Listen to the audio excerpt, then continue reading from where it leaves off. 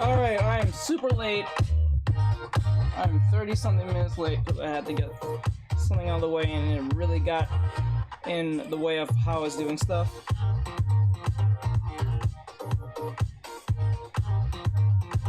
Okay, first thing before I do anything, hello everybody, welcome back. My name is Jace Reaver, and today we're doing a draw this in your own style, and it was hosted by Loesch herself, so I want to participate in it. But before I get into that, let me go get the drawing itself. Where is it? I was working on it today. I'm sorry that I'm late. I'm so sorry about that. Let me see. It was... Where is it?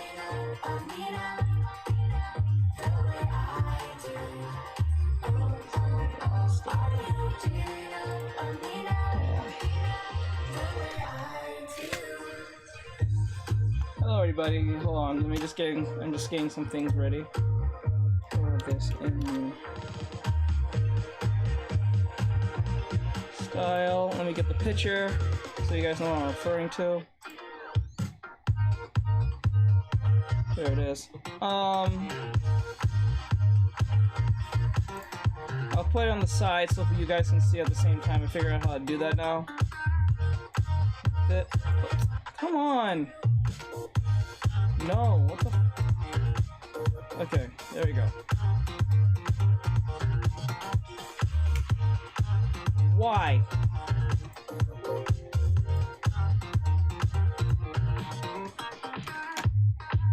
Okay, try this again.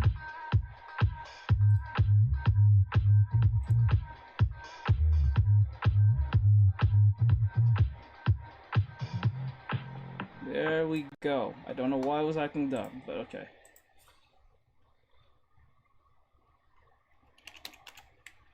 Well, okay, there we go. That's what we needed. Alright, we're starting now. Sorry about this, guys. You guys had to wait through this.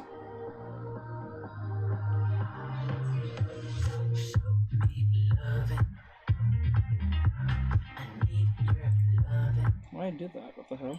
Anyway. So we're going to import the drawing image.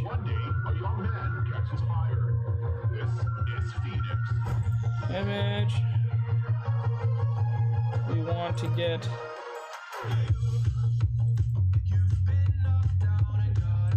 actually no, we don't want to do that. No, we don't want that. We don't want that. Undo. So what I want to do, open, click axis, and then we go straight to low. So it's a picture on its own, so what we're going to do is put it on the side so you guys can see what I'm using. It makes it easier this way so I don't have to put it onto the picture itself. Alright, so I'm gonna back this up.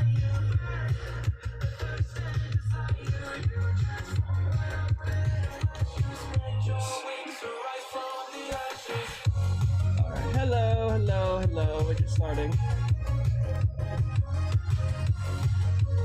Sorry, I'm late for my own thing because I had something to take care of. Okay, so I'm gonna move it over here. Going to do this like this. Like that.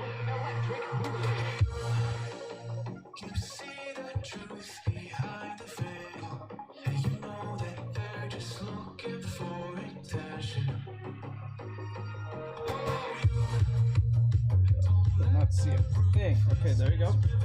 Hi, hello everybody. I'm trying to see if I can make this easier for you guys to see, so I'm gonna back them up.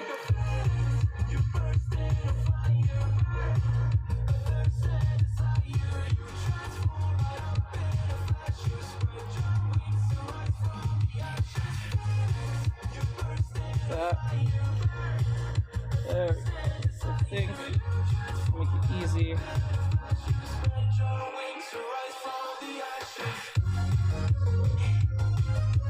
Alright, so that's what we're doing today. We're doing a Draw This in My Own Style by Loesch.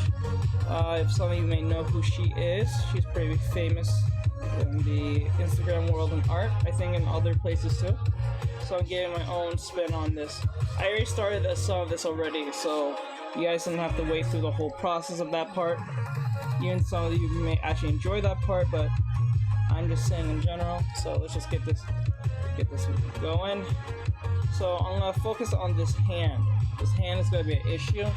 That's why I haven't drawn it, because it was a big of an issue. So the hand is like this. So we want it to be that same length.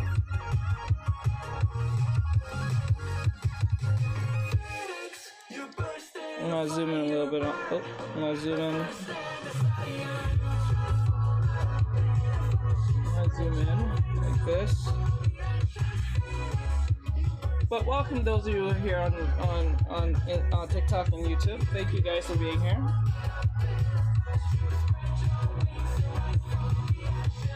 Let me see. I'm gonna pull this.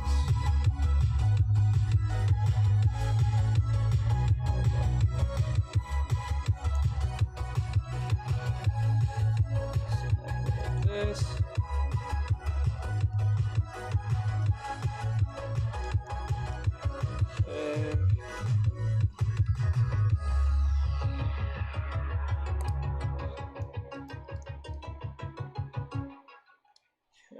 That.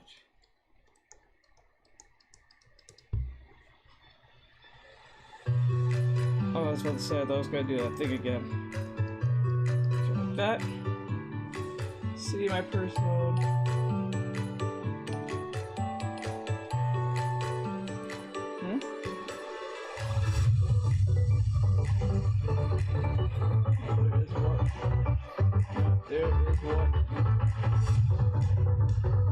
No, it's not like that. It's just a draw this in your own style. I'm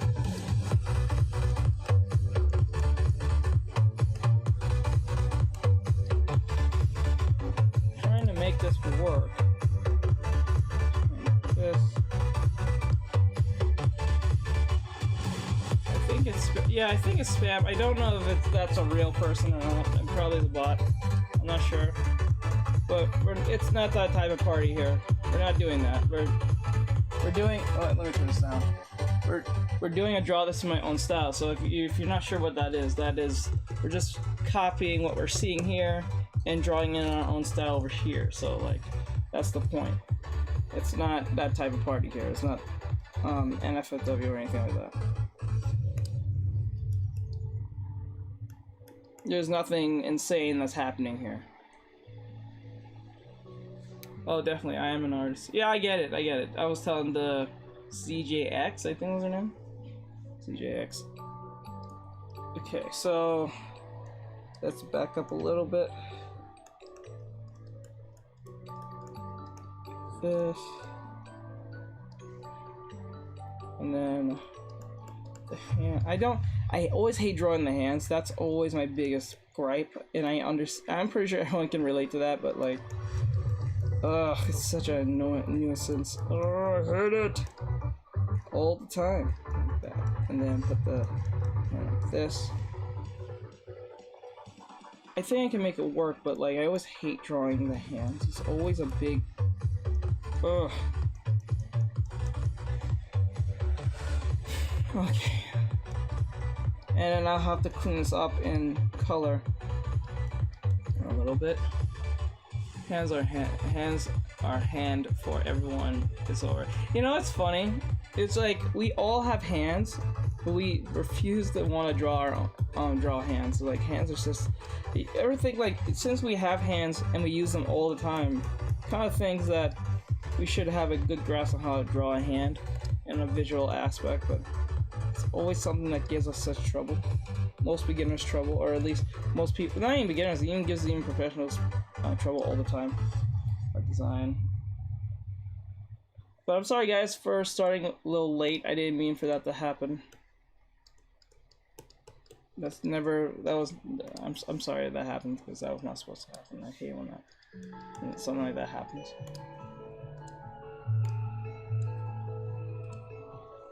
back.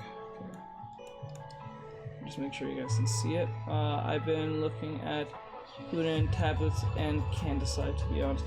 All of them are pretty good. Hudan, I think it's Hudan or Hudan. They're pretty good tablets. Wacom, Hudan, and XP Pen. I think those are the 3 top ones. Wacom, XP Pen, Hudan. I think Hudan's new to the game. I think they're still relatively new. They've been around for a good few years, I think. But I think, if I remember right, but they're pretty good. I think the first lineup of tablets was not that impressive and quite annoying to deal with, but I think over time they improved, if I remember right. I could be wrong. Actually, I'm gonna just draw the first arm and then make sense out of the other one, because like trying to draw them both and landmark them is gonna be irritants. So the hand, like this. Oh, just make sure I don't miss anyone. Lord Metric is about you can reason. That's why, yeah, cool fam. It's all about drinking too big, drawing. Yeah, important to check it. Check out. You could be. Wait, yeah, it's important to heck out of it. What? Hey, Lord Metric. Not really sure what you're trying to say. Yeah, boy. Welcome to the stream. This time I'm making sure I remember to deal with this. Guys, those of you who are new or so, I am on Twitch, YouTube, TikTok, and YouTube all at once. So if you're wondering if I'm streaming just to TikTok, it's not only TikTok, it's TikTok, Instagram, YouTube, and Twitch all at the same time. So to give you guys a heads up on what I'm doing. If you don't know how that works, is that I use this thing called Restream. It's easy to use. It's pretty much free for anyone that you want, and also it allows me to talk to anyone on each platform as much as possible. Well, only on YouTube and Twitch, because the phones are a different story. But if you want to talk to me on the other platforms, you can go to whatever platform, whether it be YouTube and Twitch, and I can see your comment through the platform you're on. So you don't have to worry if I don't see your message. So I'll put. Push this a little bit like that. Okay. Alright. It's fine.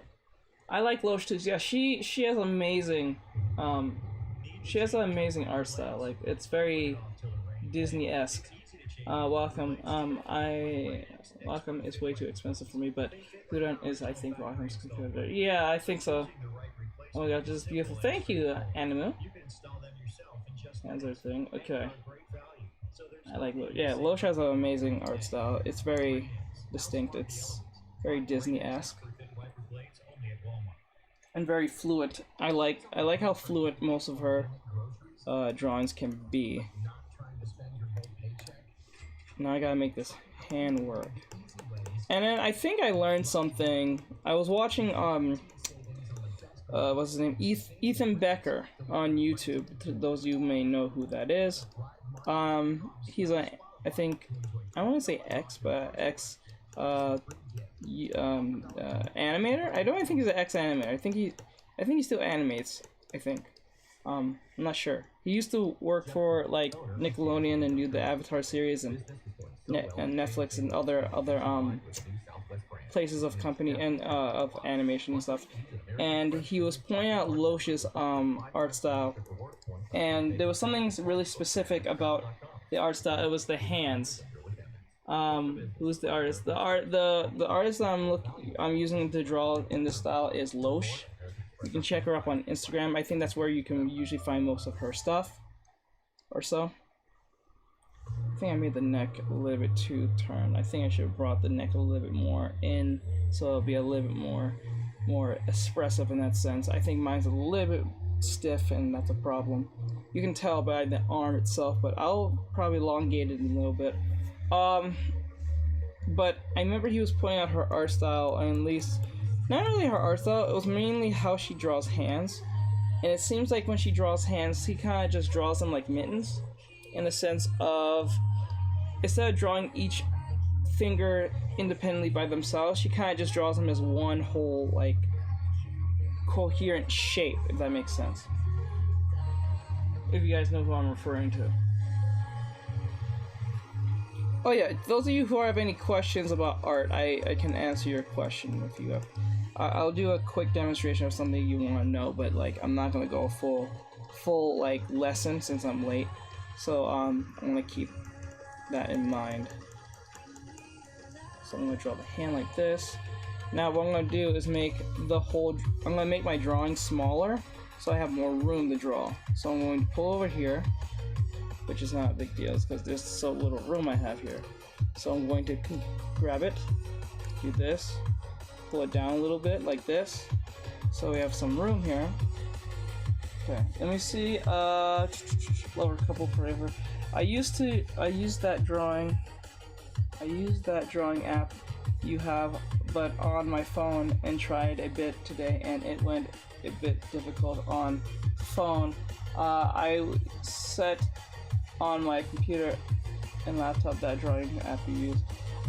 If you're using it on your phone, I wouldn't recommend Clip Studio Paint. I'm not saying they're bad or anything mobilely. I'm not familiar with it, but I am familiar with the fact that I think it's called Iblis Paint.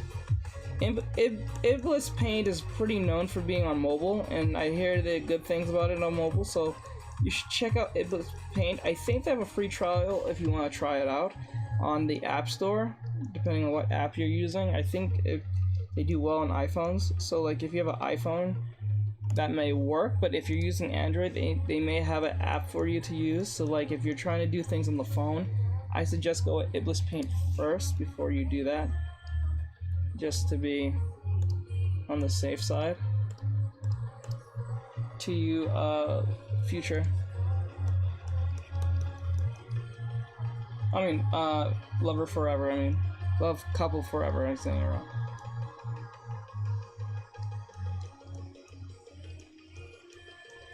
Okay, like that. I'm gonna erase all that. This part is always such a pain in the ass. Okay, thank you for the follow. I appreciate it. Just Marvel Nerd. Who's the artist? If you're asking about this side, that's Loesch. You can check her out on Instagram. Her name is right here in the corner, Loish. If that's what you're asking.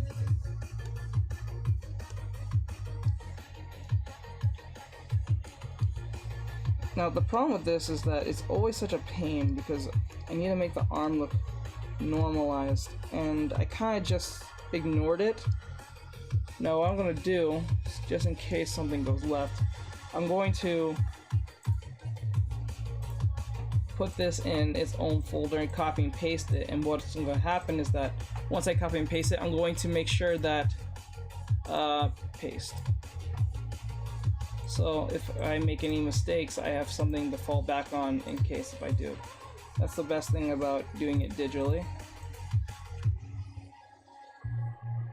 That's like one of the best things about doing things digitally, and from that point, you don't have to worry about making too much of a mistake. You can always kind of fix it.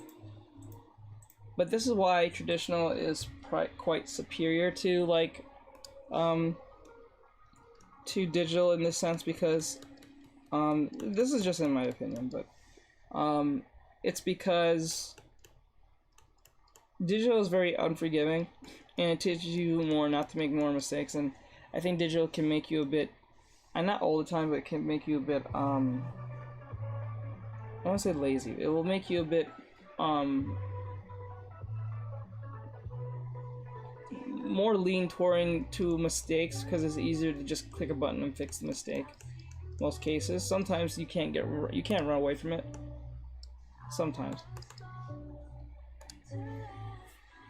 Loesch. Loesch is the artist on over here. I'm doing my take on that. You guys can do it with me if you want. If you don't know where to find it, you can go to Instagram right now, type in Loesch, L-O-I-S-H, and you can join me on that. You can draw your own version of this same drawing that she has here.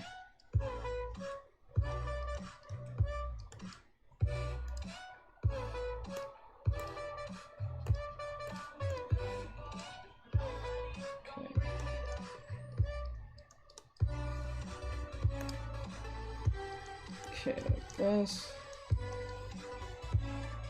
Okay, that's looking a little bit more better, but not perfect. And we're trying to get that arm, and that's what was giving me so much trouble before when I was drawing this.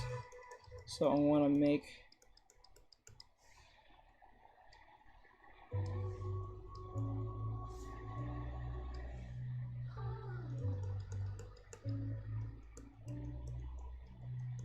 that.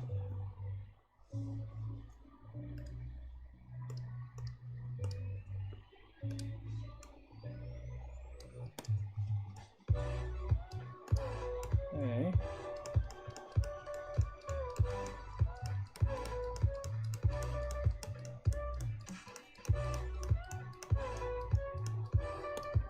Okay, erase this part too. I want the hand to be as seeable as possible, but I'm not gonna try to shroud it in a bunch of sketches because I know that's something that even I do because I don't want to deal with the hand, but I'm going to deal with this damn hand because I want this to look as good as possible. And just to let you guys know, this challenge just started today, so, well, I think technically today or yesterday, so it's quite new. What is your DPI? DPI. What does that mean? Oh, I forgot what that meant. I haven't heard that term in such a long time. What does that term mean again? Something per something. Oh, I remember. It's, I don't really, well, I draw in ink, well, I draw in inches. Like, if right now, if I were to start a new, like, drawing right now, I draw in inches, I don't draw in pixels, and my resolution, if right now in pixels, would be, I think 800 is 800, but I always draw in high resolution so I don't have to deal with the, you know, what do you call it, the pixelation problem. That's why I always draw all my drawings in inches, because they stay consistent and quite crisp in that sense. But when you do this, I'm gonna be very clear with you. When you draw in inches, that usually refers to you going to draw it in like for a shirt or something.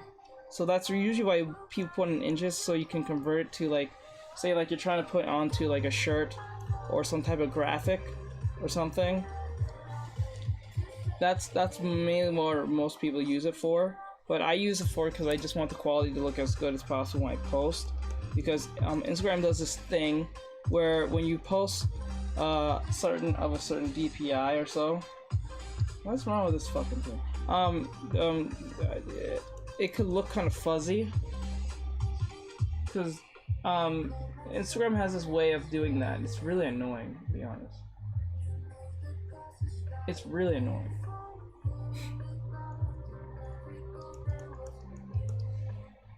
Okay. The arm's gonna go. Oh wait, hold on. Now, I think the shoulder here needs to be pulled in a little bit more. I think it's too, like, thick in its arm, right? It's showing too much shoulder. Okay. Why is it doing that?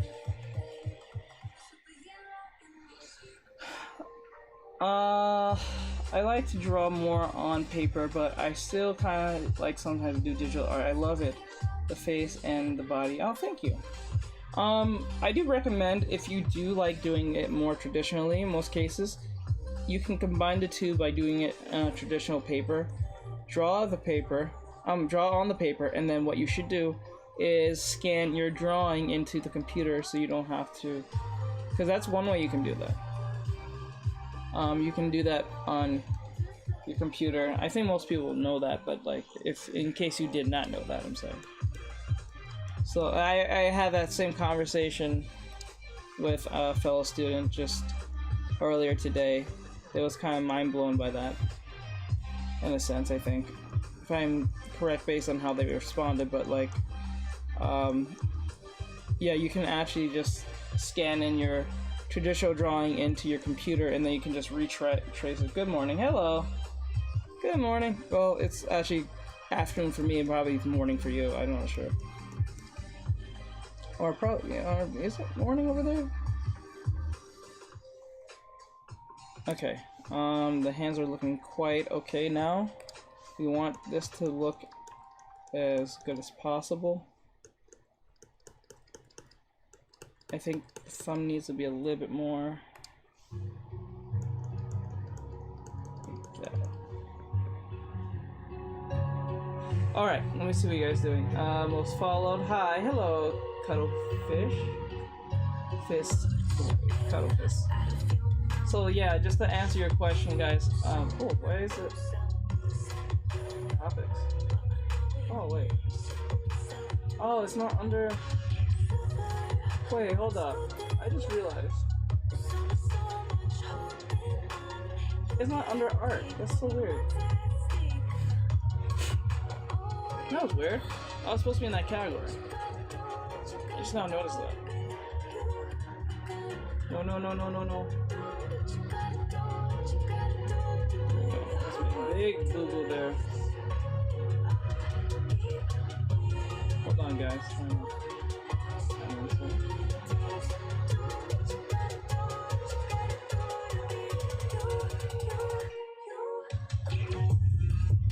Not really sure why they gave me a notification on that. Alright, thank you guys, those who are coming in. Okay, so as far as I see it, the hands are not that bad. I can make this work. But the only thing that's bothering me with my version of this is that I think the arms seem to be I don't know if they look too long. That's the problem. I think it's the way I'm looking at it.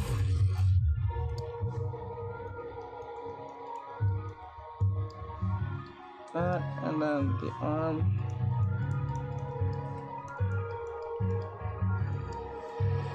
That, okay, and then make the elbow like this. Okay, I think it's looking okay. It's not looking perfect, but oh, I think I noticed the problem. The problem is like the arm looks like it's curving when it's supposed to be going straight down and straight up in a sense. So like this, right? And then it's kind of like bumping up. And we don't want that. We don't want that bumping up nonsense. We want it to be going straight down. Okay. So the bump will be like that, and then straight.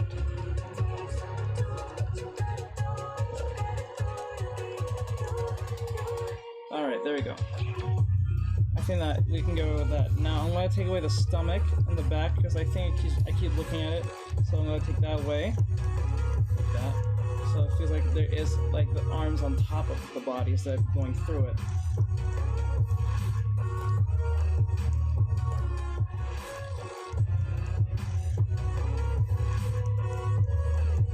There we go. Okay, now that looks a lot better. It's not perfect because it still looks kind of robotic. And what we can do to fix this is to probably elongate this arm a little bit more. So I'm going to grab it and probably make it a bit bigger and tilt it. So I'm going to grab it like this,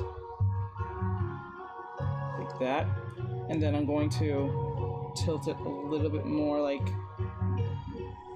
this, make it a little bit more bigger, because I noticed that Loesch gives her characters big hands. Forearms, yeah, the forearm's too short. What's going on, my man? How has it been? I'm doing well, good, Will. Nice to have you back in here, bro. Hey, Itchy. I'm hoping you're having an awesome day. The arm's too short. Keep up. Keep it up. Don't stop. The good work. Oh, thank you. Triforce, thank you. I appreciate it, guys. Thank you. Thank you. Now, the arm is too thin because she tends to make her characters have pretty big hands, I think, in my opinion.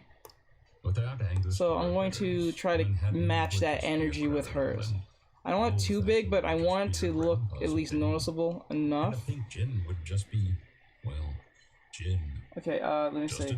I still didn't do that scan and computer happening because I feel tired and my body's in pain, and I have to plan things tomorrow. I need to deal with my. Okay, it feels more difficult than it feels before. I understand. So just pace yourself, and things will work out fine for you. I'm pretty sure. If you just pace yourself. Don't overdo it for yourself, then, if that's the case.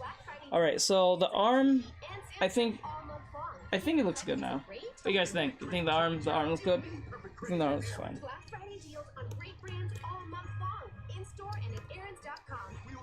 I think I picked the hair pretty well. I don't think it's perfect, but I got close to what I was supposed to do with it. So I'm going to erase that part here. Correct this here. Okay. So we can't see through the body itself. Oh, I erase that. Oh, sorry about that, guys. Okay. Thank you for the love. Elbow is too sharp. Yeah, I think it looks a little too sharp. So what we're gonna do, we're gonna soften this arm by curving it a little bit without, because it's. I'm gonna try to do that. Let me see if I can. No, not good enough. Okay,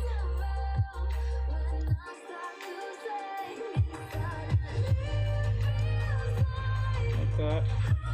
And I'm going to erase this.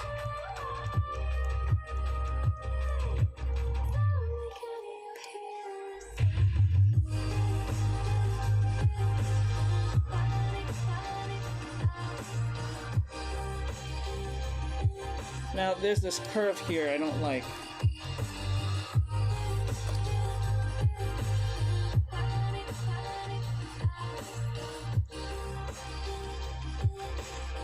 Okay, I think that's a little better. Now the thumb needs to be fixed, I think. It's too sharp, it's too...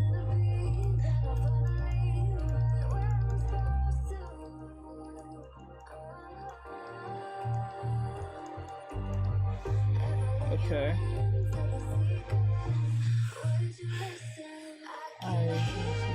Oh, thank you. What's this one? Looks much better. Thank you. Okay, now, see, now it looks too straight. That's the problem. It keeps going between too straight, too short. Like, it's either it looks too big or too trying to make it look better is annoying because, like, okay, let me see if I can do this way. Let me see if Loesch can do it. Okay, it's like, so I'm going to.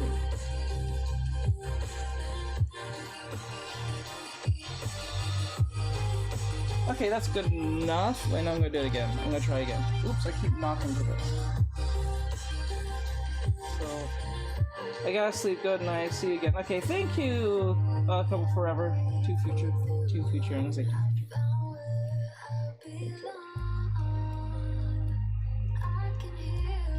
Okay, there we go. We got that out of the way. Now, what I'm going to do with my hands, I'm going to change a little bit of my hands.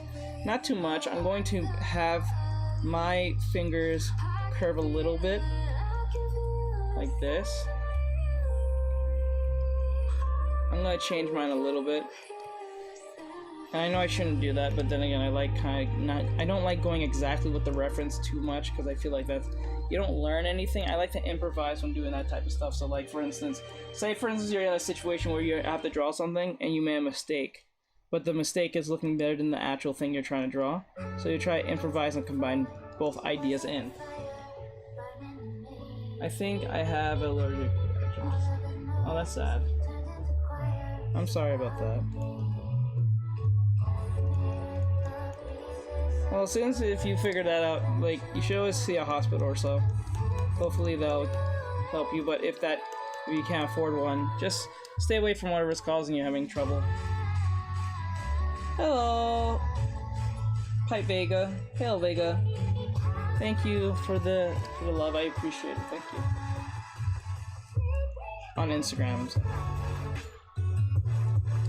Okay. I'm gonna make the hand like this, and I'm gonna make the other hand. The other hand kind of like extends a little bit more further away. this. Guys, if you have an art question or anything, drop your art question in the questionnaire and I'll answer your question.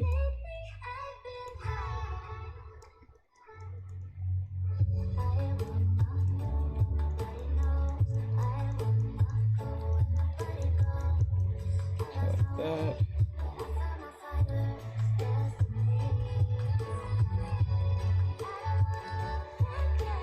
Okay.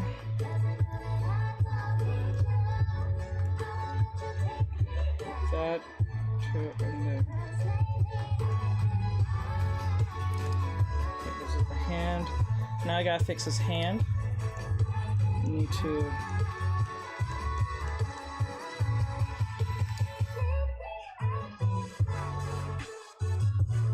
Like that.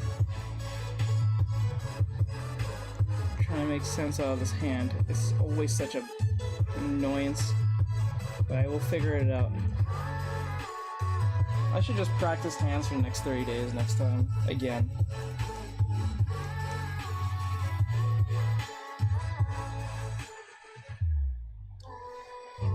Now, let me see, we'll put that here.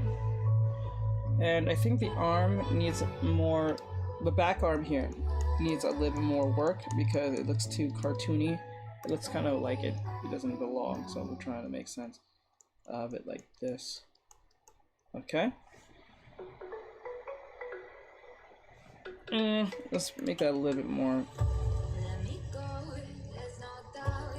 That. Actually doing hands down. What Loesch had a yes, Loesch has one. It just popped up yesterday, so if you want to try it out, go ahead. Loesch has one right here. This is the drawing that she has up there. You can go and check it out. This is her drawing. It's a draw this in your own style. So go try it out if you want. I recommend anyone who wants to give it a try. Go ahead. Oh, thank you for the follow, Vega. Thank you. Thank you. On Instagram, I'm saying. I actually got that. I actually got doing hands down. Really? I'm so jealous of you, Will. Those helps a lot. Break it up into simple shapes and studies. Yeah. Do you draw hands and how can I improve? Yeah, that's how you usually do it. So, like for instance, let me use for example. I always show this to new students all the time, like this. Say for instance, I'll say new. So if I wanted to draw a hand, let's just say real quick if I want to draw a hand, I'm just doing this real quick. Say I wanted to draw a hand like this. I want to draw a hand like up like this. So what I will do is draw it in like a shape like this, as a shape, right? And then what I will do is make the mitten, what do you call it, method, where you make 3 like little limiters to show how long your fingers are. So like for instance, this is the thumb here, this is the pinky. I always start with the pinky usually because it's usually the smallest, right? And then what's happening next is I go with our ring finger, right? And our ring finger will be past this line, so I know that's how big the ring finger is. Oops. Now, I know that the ring finger is longer than my pointer finger, so I'm going by my own hand. Some people's hands are a little bit different, but they tend to follow that same pattern. So the finger's like this, and then what I'll do is make this hand a little bit thin. Make my middle finger bigger than my ring finger. It doesn't have to actually touch this big limiter. You don't have to touch this limiter here. It just has to be taller than everyone else, because the tallest finger is usually the middle finger, most cases. Not all the time, but some people have a middle finger that's shorter than others. That does happen. Some people are born that way. Nothing's wrong with that. So like the other finger I'm gonna put here. Okay. Middle finger. And always make sure that you have the webs. Oops, I did this wrong. Make sure you have the webbed fingers. I have them curving. I don't know how I'm doing that. Hold on. I'll get rid of this. I don't want it curving. And it looks like it is. So like, let's see.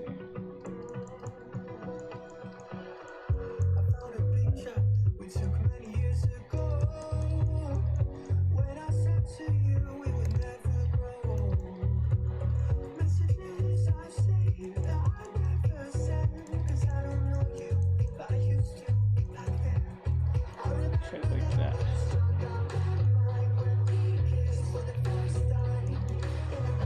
Now, let me put it this way. I think I drew it so weirdly, like this, and the finger was like this, and then out. The thumb, in this sense, and then you can make sense of everything else if you shape them up in that sense. I know it doesn't look like the perfect hand, but it is close enough to use as a method to get better at drawing in that sense. It's just a guide I'm just using. I'm not trying to get into like the whole details and make everything like anatomically correct, but the whole point is to use this method to break it down easier for those who are having trouble drawing hands. Now if you're doing other angles, you can still use this method, but it's just going to be a bit more difficult to eyeball it in a sense. But there are methods to this by using boxes and squares and stuff to make it more easier to find the angle and all that stuff. I only draw like 4 fingers. Oh, that's one way. No, not fungus. I mean figgies. Fungus. Hey, cool. Gonna go do her. Okay, good. Good, Donuts. Go have fun with that. And tell me and show me what you done on Instagram. I would love to see what you did. Tag me in it. I actually got doing hands. So that's one way you can try to learn how to draw hands.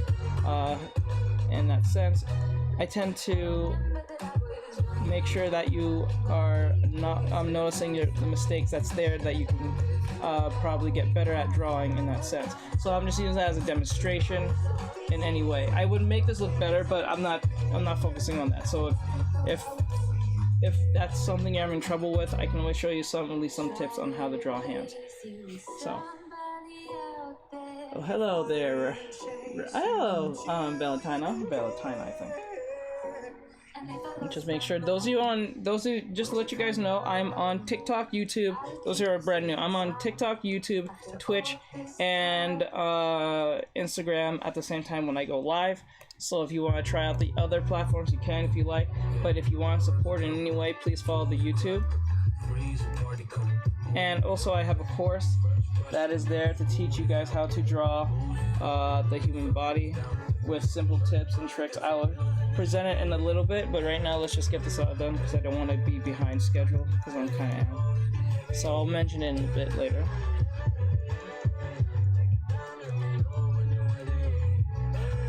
Hey, what the hell? Oh, I'll go with it. Okay. Okay.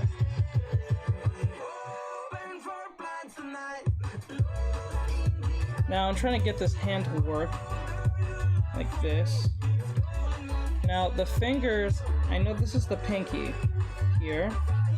Okay. So I have to make sense out of that. If I don't want to ignore it because I tend to ignore the problem and go do other things and come back and have to deal with this again. So I like to just get it out of the way. So I'm gonna make this finger like that, and then the other fingers. Oh yeah, I forgot. Ethan Becker was saying something that was true. Loesch tends to draw her hands pretty together like a mitten. So what she will do is draw like this, and put like, say this is the pinky, and then say, what the hell?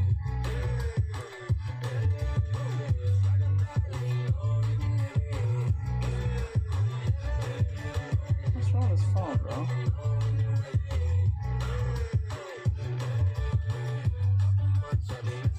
Okay, there we go.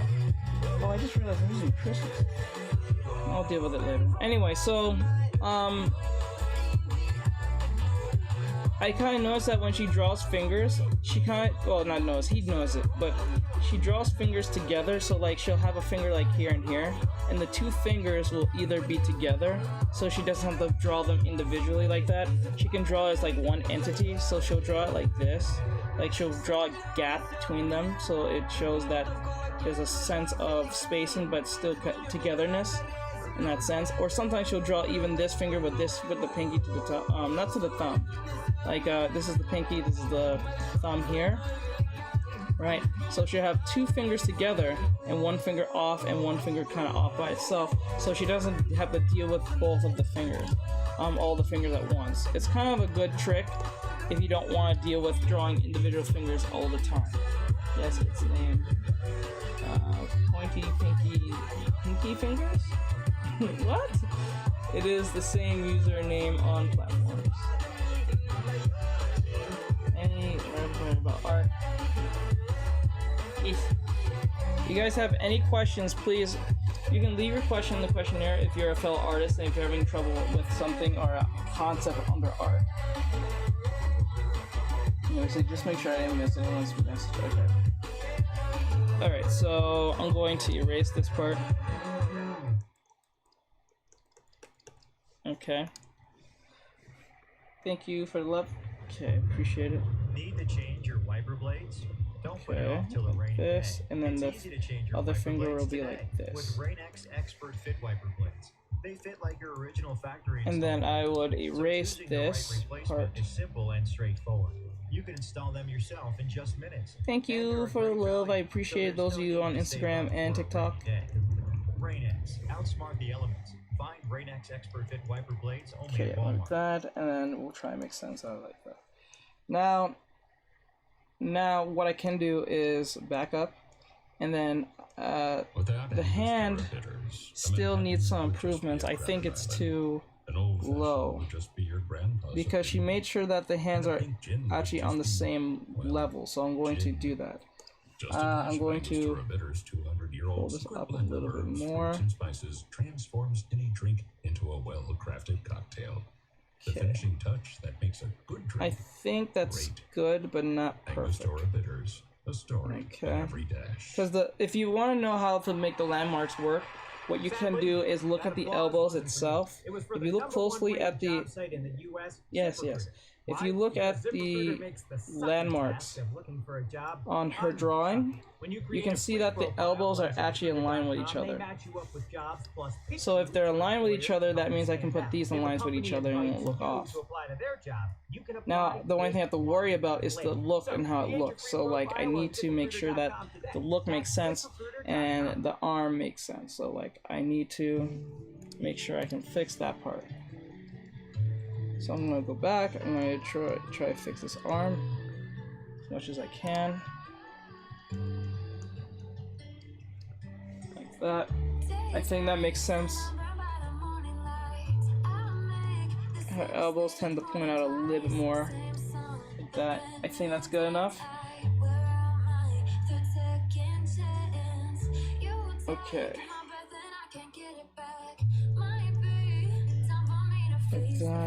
Like that. Okay, we got most of that out of the way. Good job. Okay, now it looks like it's more in line with each other now, and that's good, and we want that.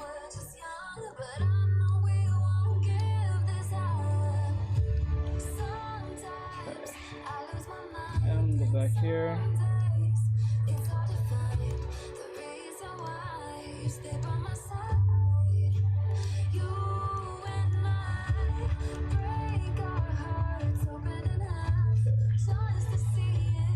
Okay, that's fine.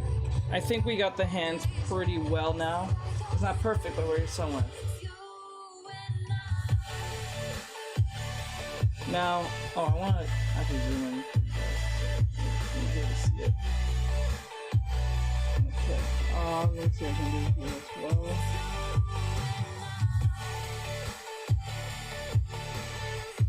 Okay. Now I'm going to draw the fish now, because all I need to do is draw the fish. Now, I don't think actually no, before I even get to that part, let's flip our canvas, because we're going to be surprised on what, I always say to students to flip your canvas. I have not been doing that lately, because we've been doing just basic like lessons, but now, this is one of those instances where you have to flip your canvas as much as you may not want to. It does help, so you can balance your character. So I'm going to flip her. and see how it looks. It's gonna load. Okay, now I can flip it. Okay, now let's see what's the issues with this, and see closely what's causing it to be plagued. So I think what I see, and I'm going to point out where the problems are so you guys can probably see it too. So I'm going to zoom in. Oh, zoom in a little bit more. Like that. And then I'm going to zoom in a little bit more. Okay.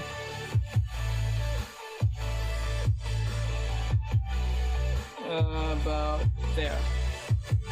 Okay. A little more. There we go. Alright, so... Okay. We don't talk about this, go away. Anyway, so... What seems to be a problem with this? So, the problem I see, and if it makes it easier on everyone else, what you can do is you can flip this canvas as well. I think we can flip this. Let's see if I can flip it. No, let's see. I don't know if I can. So I gotta flip it. Wait, yeah, there we go. Now we're looking at on the opposite side of the how Loesch looks, how the way Loesch drew it. Now it seems like Loesch put a lot more expression onto the character. If you guys can't see it, I'm gonna pull it back a little bit. Now he flipped it. I'm gonna back it up a little bit. Okay, so I'm gonna turn this like this. So I think you guys may be able to see it, but with Loesch's version of this, we're gonna look at it closely on a flip side. So you see it flipped like this. We flipped it just now. As you can see, it's flipped because it says draw this my own style in backwards. So what we're gonna do is look at closely at the drawing I did, if it resembles pretty well. And I think it does a good job, but I think there's some things that could be improved. And why should you flip your canvas? Those of you who are new and don't understand this, the reason why you flip your canvas up, think of it this way when flipping your canvas. Think of it like, okay, I'm gonna flip the canvas, but the reason why is that you want it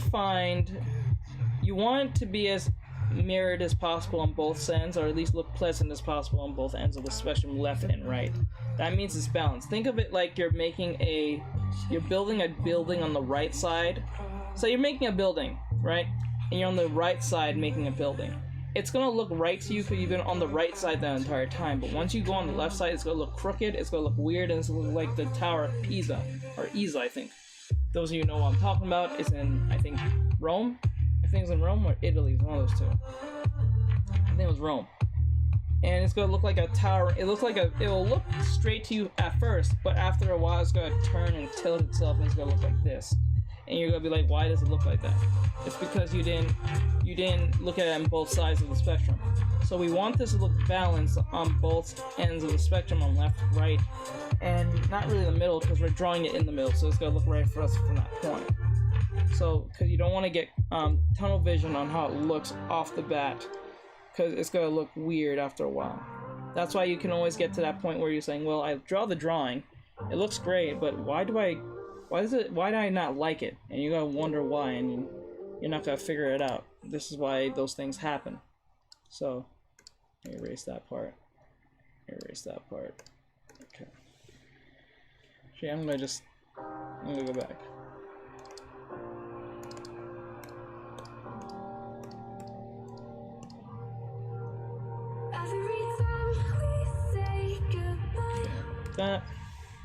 That's gone. Hello, Etchy. What's going on?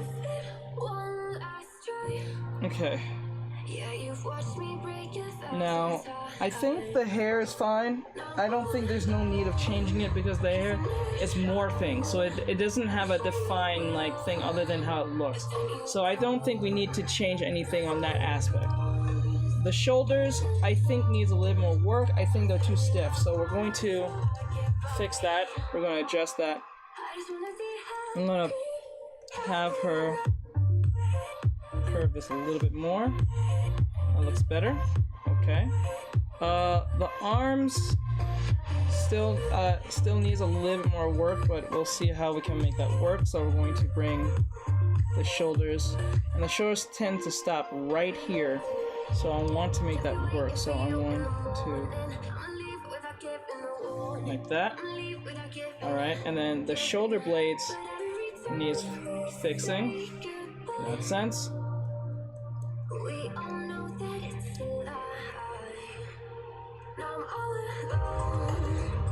Okay, good. Now the cleavage needs to be, it's too long. I kind of noticed.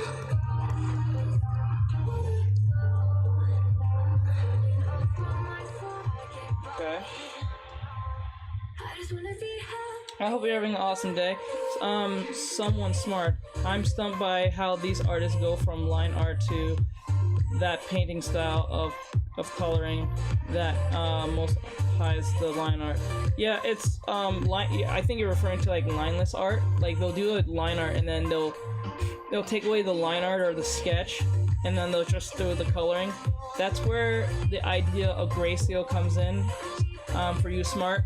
So learn the grayscale of life of things and understand form shadow of forms, and then you'll be surprised. There's a technique where you can just use your brush and just try to draw something without making it into a line. Don't use lines to define it. Use shapes, and then use shading to give a 3D effect. That's how you give it 3D depth and stuff. That's how it works in that sense. To answer that, I know it can get you stumped, and sometimes that could be sounding really scary because I know how it is. Because like doing lineless art is scary because you don't know if you're doing it right, or you don't know how it's gonna come out, and then you don't want to waste time just sitting there doing that. Because that's annoying to do.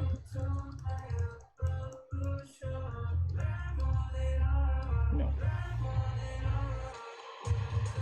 Okay.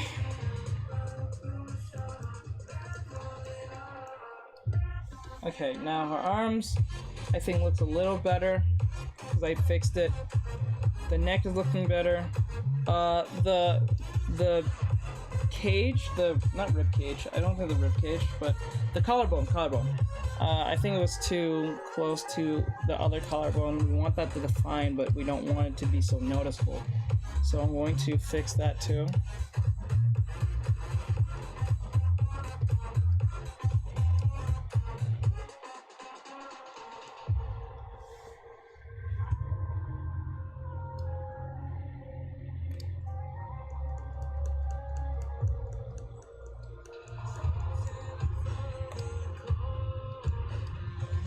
Okay.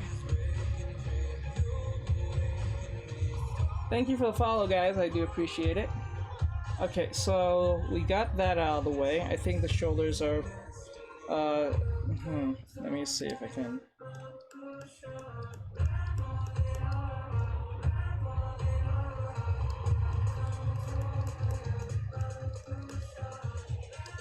That. Because I want... that, okay. Okay, there we go. I think that looks a little better. I don't think it's perfect, but I think it looks better. Let's see. Trying to put this on like that.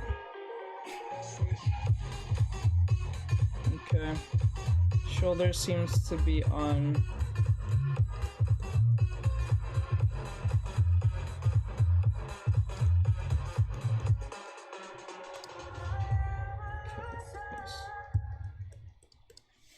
Okay. I know. I don't like how that looks. There we go. Now, next like that.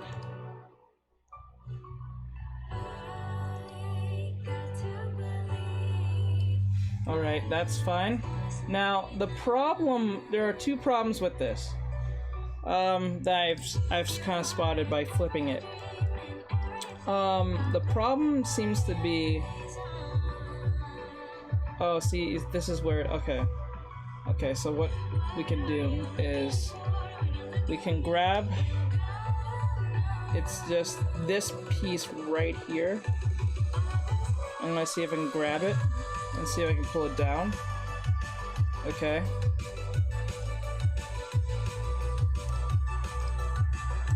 Grab it, and then I'm gonna push it down a little bit. Just enough to about there. Okay.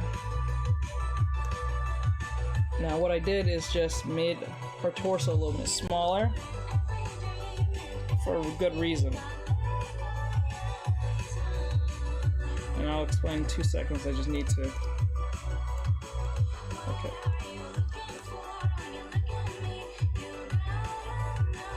That.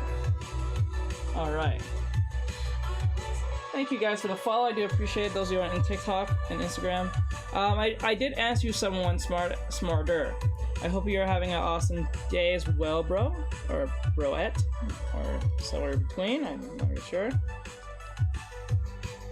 I hope you're having an awesome day. I'm not going to assume that gender. Alright, so we got that. The butt's here. I think the butt's a little bit too bumped out a little bit. I'm gonna shave this a little bit. Okay. I think that looks better.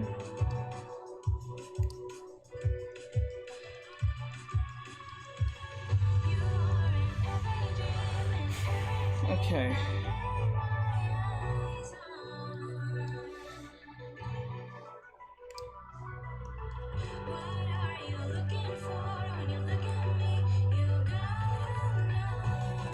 Okay. And then the breast tends to come down completely.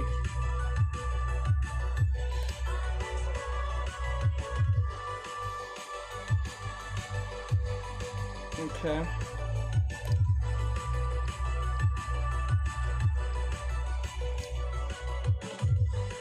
There we go.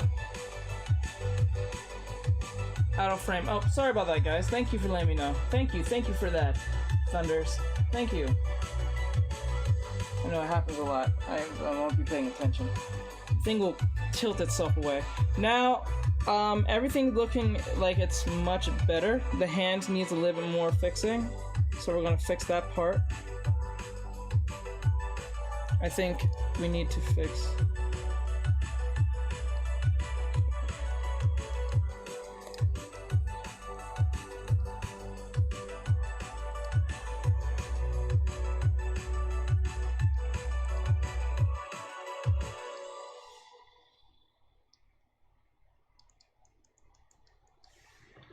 Okay, there we go. Okay. Now I think what's making it look different is the head placement in the hands. So we're gonna fix those two things. I'm gonna go for the hands first because that's probably the best tangible thing right now. So I'm gonna put this like this. So I'm going to try to pull this up. This. Okay. But what's happening is that we're seeing the other hand by Loesch in the background.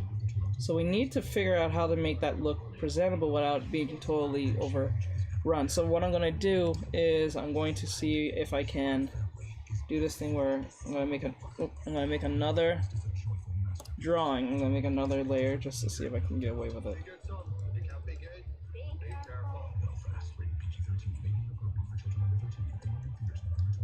Like that. This is what it sounds like on the top of a 12,000-foot mountain. This is what it sounds like with a couple of friends and a bottle of tin cup whiskey. Okay. And this is the sound of the next best thing to being here. I think, since I said I'm not going to go exactly how Loesch has it with the hands, I can get away with a little bit of this. Bring the mountain to you. Because the overall idea is what it is. Do you draw men as well? Yes, sometimes here and there. I usually specialize drawing women because I remember, this is funny because when I was a kid, I would draw warriors all the time, but they'll never look normal. They'll look kind of like ridiculous looking. But when it came to women, I had a real hard time drawing women. So I was like, you know what? I'm gonna really just buckle down and start drawing women. Well, before I didn't do that, I'm gonna buckle down and just start drawing women. And that's how Artectris kind of came through. Because I started Artectris to not teach myself, but see how much of a progress I can do when drawing females. Because it's always been a big issue for me back in the day, but now it's like I don't know if you guys most of you are Naruto fans, but like think of like when Naruto finally learned how to do Shadow Clone. That's all he uses is because it's what he specializes in. It became something like that. Are you making this in your own style or educating? Both. I'm doing both, to answer your question. Their figures are more complex. Yes, it's very complex, and I find them more interesting to look at. Females, because males are more square and more like directly square in most cases when drawing females. Females are more curvier, depending. It doesn't really, like it. They're more interesting whether in weight, like if they're overweight, they're very skinny, they're in between, thick, thin. It doesn't matter. The woman's body is very complex in the sense of that dip that they have, like here, let's say for instance here with Loesch, they have the dip in their hip right here.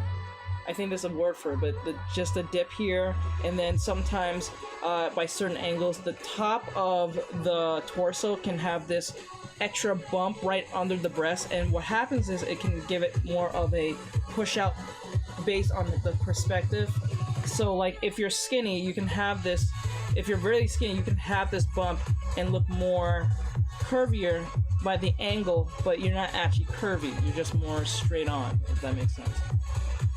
A feminine body tends to be more stylized by nature, so that's why, yeah. So like what males is more straight to the point, women's are more like, I want to say everywhere, but like depending on who's drawing it and how complex they want it to be. Like let's use example of Coraline, the movie.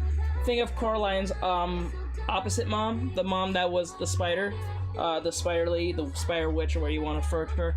When elongated her arms and limbs, even though her body is not a normal representation of the female body, it still looks female, because if you have a good understanding of anatomy, you can play it, you can break the rules and have fun with it, and you can really make interesting shapes and or body parts that looks a lot more interesting than the average body that you may, not even average body, but the average body length and limits. So you can really push that a lot, and you can see that a lot in like Capcom, for instance. Their there's sketches in Street Fighter, for instance, like Zangief. He's really big, and then they tend to make him a lot more emphasized on his body and how his body is. Not saying they're wrong, but it is very emphasized on such places. Are you making this figures? But of course, and yes, I agree. See, so like you can learn a lot if you practice your what do you call it, your anatomy. So I always tell students to learn your shapes, your forms first, and then learn gesture. Learn those three things first. Don't worry about proportions right there and then. And you must be wondering why for some of you. The reason why I suggest not to learn focus on proportions completely yet, I always say focus on the four things you focus on is your shapes, which is your 2D shapes, which is your squares, your triangles. Like for instance, you should learn your, oops, did not mean to do that. You should learn your, let me pull this up before I lose this. You should learn your shapes, your squares. Let me get this out of the way. You learn your put it over here so I can, your shapes, your squares, triangles, circles, rhombuses, and I guess octagons and stuff like that. They'll usually 2D. When they say shapes, they're talking about a 2D shape. Most cases. Okay, you know what? Hold on. I wish I can just. Does she have that on? I have to turn it off on her. I hate when she does this. Anyway, with 2D shapes, that's usually what they mean by shapes. Forms mean the 3D-ness of a shape. So like your cubes, prisms, spheres, and your 3D rhombuses and your cylinders. That's usually what they're referring to. If you want to get good at drawing really fast, I suggest to practice your cylinders, your squares, and your cylinders, your squares, and your spheres. Those are the 3 things you should really focus on if you want to get good at anatomy, because most of the body is made of certain situations, squares, circles, and mainly spheres. Because like if you look closely at Gauche's drawing, it's just a cylinder in this arm, a cylinder in the neck, cylinder in the leg, cylinder in the body, depending on how you're looking at it. Could be in a square for you. Like everything could be a cylinder, from arms, legs, the stomach, and then circles are usually referring to the head, most cases. Squares are more like the hands, most cases, and feet. So like if you learn those things, you can really break it down fast and easily. So I try to teach that as much as possible to my students while I'm doing my live sessions. So if that's insightful to look at it that way. So look at hands as squares, look at arms and legs, and sometimes the stomach in certain situations as a cylinder and or square for the stomach I'm referring to, but with the limbs like arms, legs, cylinders, the head is a circle, kind of, but mostly you'll work as a circle. And if you're having trouble angling said head, you use squares around said head to find the horizon line to know where the exact angle your head is going. So in most cases you can eyeball this. You don't really need to make a we call it a horizon line, but it is what it is. I'm stunned by how okay, I read that part. So I hope that answers anyone's questions. My day was awesome. I finished up Christmas decorating at work, and I'm 1 day away from finishing my 8th day stretch. Stretch?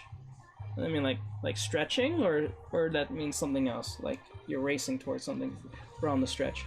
But yeah, that's pretty much what that is. Now, the problem with this drawing here is that with mine now, I fixed the hands, I think. I feel like they're fixed, but not perfect. So what I'm going to do, I'm going to grab the head, and I'm going to see if I can angle it closely to how Loesch has it. If I don't, then I'll just leave it be. I don't think it's too much of a big deal, in my opinion, to actually change it exactly. Because like I said, I don't like going exactly like what I see in the picture, because I think that you don't really learn anything out of it. But then again, I can understand why I should do it. Try at least copy close as possible though. So I'm going to see if I can turn the neck and see if I can get away with it. But I don't know if I could. So I'm going to bring the neck here. Like this. I don't know, is it better the way it was?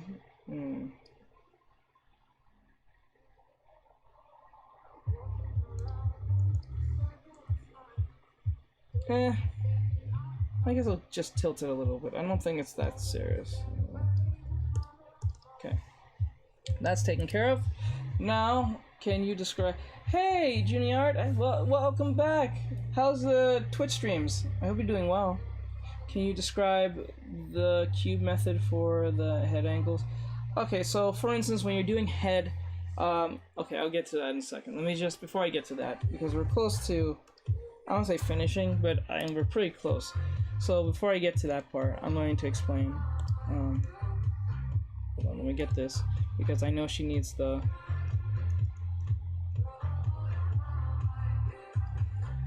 Okay, I shouldn't... Hold on, let me get this here, and then like this, like that. Okay. Like that.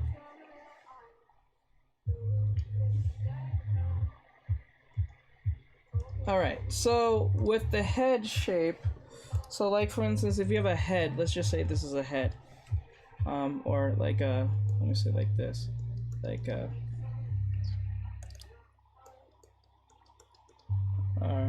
what you can do is make a square around said shape like this.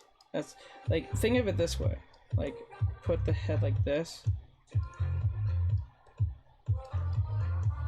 Now, it seems like by the way I just drew this, the head is coming at an angle that is like coming like forward at us, like this.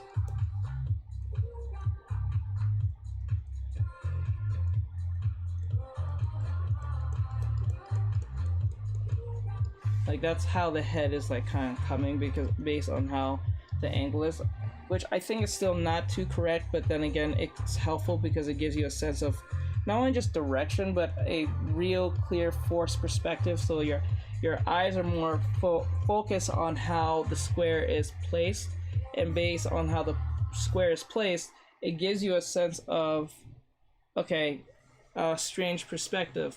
How long have you been drawing for?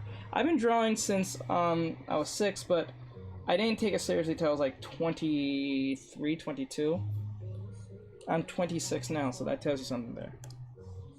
So like, if for instance I'll make a head now, but then again, I wouldn't even worry about the square method to you on. You should focus on how to draw heads in general. So like, you can always use the Loomis method most cases. So you make the circle, then you make a crosshair, you know, and then when you make the crosshair, you put the circle behind it here, depending on how you have your angling of your head. So I'm gonna make a circle again. That didn't look right. And then I was like this, and then like this, and then what you do is make a circle inside that, and then go along with the crosshair that you made, like that, and then you can make a jawline, and then make sense of everything else by putting a head like this, and then make your head go like that. So you have a head right here, and it gives you a sense of, okay, that's a head. It's not the best head, but it is a head nonetheless. Elongated in my opinion, but and then you make the lines that represent, this is the brow. So this is where the eyebrows go over this part. The eyes will be somewhere in here. So you can make eyes in that sense, in this bracket, you know what I'm saying? Or usually I just make my dummy eyes so you guys know what I'm talking about. I just make dummy eyes here so you guys have an understanding.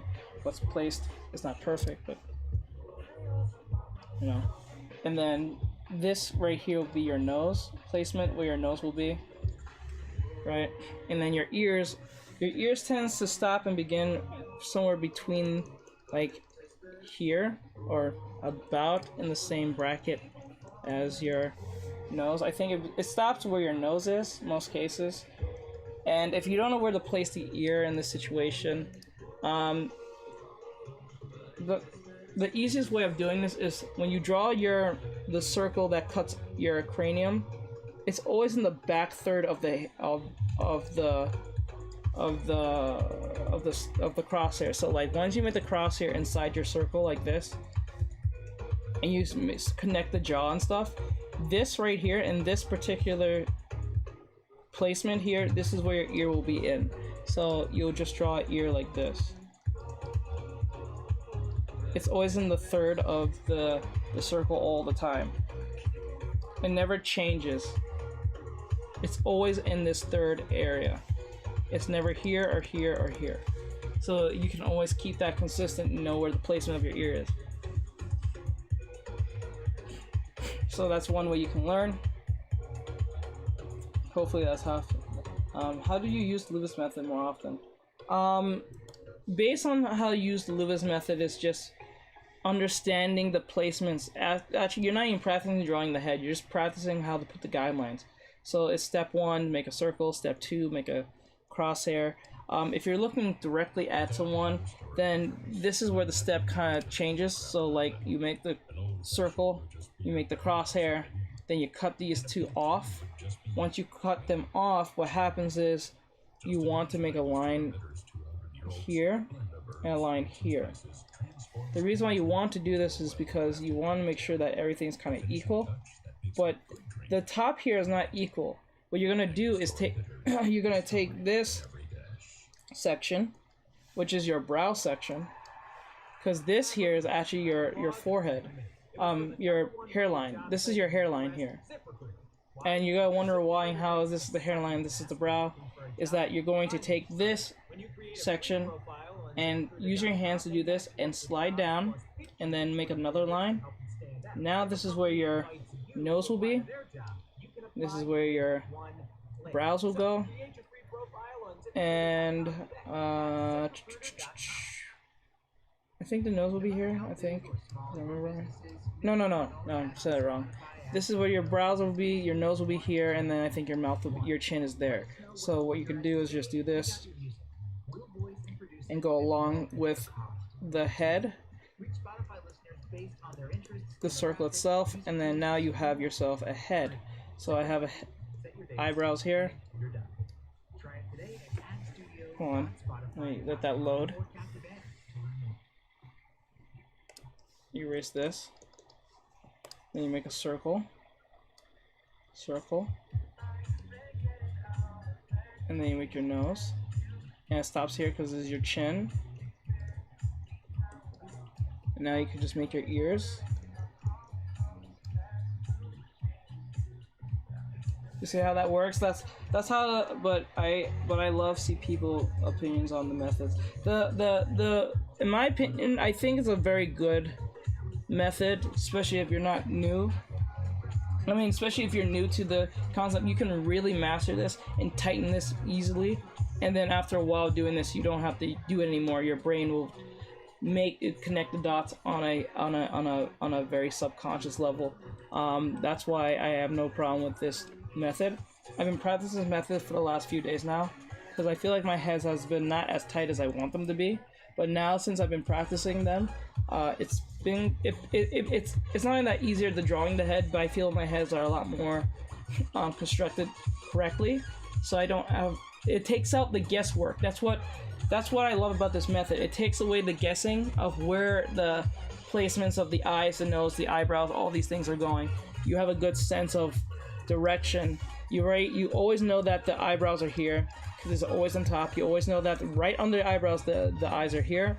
You know that the the third dot, the third crosshair that slaps within the three lines is the nose, and then any fourth crosshair that crosses is the chin. So I already know where everything is from that point. Now, since that helps, I usually have a problem where the hairline is, and ever since I figured out where the hairline is, making hair is not a big deal anymore. I can just kind of work it in that sense and figure out where I want to be when drawing the hair and everything. So I think the luminant method is great, especially if you're doing a face that is frontwards. But when you're doing something more sideways, which is a bit more challenging, because sometimes I'm not saying the method is bad, I think the method can be a little bit tricky, but after a while of practice, it gets a lot easier to deal with this issue. Most cases. Oh shit, I did that wrong. Hold on. I want to do that over like the head like this, and then like this. Okay, like that, and then make the head like this. Now I know this is our hairline. Okay, I know this is my brow. So my brow's gonna be here. Hairline's gonna come here. From hair is like this. So I don't ever have to question where what's what. My eyes are here, and then my nose, depending on how my art style is or what the genre is, will be somewhere in this area where this dot is or something. Especially if it's a 3/4 view, it'll be somewhere here, and then my mouth will be anywhere that I'm gonna place it. With the chin, I will put it like somewhere here. Right, and then you can just go along and have fun with it, and you can figure out what you want to do with it. So that's one way of learning of using the loops method for those of you who don't know. So I think it's a great method to use, and I think it's a beautiful method for anyone who's trying to learn how to draw heads. I recommend it to any student of mine who wants to learn from me or learn from anyone else. I always refer them to other artists if they don't want to learn from me for whatever reason, whether it's my voice or whether my way of teaching is too like high strung, too fast, or too hyperactive, or too slow.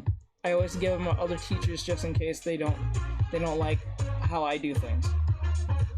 Because I know everyone's different, so I don't think it's an insult when people don't like the way I teach, and that's fine.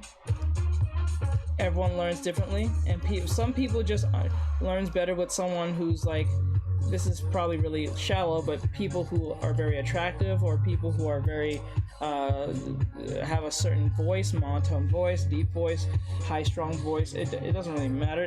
Everyone has their preference on how they want to learn. As long as they're willing to learn, that all that freaking matters. I don't think it really matters if like, as long as you're able or willing to learn, that's all that matters. Ultimately, everything else is kind of irrelevant. Whether you like me, or whether you like how I do things, or whether you don't like how I talk, or whatever things may be. So, okay, so we got that. Now we're gonna draw the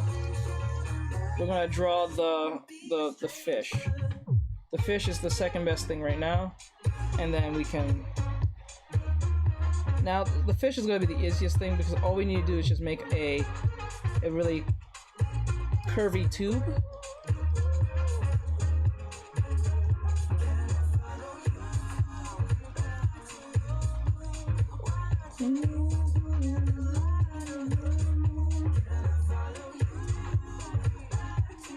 And then we're gonna put the eyes here. I want the fish to look like an actual fish, so I'm going to.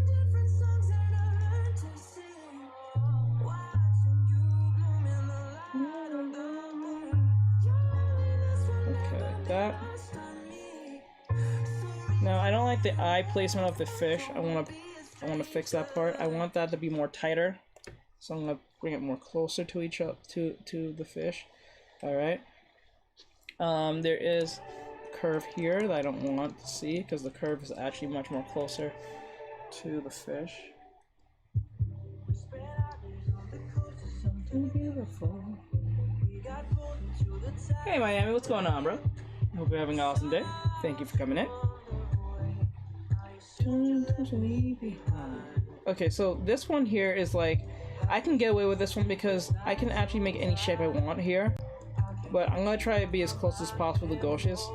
And I noticed that my fish is a lot closer to the hair.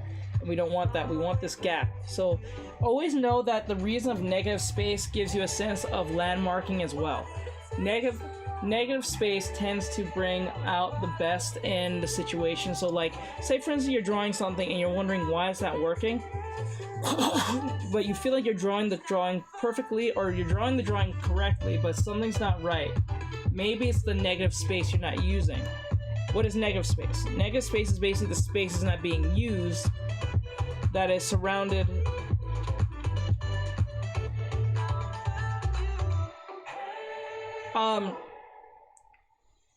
okay, it's the negative space that is not being used. So like, if this is Ghost's drawing, anything outside of that is pretty much negative space. Anything that's not being drawn into that mask, it is called negative space. So what we're trying to do is make sure this gap here, this negative space is relevant to the fish.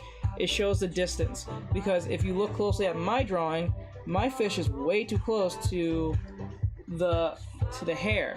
We want that gap, so I'm gonna make sure the fish is a little more smaller and we have that gap. We want that gap there, so we make sure that negative space is being used properly, so it can be close as possible to the drawing.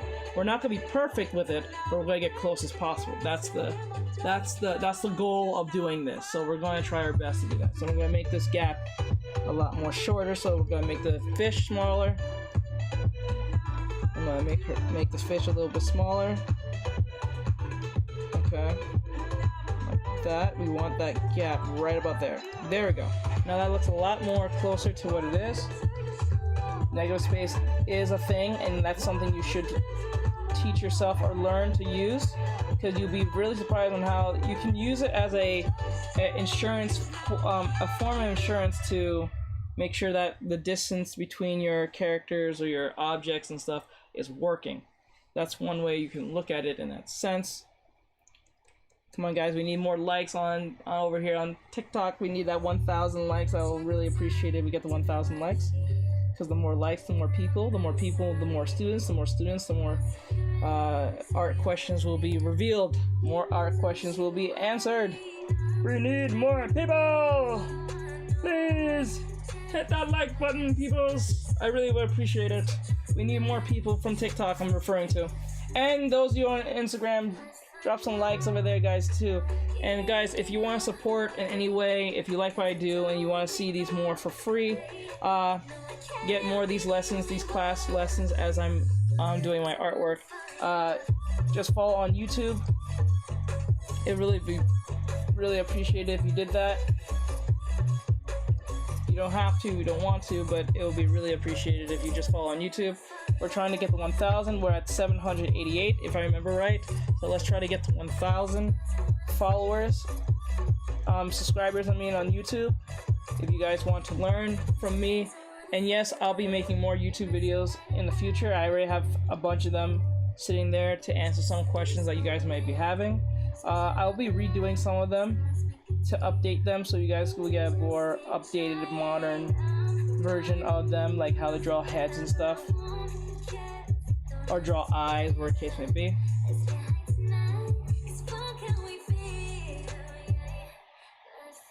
Okay, let me grab this eye. Let me zoom in a little bit. Okay, so a little bit, not too much. Like that. It's me. Hey. I appreciate the likes, guys. You guys are amazing. Thank you. Ask and you will receive. That's all you gotta do. Gotta be humble yourself and just ask, and people will do what they'll not do exactly what you want, but they'll lend a hand. Always be humble and go plus ultra. That's all I say. Now, if you guys have any questions, please feel free to ask a question and I'll answer it. Leave your question in the questionnaire, both on YouTube and Twitch. How do you come up with poses? How I come up with poses is 3 ways. I like to combine poses. So, like, say for instance, I want to do an action pose, right? So what I will do, I'll look at action poses in the sense of looking at sports athletes. I don't like looking at what I don't like. I always recommend to students is that they should look at organic drawings at its most organic. What I mean by this is look at a real person, analyze the real person, look how they're drawing, how they're acting with the gesture and everything. I never recommend to draw from anime. And I know that sounds ridiculous given that I'm an anime artist, but please hear me out and this will make sense. I will not draw, I don't like drawing and looking at anime art and using it as a form of reference, unless you're doing a reference sheet, and I understand that. But if you're looking for a pose and you found a picture of, like, say, Bond from 7 Deadly Sins and he's in a cool pose, I would not use that, because what anime and mainly anything that is animated based first, that you find first, it's just an interpretation of how the body contorts, moves, and stuff like that. So I would always look at the thing that originally came from. So I will look at someone doing it in real life to see if that's even possible. Most likely it may not be because it's anime, but we're just gonna go with that as a subject. So I'll look at a real person, like a supermodel posing, or an athlete doing something. I think a perfect example of this is like Haiku, the anime Haiku, the volleyball anime. Most of that is referenced by real people doing real, like, action poses. So I suggest to look at real people, real photos of people doing action poses, learn how to draw those action poses first, and then once you learn that, you can transfer that into a more anime stylized look, and not only that'll be organic looking, fluid, and also look interesting, you will feel more accomplished, that you can not only, and I'm not asking you to draw like super realistic, but try to be as realistic as possible. So try to do a blend between the two of realism and anime. I don't try to tell students stop drawing anime, because I think that hurts their wanting of art. Because once you start to tell people don't stop doing the thing that got you into this in the first place, that kind of stops them from even wanting to do it anymore.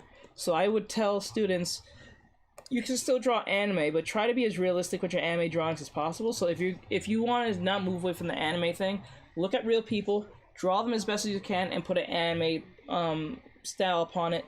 So at least you're not only learning, but you're also still not veering away from what you're doing. So I always give that to students, so I don't ever try to discourage them from not drawing anime if that's what they want to do, because that's usually what brings most people into the art world anyway. Not anime alone, but other forms of media. It's not really that someone wants to go on getting famous for drawing a rock really realistically. No one's looking for that. No one's looking for like a Picasso drawing in the sense of a realistic looking rock, but they'll look for a stylized looking rock. They can say at least the rocks are really stylized, or the hair is really stylized. You know, it's stuff like that. People focus more on the, I wouldn't say it's synthetic, but the syntheticness of the style than the actual drawing. So like if I were to draw this, like say Losh's drawing in a more let's say DBZ, in a DBZ type art style, people will like it more because it's in a DBZ art style than me just knowing how to draw this particular pose. So that's what would happen in most cases, because people focus on the whole overall look than the concept of it. So it's like that, if that makes sense. So to answer your question, how I come up with poses, I will look at athletes, I'll look at supermodels. I don't look at other people's drawings like that, because I don't think it makes sense. Unless you're doing a draw this in your own style, then that's fine. Or if you're looking at reference sheets, that's fine, because it's usually telling you what to look for, not just copy it, okay? So how I will make poses is take, like, say a baseball player throwing a ball, and I like how his legs are like positioned, and what I'll do is take the legs and see if I can combine that with another baseball player swinging a bat, and see if I can combine those two and at least get close as possible, so I can make a whole new pose, instead of just copying said pose and then saying, I made a pose. Yeah, you made a pose, but it's not as original as you think, because all you did is just copy it, right? So what I would do is try to, like, combine two poses and make something organically new. Because what you're doing is you're teaching your brain to be more, what I can say, be more flexible and be more compromisable to situations of movement and understanding the body and how it's seen or projected onto paper or on digital. Do you have advice for new digital? Yes. The number one thing I think, this is a new thing I will say to something's in my throat, to follow artists that are new. I would say to you, stop focusing on art style. Thanks, that helps me a lot. That, yes. And also, if you don't have access to internet or anything like that, I would suggest take your phone or your camera or whatever and try to, what's the right word? Try to take pictures of yourself, your family member, your dog, whatever, and try to act it out. And then I think what will happen is that when I give students this idea of take a picture of yourself, what would happen is they get so flustered of taking a picture of themselves, they get lost in trying to make it as original as possible, that it looks stiff. So I want you, when you're taking a picture of yourself or trying to get I'd rather not take a picture. What would you do is take your phone, put on record, and just do a bunch of stuff. Like clean up the house, or just put away some stuff, or just pick up something natural. Don't worry about the camera, ignore it, right? And be in a very lit area where you can see yourself, right? And like, for instance, record yourself throwing a ball in the air and see the difference on weight when you're throwing the ball in the air and how you catch it, and see the weight of how much overshot you can get out of throwing a ball. And overshot meaning like the overall weighted action of something. So like if I were to throw a ball in the air and catch it, it's not going to just instantly stop in my hand. What's going to happen is when I throw the ball, depending on how the weight is, let's just say it's a basketball or a medicine ball, like those really like sand like medicine ball. If I were to throw it in the air right now and I caught it, it's not gonna stop immediately. What's gonna happen is something called overshot. You'll learn this in animation. You'll grab it, and then what's gonna happen is gonna pull down by nature, because you can't just stop it immediately. So it's going by natural movement, your hands are gonna go down. Even though you're strong enough to hold it up back where it is, your hands are naturally going to go down, whether it's a little bit or completely down. So you will learn a lot more in that sense. Hello, I'm back from Tuesday. Hello, Shadru. Do you have any? So, to any advice to my students, new or old, especially new, do not focus on art style. Focus on your technical skills. If you can focus on your technical skills, when I say technical, meaning understanding shape, understanding your forms, understanding gesture, understanding figure drawing. Gesture and figure drawing is pretty much the same thing, but like figure drawing and gesture, then understanding perspective, and then understanding proportions. I always put proportions last because that can be always adjusted, especially if you're doing digitally. If you're doing traditionally, then I would actually, if you're doing traditional, I would focus on shapes, forms, gesture, I guess proportions, then perspectives. But if you're doing digital, I would focus on shapes, forms, gesture, which is also figure drawing, so it's the same thing pretty much, and perspective, then proportions, because in digital you can always adjust things and grab the lasso tool and adjust them. That's why I put that always at last for those are digital artists. I should make that really specific. And then after that, once you get those 4 down, or 5, 4, you should learn composition. That should be the last thing, because composition is making things look aesthetically pleasing. I can probably tell that this drawing was made with the rule of thirds in some form, because your focus is not really on Losh's character. Its focus is moving from the fish to her eyes. So I'm pretty sure if I were to make this in a rule of thirds, the focus will be on the fish, the eyes, and probably her legs. In that sense, if I were to make the grid, I'm pretty sure it'll fall upon this fish, the eyes, and her legs. So you have 3 things to look at, or probably the shoulder, because the shoulder is pretty bright where the highlight is. But then again, these are the 3, like here, here, here, here, and it will be the 4 places that you probably might pay attention to, or probably the hair. If it's not on the eyes, it's definitely on the hair. So those are the 4 to 5 places that I would probably be bringing most focus to. Oh, you guys can't see it. Hold on. Sorry, those are you on TikTok. TikTok, yeah. So you'll be seeing the hair, the eyes, the shoulders, the legs, and the fish. Those are the 5 things that you probably might see. So that's something you will have to take into account. So yes, that's why I send to all my students when learning from me. And also, you must, just to be clear, when I say learn gesture, and if you don't know what's the difference between gesture and anatomy, the difference is gesture is the focus on fluidity. That's what gesture ultimately is about. It is the fluidity of the movement in concept, not the body itself. That's why I say learn gesture, because what it teaches you is to be as fluid as possible with most of your drawings. If you have a fluidity to yourself, then it'll look even good even when it's not anatomically correct. Does that make sense to you guys? Because it will make sense, because think about it this way. I can make this anatomy, I can make this anatomically correct, can't talk. I can make this anatomically correct, right? But it can end up looking stiff.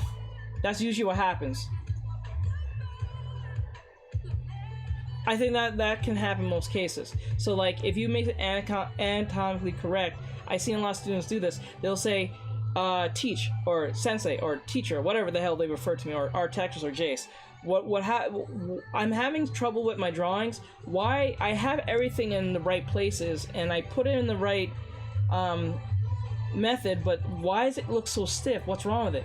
The problem is that it's not fluid. How you get fluidity? You use the line of action. I always refer this to my students all the time. Use the line of action. You'd be surprised the line of action is a guideline. It is not a spine.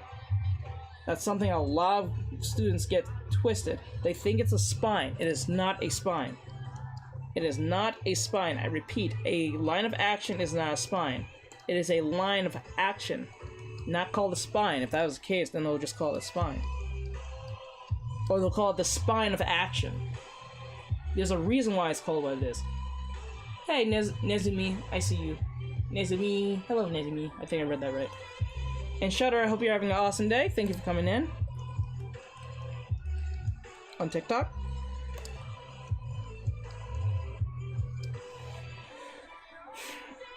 Okay, I think I pretty much answered that question.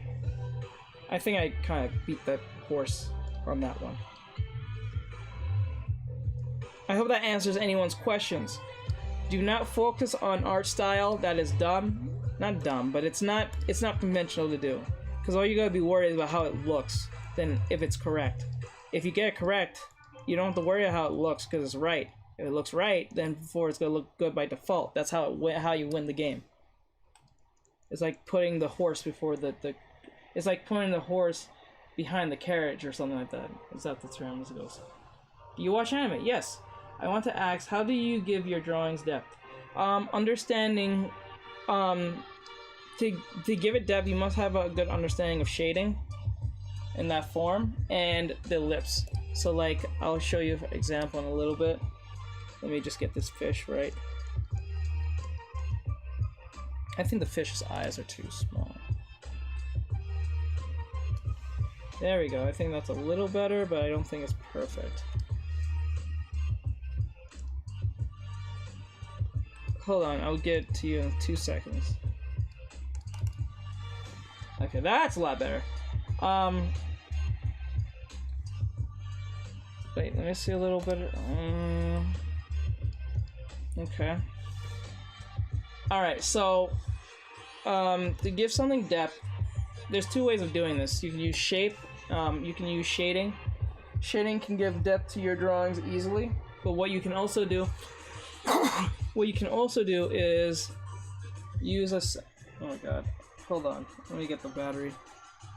Oh god, it's way over there. Okay, hold on guys, give me 2 seconds. Let me go get my charger real quick, and then I can explain what I mean. Hold on. I'm gonna move this out of the way. Let me get the charger, and then I'll explain what I mean. I gotta move this out of the way. And push this out of the way.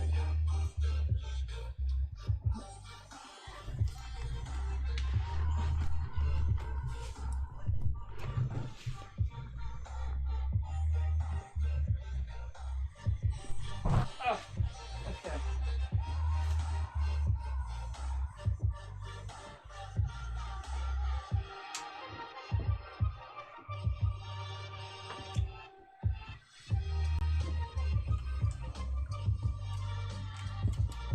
Okay, like that.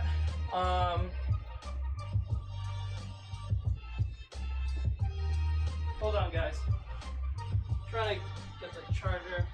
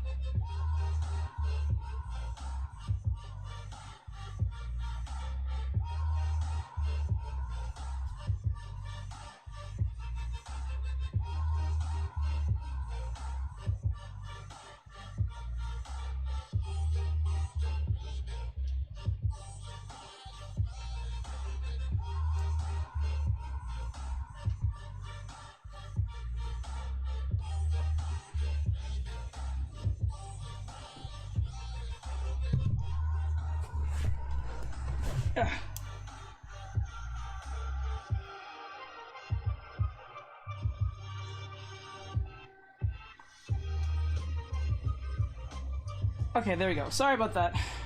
I had to go get the charger. Okay, where is it? Where's the... Okay.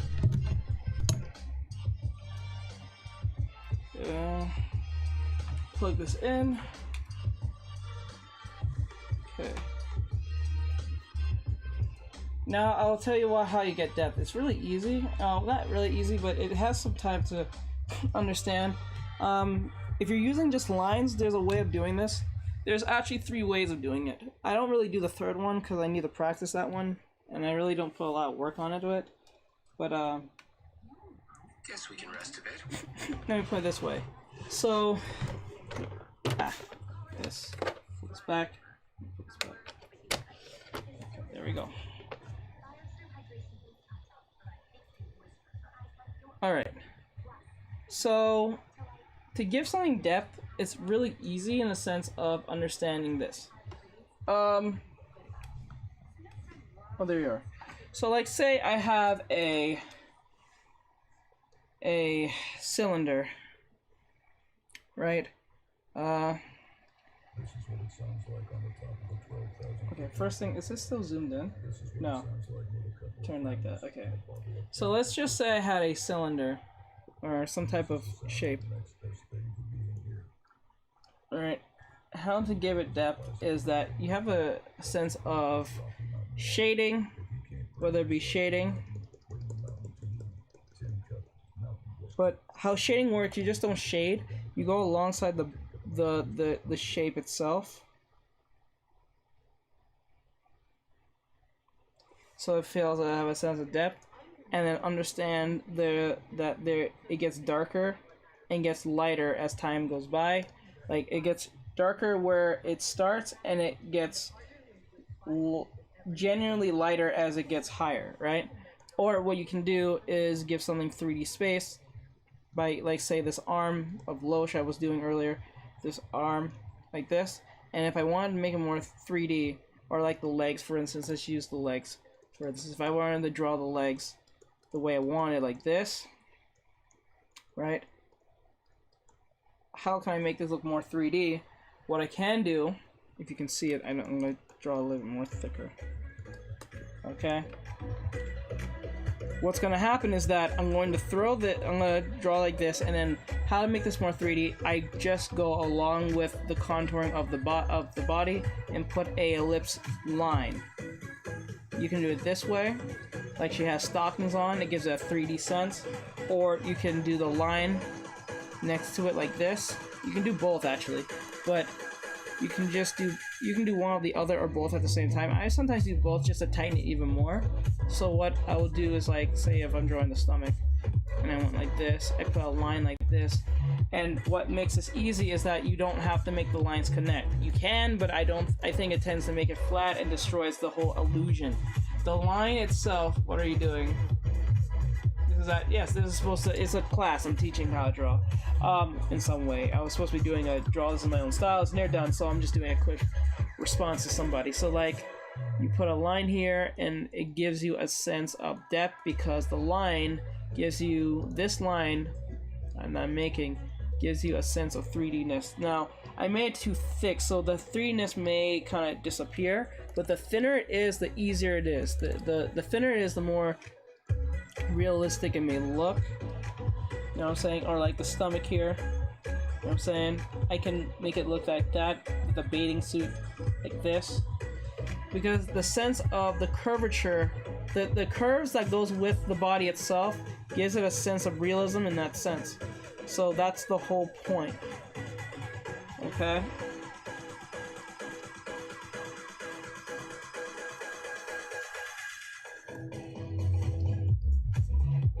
So that's how you can give a sense of depth, or you can use shading. I'll use the soft brush, and what happens is in shading you can make it more in depth by knowing where your light source is. So, like, let me just take away this, all these lines just to give you a sense of what I mean. So like, say there's a light source coming this way, so I'm going to darken the back of here, because if light's on right, the shadow, if light's on left, the shadow's on right. If the light's on right, the shadow's on left. Okay, so I'm gonna darken here. As I'm darkening, I'm lightening as I'm going towards the light, to the point that it's just gonna disappear. So I'm gonna make this even bigger, let's see, like this.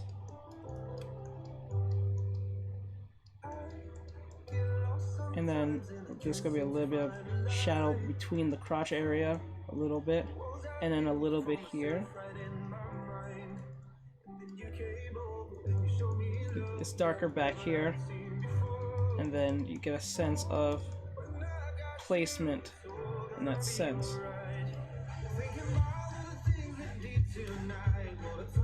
We're in school, art school, helpful because I'm drawing run? What do you mean Rin? Thanks, no problem. So that's how you can get around knowing how to draw in depth, if you understand shading. And it feels more in depth because, remember, the light, shadow and light tends to bring the depth in things.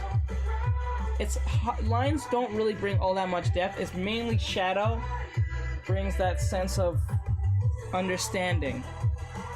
But you have to know where the lights are placement, because if you just put shadows everywhere, you're just gonna get a giant mess. You gotta look at it logically. If you understand shape language, and understand how shapes influence how we look at the world, it tends to get easier to make better decisions on that. So like if I were to, let's say I'm going to make this into,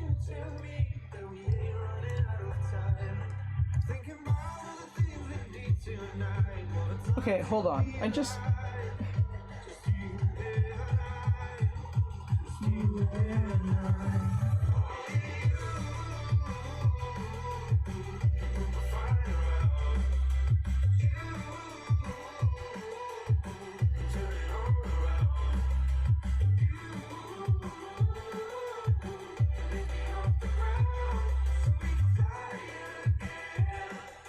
never.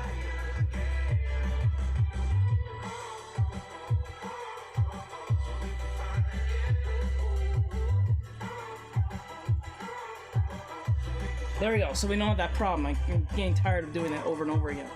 All right. So that'll have.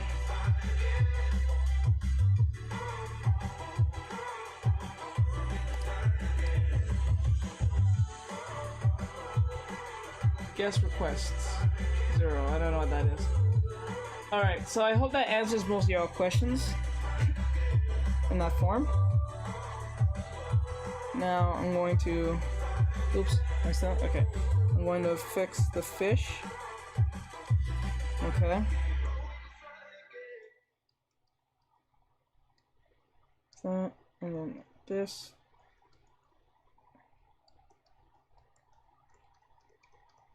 Okay.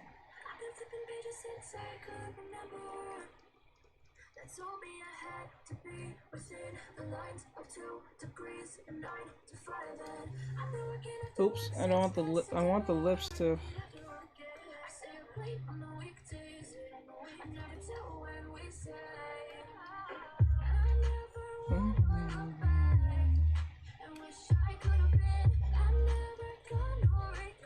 Okay, there we go. Now, I think let me flip this now. I want to see how this looks flipped now. That's for all I know, it may look like crap still. Now I'm going to flip it. I'm going to pull back.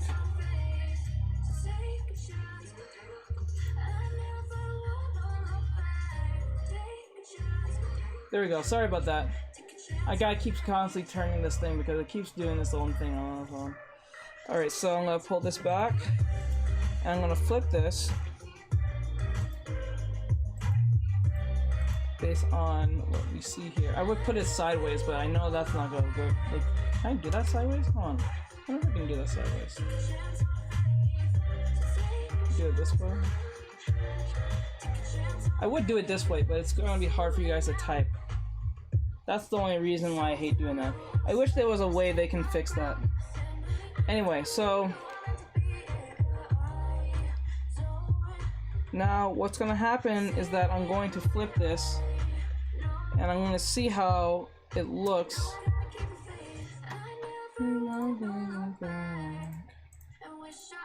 Okay, I'm gonna flip you.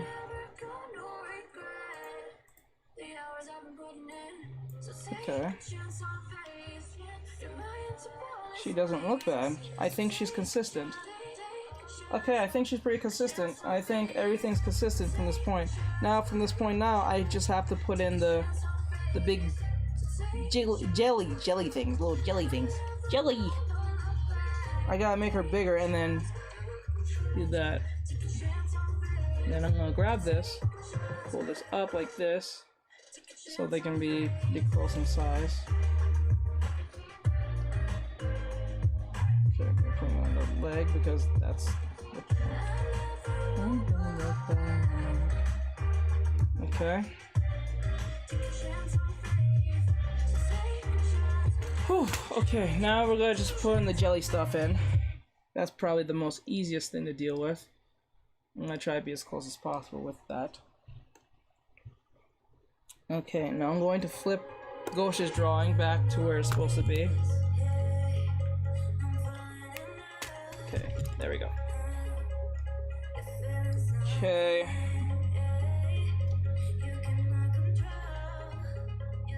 Okay, turn. While doing this drawing, can you show how to color the... Yes, we're gonna be doing that next. I just need to... Actually, the next thing we're gonna do is do the line art if I can do it. Or at least make the cleaner sketch. Now, the distance between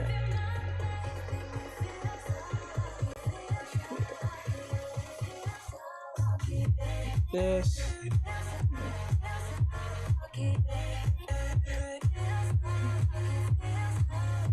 okay.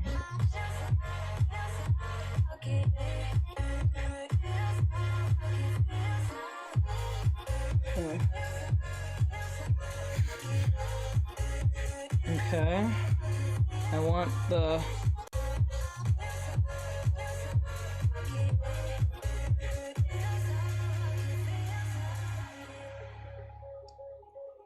okay, that's about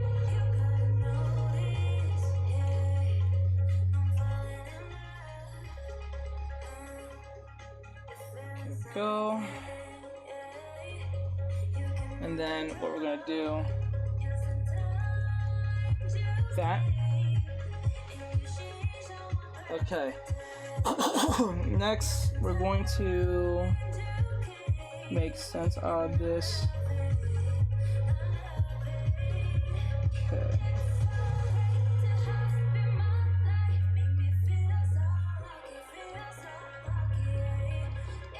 Okay, so we made that look how we wanted to, and now we want to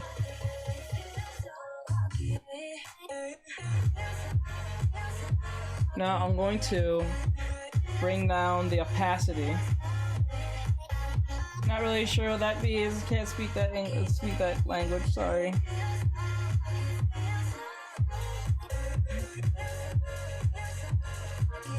I'm going to grab this and then we're going to make a circle. Circle here and circle here. Okay, here and here. All right.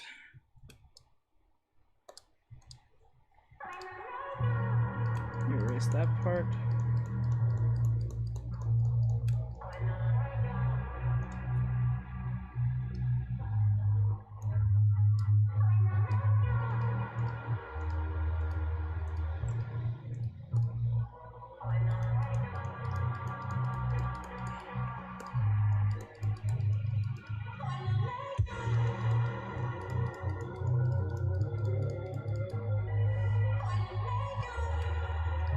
haven't seen that thing in a long time.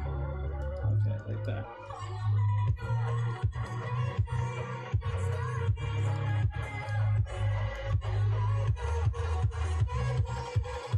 Alright, so this part here where the head is, I didn't even pay attention to, but like, now looking at it now. Okay, and now I want the head. Let's see if we can get it.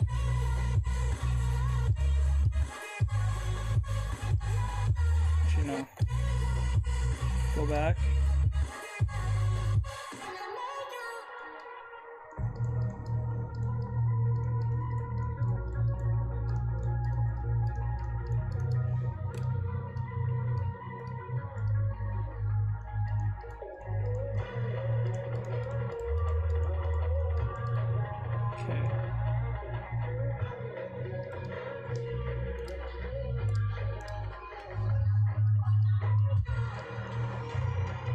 Okay, that and then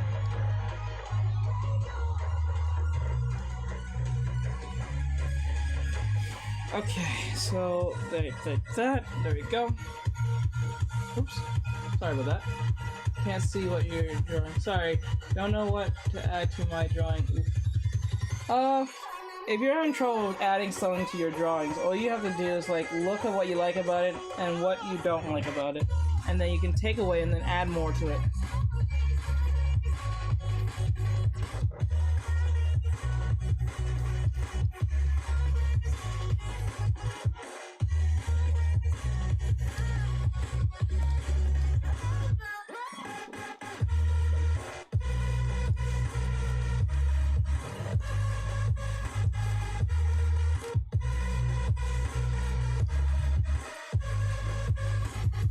Okay, there we go.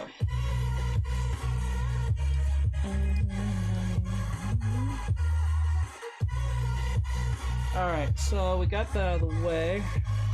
Now we're going to do the line art. And before I do the line art, I gotta fix this leg. This leg just popping out with the no legs there. So let me just fix the leg and then we can really get this party started.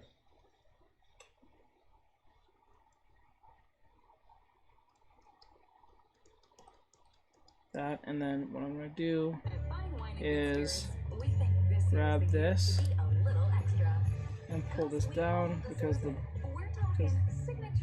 that, and then Springing for the bottle, that's a good vintage extra. At least a dozen different pies extra. like that. Even real pants. We won't judge if you loosen the belt. The holidays only come once There a you year go. after all. So go all out. Celebrate happier holidays. Now I can actually have her have lipstick, but I don't really like putting lipsticks too much on my anime girls too much. I can do like this, give her a little bit more fuller lips in that sense, but not too much, just enough for that. Alright. On Trend Traditional, one of my main art styles is inking. Okay. Like, are you how far in are you in the drawing itself? That's the question.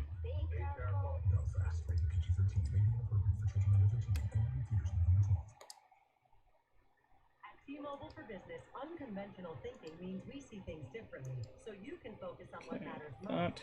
That's why we've become the leader in 5G, #1 in customer satisfaction, and a partner who includes 5G in That every will plan, hire so you get it all. that. There we go. Unconventional thinking is I think that's fine. We'll deal with that for now. Now I'm going to do the line art. So anything in there.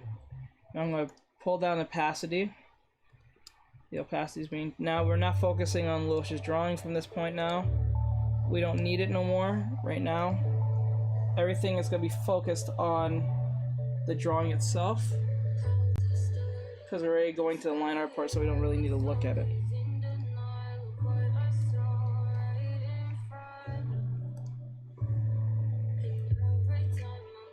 The hell? Now, how I do line art is like this.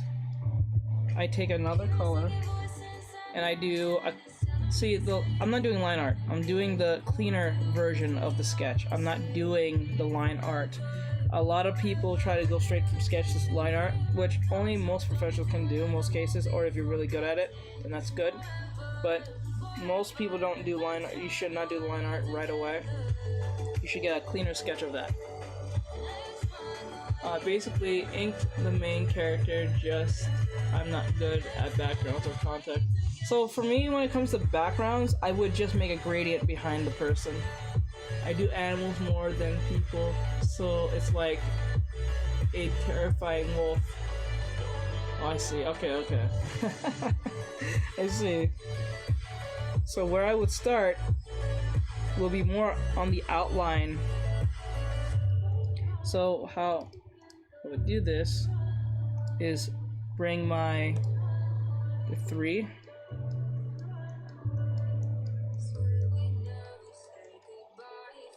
Okay.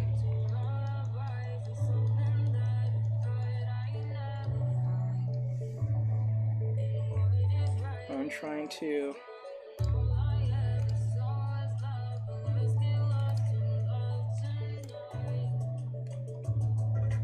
look at that. It's doing this thing. I think I'm gonna have to change the nib.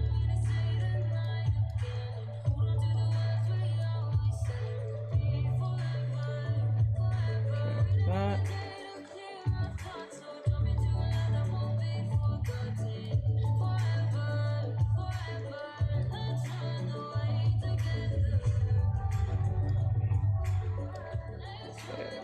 Oh, let's go back a little bit on that. I don't like how.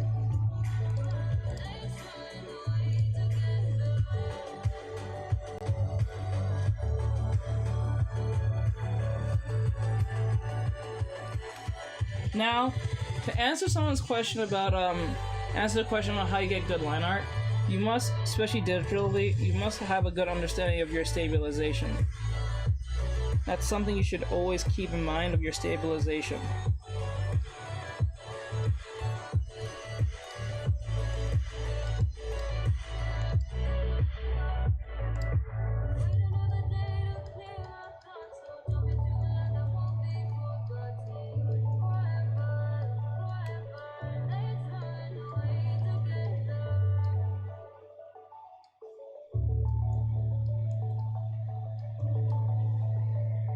That.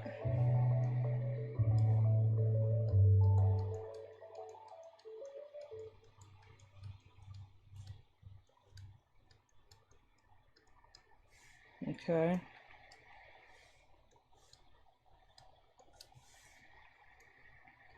The point is to thin it out as much as possible. That's what the cleaner sketch is supposed to do. It's supposed to clean and thin out the entire. It's not supposed to be any more thicker than it was last before.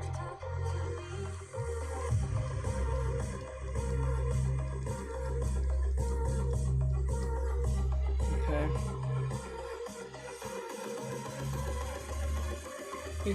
I do animals. Okay, I just read that. Okay, make sure I read that. Guys, if you like what I do, or you like my little teaching sessions that are for free, to make these free, you gotta follow the YouTube. If you really enjoyed this, if you want to keep this going, and keep these free, so I can give you my lessons in a sense when I go live.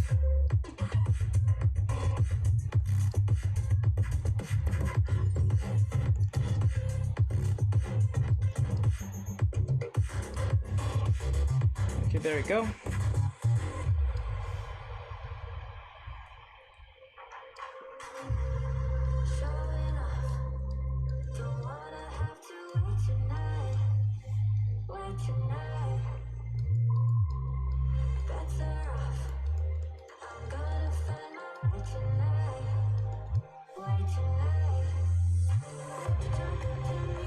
Okay, like this.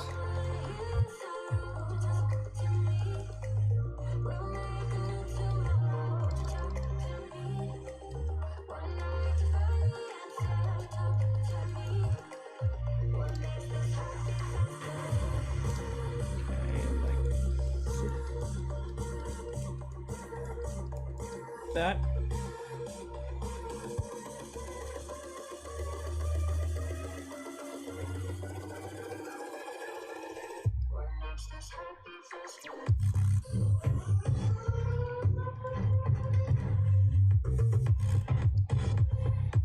Okay, I'm good so far.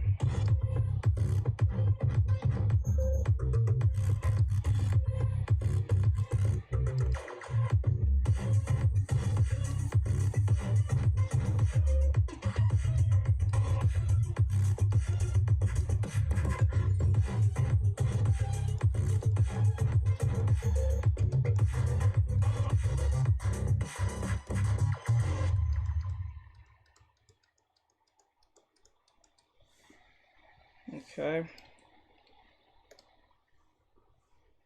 That to look better than that, but we'll see.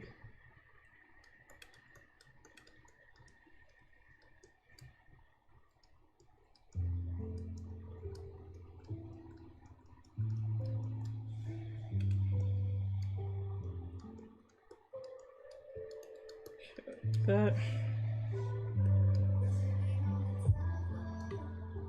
And then up.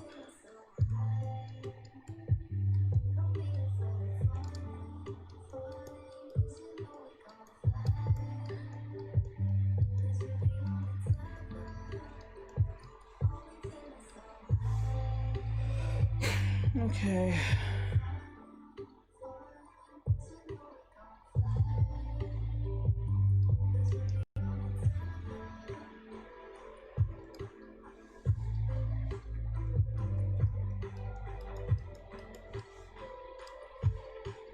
Okay. So far, so good.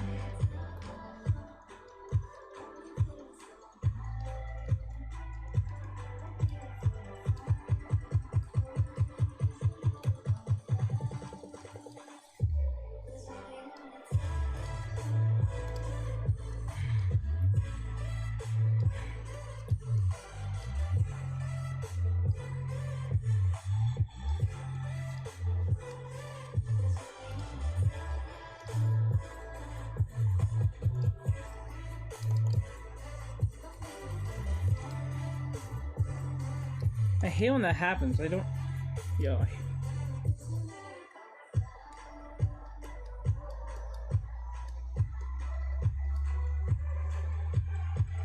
Okay, there we go. Just to make sure you guys can see it.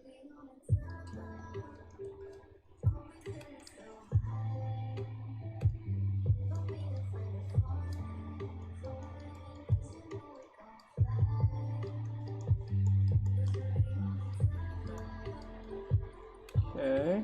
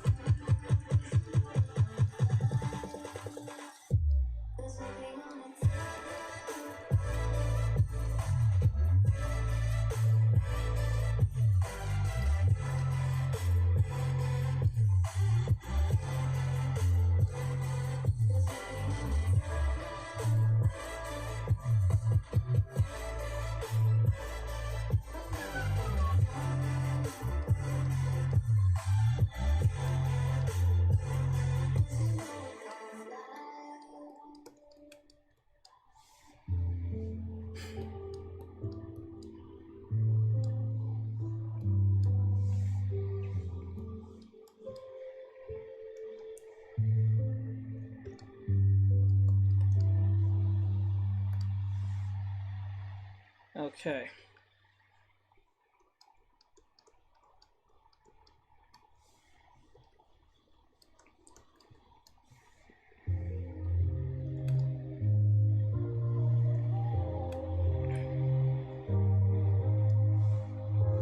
Okay. Oh, where'd I go? Oh, okay.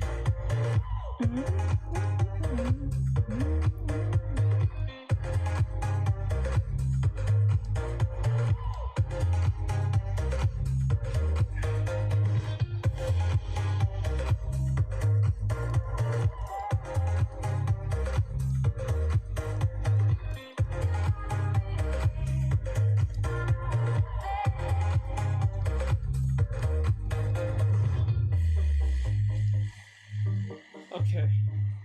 Bro, this song. I know, it's old.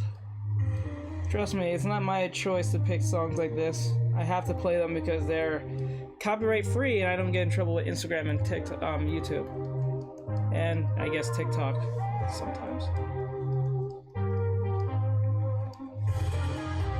As long as they're copyright free, I don't have an issue.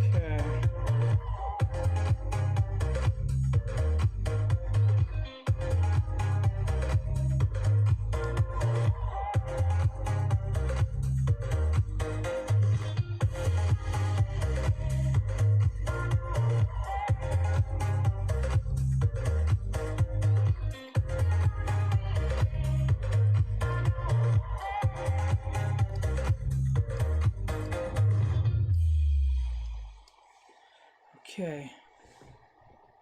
There's a YouTuber that makes lo-fi music for creators to use it. Really good. Yeah, but I don't know. It may work for YouTube, but I don't know if it may work for the other platforms. They may be free on YouTube, but it may not be free on other places. Because that's a thing. I did not know that was a thing till later on. That's why Instagram gets mad at me when I'm playing certain music, even when it says copyrighted for YouTube or Twitch. It's just irritating. It's really annoying. I'm not even gonna lie to you. It really is annoying. Risk. It's all around us. And businesses need dynamic new approaches to it. Because when you approach risk correctly, you can earn the trust of all your stakeholders, giving your business a solid platform to grow, innovate, and perform better than ever. That's the trusted imperative.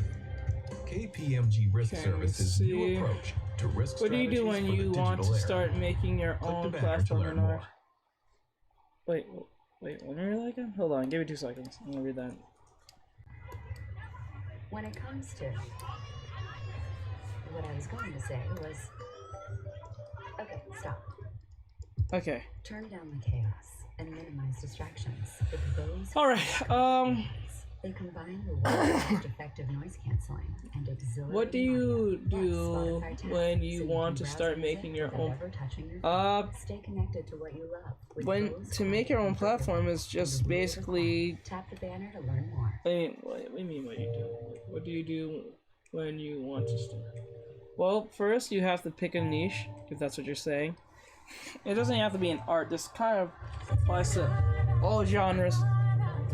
Number 1, know your niche, and if you have an expertise in it. And when I say expertise, you don't have to be like an expertise god into something, but you have to have a good understanding of what you're either talking about or the subject you're dealing with. Meaning, say like you like anime, and you like anime trivia or anime facts from certain shows or whatever case may be, or platforms or popular shows. You can make a platform by debating and doing commentary or reviews on anime and stuff like that, and stick it to anime. I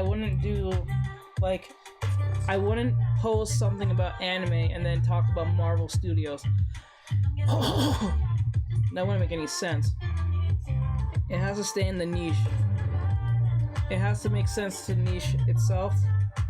So if you're like, say you're a gamer and you want to be the greatest Twitch player, or say esports player, or just an entertaining person, you have to pretty much stick on one game and just one game only to keep that niche, and that's called a sub niche. Because people think when you go on Twitch, you just play a video game and then you'll make millions of dollars. That's not how it works. You have to have a understanding of the community. You must be part of the community.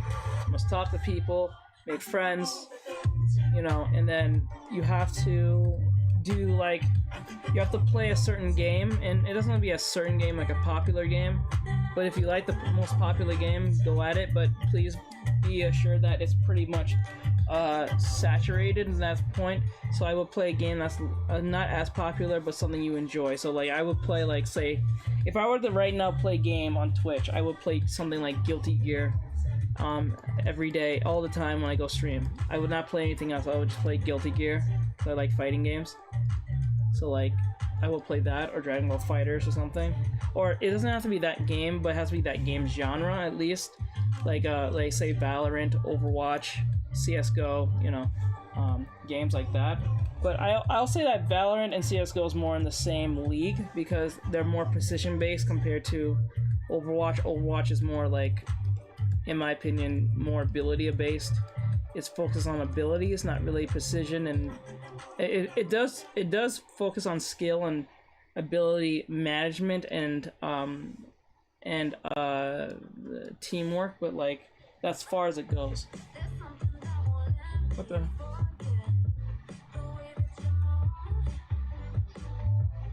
Oh, sorry about that. Sorry about that, guys. I'm so sorry about that. Hold on. Lost connection.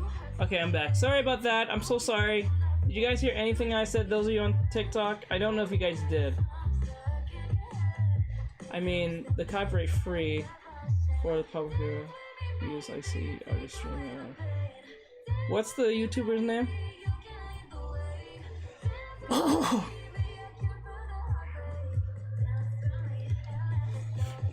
Did you guys hear anything answering Shadaru's question? I don't know if you guys heard it. I'll just repeat myself what I said. So like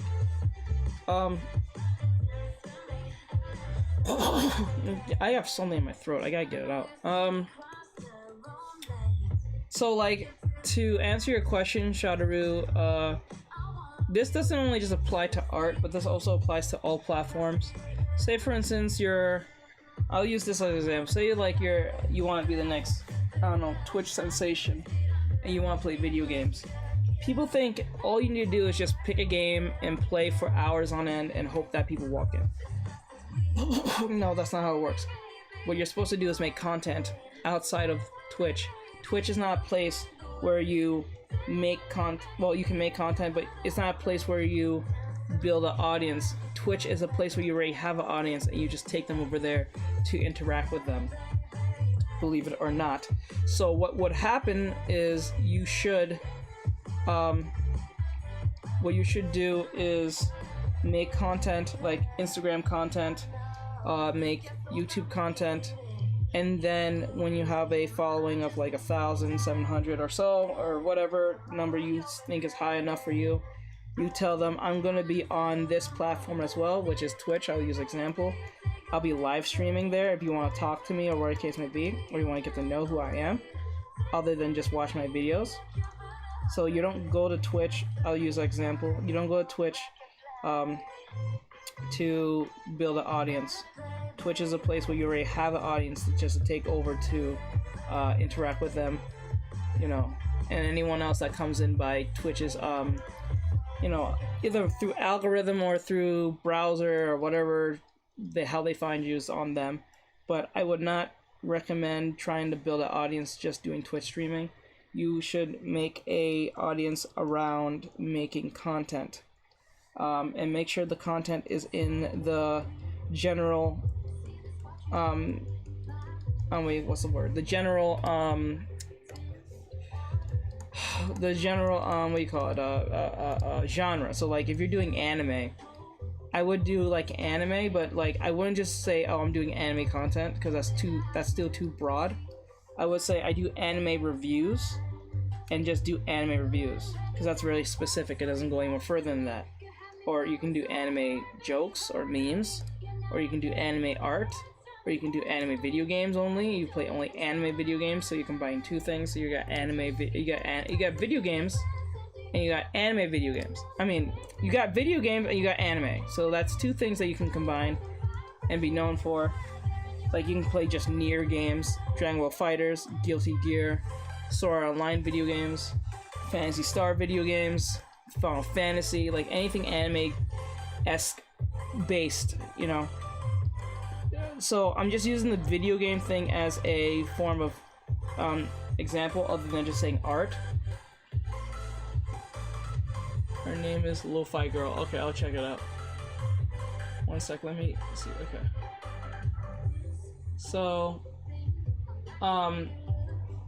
to build that so-called platform you was asking, first you have to make content around something that you're good at. And when I say good at, you don't have to be like god tier at it. You just have to be competent enough to know what it is and know how to, you know, work around it. As in, like, if you're good at, say, like makeup, you don't have to be some type of god tier like makeup artist. But if you're good at putting on makeup and you think you like put on makeup and stuff like that, what you can do is just make some tutorials on YouTube or Instagram, YouTube, Instagram, or what do you call it, TikTok, to, you know, teach people how to put on eyeliner, mascara correctly, or you know, a certain way or whatever, and you can build a fan base that way. And you might ask me, how do you build a fan base as fast as possible? Well, there's two things that plays in that. One, what is your genre, and what do you want to specialize in? And two, I would say the best platform to get a sense of what's the right word? Get a sense of traction fast is TikTok, then YouTube Shorts, and Instagram Reels. Those are the three things I would recommend. So I would make short content, small content, and then as you're making so-called short to small content, it will help you build an audience faster. So making a 10-minute video every week or every day, and then you're getting like overrun by like other things like editing and shit. So I would go with TikTok is the first thing I would recommend, because it's I won't say the first with the whole short content, but it is the most popular of the two. Unlike YouTube, I would do TikTok first, YouTube second, because YouTube is the biggest, highest platform when it comes to videos, and then the third is Reels. And since Reels are still new to Instagram, I would go down the Reels route, probably second to the TikTok, because since it's new, it will reward you faster, because they're trying to really push the Reels, because they're competing with TikTok. So they'll reward people for trying their best. And what's good about the YouTube shorts is that they'll pay you to make YouTube shorts without no requirement of having a certain threshold of subscribers and stuff. So to answer your question, build content, be really specific with your content. So let's say you want to do anime artwork, just to get real specific. Say you like doing anime artwork, but you like doing scary stuff like creepypasta. So I would do creepypasta, anime artwork only. Or you can actually do three things. You can do, I I don't do this genre, but I'll just using an example. I would do anime, furry, creepypasta, artwork. Does that make sense? I would stay clear. Honestly, not stay clear away from it because I've done it before. But like, I would try not to go with NF. The fastest way to blow up is on probably NSFW stuff, but I would not recommend it because it can really play against you in the long run. Because say like for instance, Instagram says we don't really want that inappropriate stuff on our platform anymore. I think they did that with I think Patreon, sort of, kind of, if I remember right. I'm not sure. And it's getting harder to do that type of work because companies don't really like the fact of like that type of stuff because of morality, I guess, and there might be children and families on the platform, depending what the platform is. Like Instagram, because there's a lot of kids on Instagram, and other things like that, but not on Patreon. So that you might get away with it with Patreon, because Patreon is a place you have to pay to even enjoy said content. What are you drawing? I'm doing a draw this in my own style by Loesch. So like just narrow it down as much as possible without going in. Like if you can narrow it to the point that you can't go any more further than that, then you did your job, and then all you need to do is just execute doing said thing. So I would do, like, I'm using an example again, creepypasta, furry type anime drawings. Now you're hitting like 4 different genres, but it's really specific. It becomes a specific genre because you're combining all of them to be its own thing, but yet it still connects to those 4 things. So you're gonna build an audience pretty fast, you know. But if you're really, really good, like really skillfully good, it won't take that long for you. Then probably less than a year to get a lot of followers. But if you don't want to get a lot of followers that way, you can do teaching like I do. I teach how to draw anime drawings, or at least teach you how to draw in general, where to start, and all that great stuff. So that's something that you should like take in consideration in that sense. I hope that answers your question. This is what it sounds Hopefully. like on the top of a 12,000-foot mountain. This is what it I need to sounds get to the like with fish. a couple of friends and a bottle of tin cup whiskey. I hope that answers your question, Shadowroo. Best thing to be. I hope I didn't kill the horse too much with that, but Classic like. American whiskey, cut to proof with Rocky Mountain water. If you can't bring yourself to the mountain, bring the mountain Okay, to you. so what are you drawing? I'm drawing Loesch's challenge. It's a Loesch. It's Loesch's challenge of drawing in my own style. So I'm doing her drawing and seeing if I can do the same. Well, I'm doing the same, but like trying to reach to that level with her on that. Number 1 in customer satisfaction, and a partner who includes 5G in every plan, so you get it all. Unconventional thinking is better for business. Okay, like that. Alright, and then go back.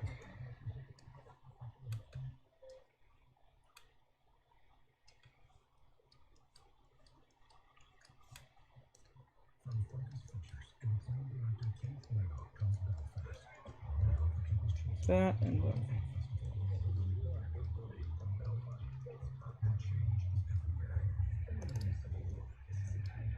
Okay, like that, and then you said lo-fi girl. I'll go to her in 2 seconds.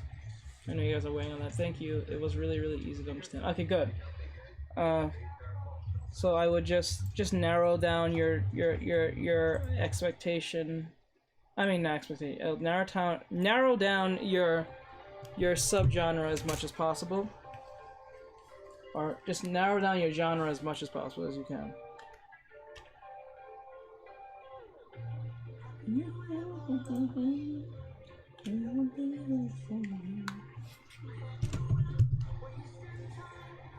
Okay. So the lo-fi girl. That's Instagram. Why does that sound familiar?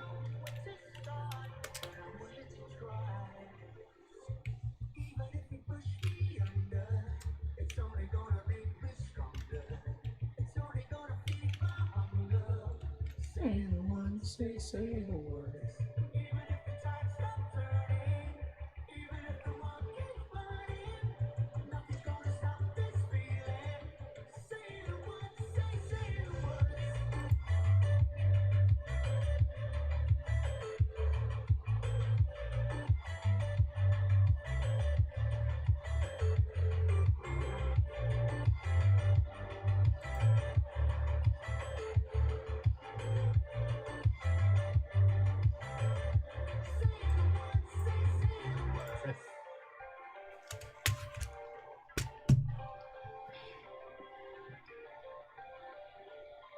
Okay.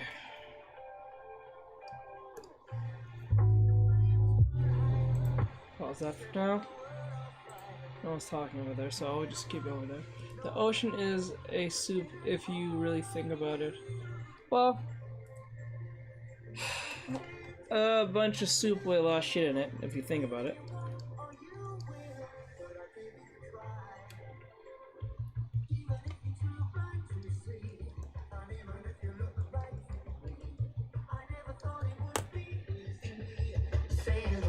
This is the last song I'm gonna play, I guess, after then I'll put on Lo-Fi Girl.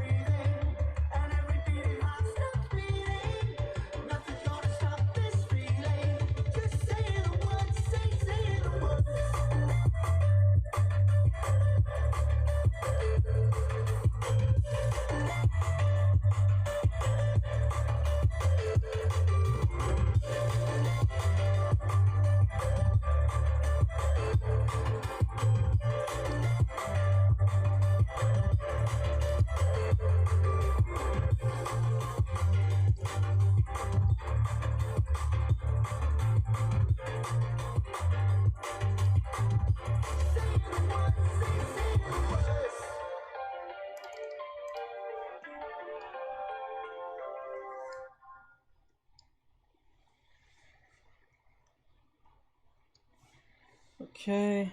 That, and then we're gonna do this.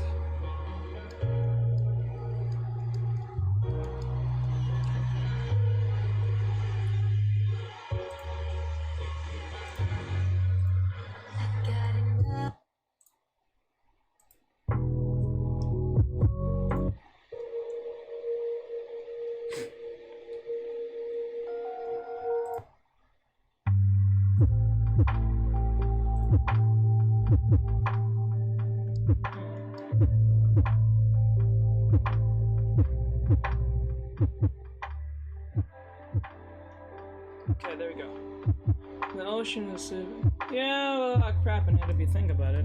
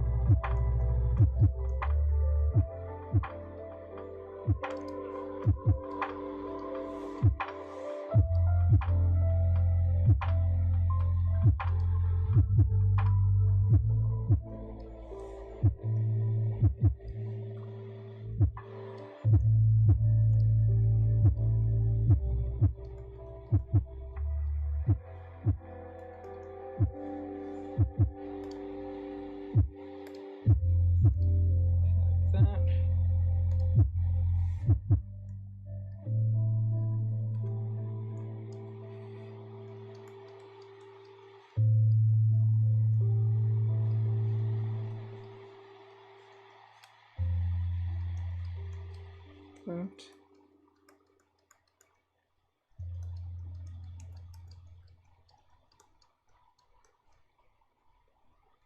That.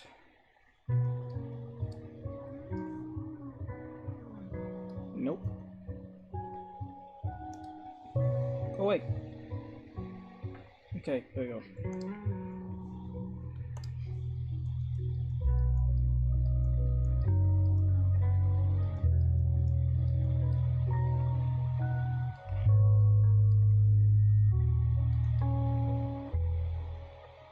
Oh my god, no! Go away! Shit.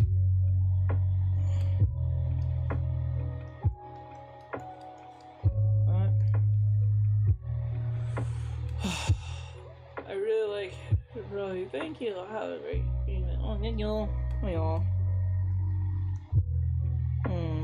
Thank you. You okay? Are you okay? You don't sound happy.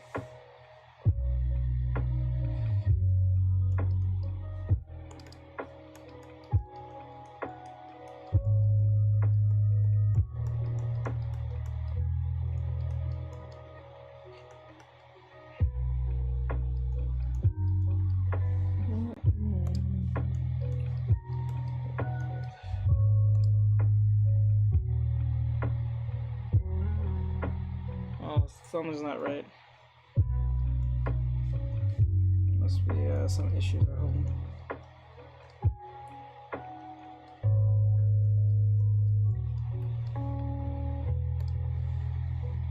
We'll talk about it when I get home.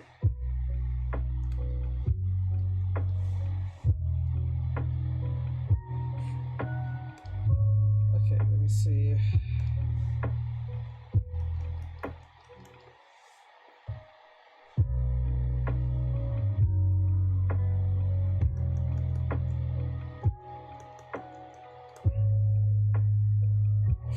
Okay. Yeah, she's not okay.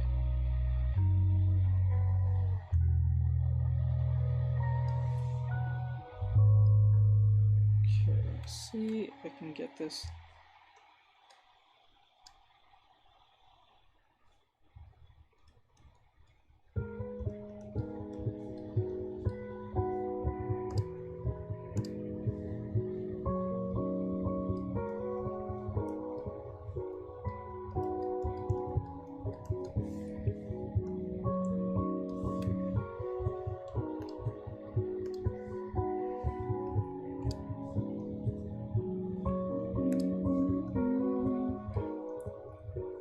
Okay, now I need to get my eraser because it's.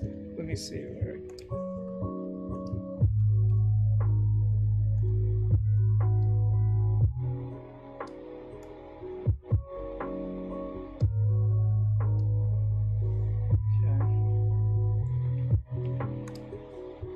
Like this, and you have the eyes. Next.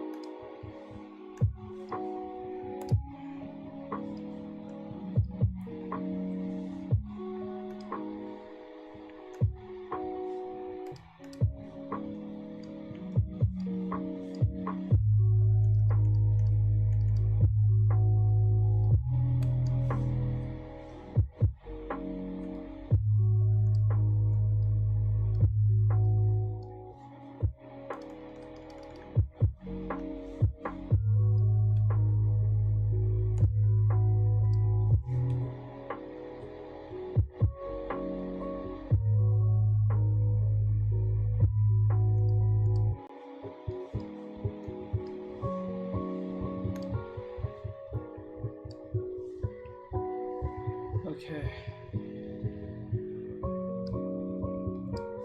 That.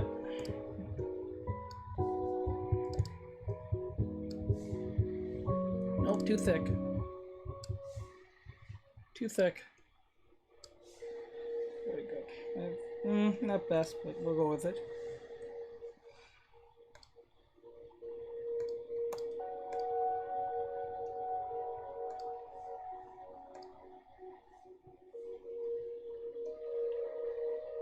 Okay.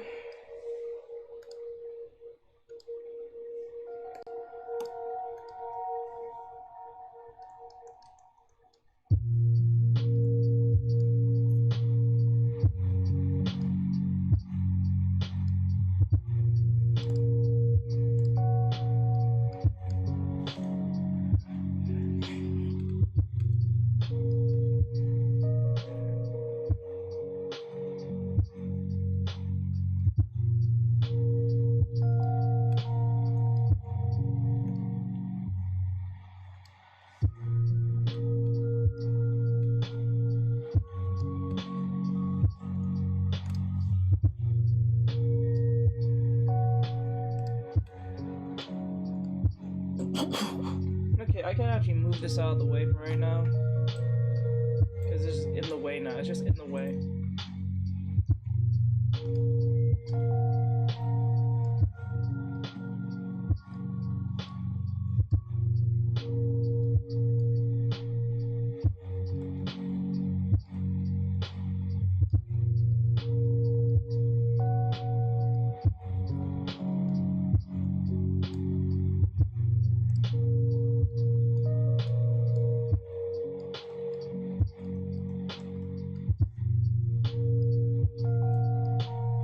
Okay. Alright, so we got most of that out of the way. Now what we're gonna do, we're going to I may just go into the coloring process now, and come back to doing this later, and I can always just make changes later. Because it's already 9:39, so I'm 9:31. I'm saying that. So I'm going to color this in 2 seconds. I'll just put in the base colors and then put some basic shading, and then I'll do the other extra stuff on my own off stream.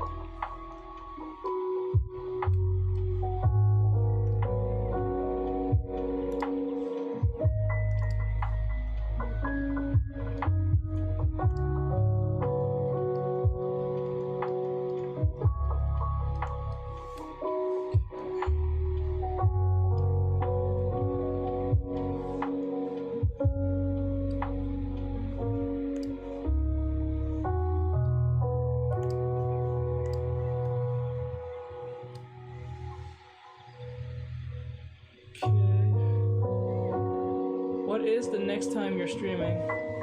It was supposed to be Saturday, but I don't know if I am Saturday. If I'm not, it's gonna be Sunday. I'm not sure yet, because I may have to do something on Saturday. I don't know yet.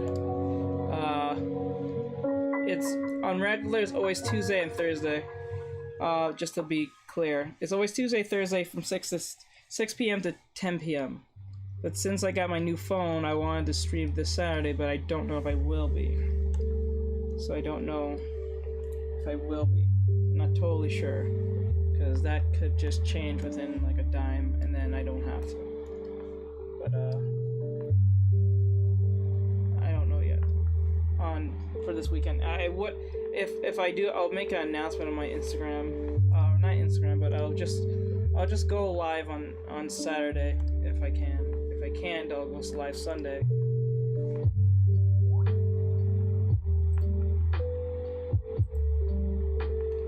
Go away. Hello, George. Now I put this away, and now I can finally put it away. It looks real sexy. Oh, thank you, Tusk. Mind if I share with you? Oh, I managed to get several artists to draw me some Monster High bikini art. Mind if I share it with you? I don't know. I don't know if you can show that on screen, because TikTok will get pissed off, but you can send it if you want, but you have to send it to Instagram. The draw is coming along. Yeah, thank you, Nicholas. You guys are back. Like, the time I pull away this thing, the time I pull away the actual, like, restream chat, it's when you guys come through.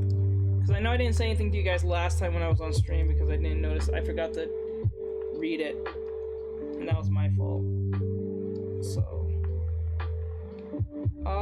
You can send in the whisper, but like, I'd rather just put on Instagram. It's faster for me to get to it. Because I gotta sign in and stuff on Twitch. It's just a pain in the butt.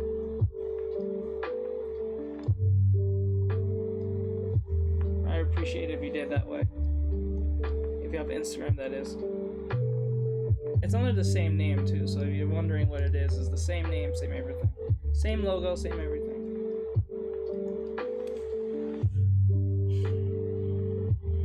Okay.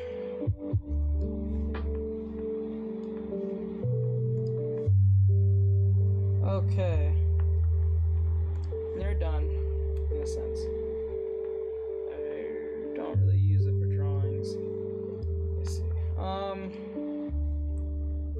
You can try send it, but it's gonna take me some time to actually look at it.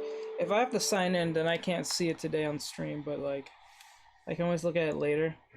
If you don't care about that. Because if you want me to see it on stream, if I have to sign in through TikTok, Twitch. What the hell?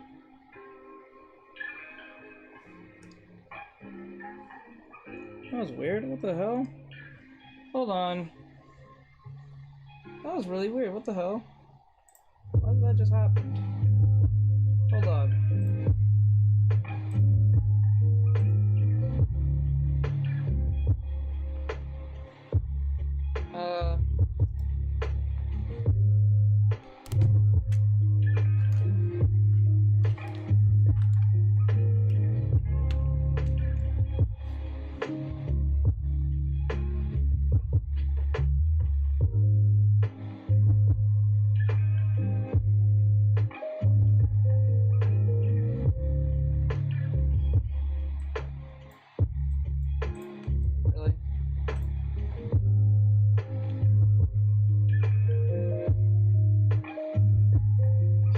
Hold on, guys. Give me 1 second. Hold on.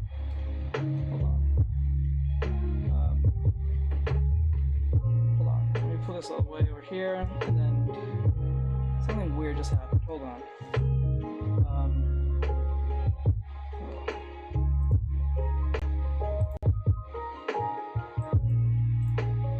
That was so weird. I don't know what just happened.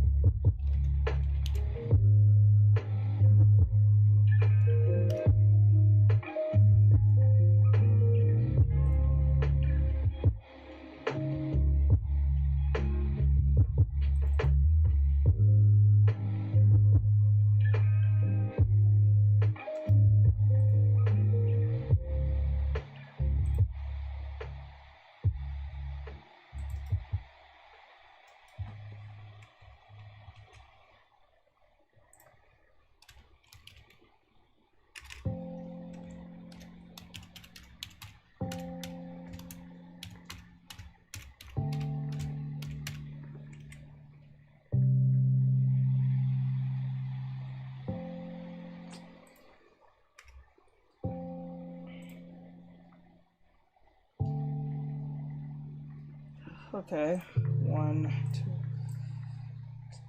This is doing that thing again. That is so irritating, dude. Hold on.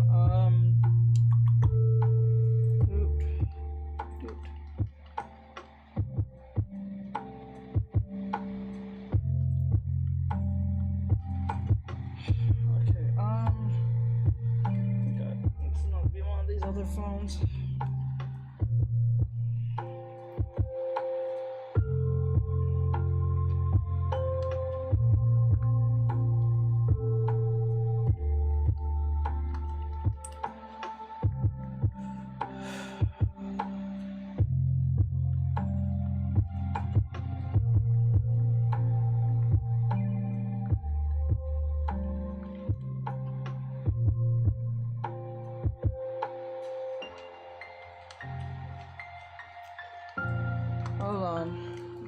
here, and then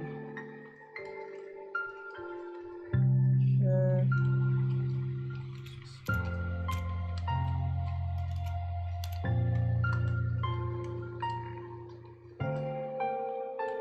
Okay, there we go. That was so weird. I didn't know what the hell that was about. I hate restream sometimes. It just acts really dumb. It's really, really dumb sometimes. Alright. Sorry about that. What are you drawing? I'm still drawing the Lowe's drawing. What happened? No, it was just Restream logged me out for some odd reasons. I hate when it does that sometimes. Alright, back to the drawing. Now, I'm going to do the coloring process of this. Okay.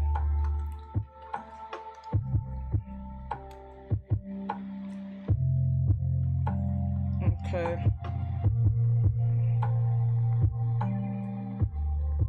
I think the ear is a little bit too far off now, I think.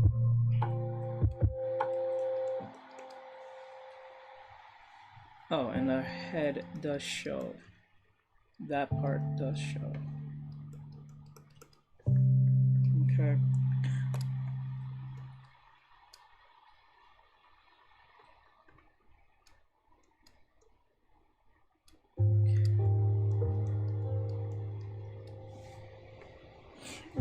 Okay, like that.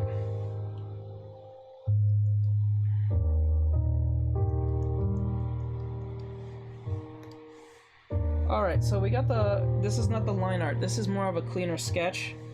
There is a difference between the sketch I originally did and the sketch that you guys see here.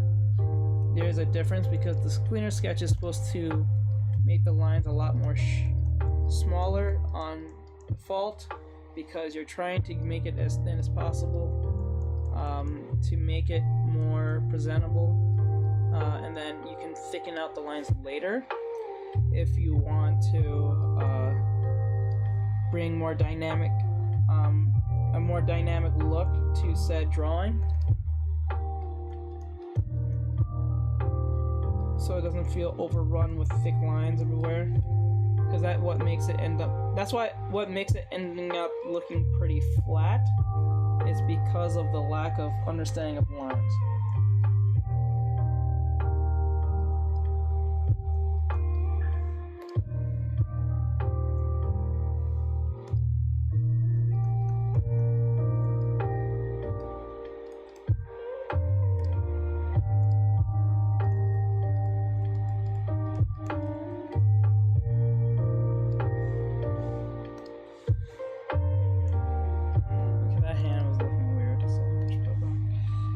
So I'm going to actually color this in. So what I'm going to do, I'm going to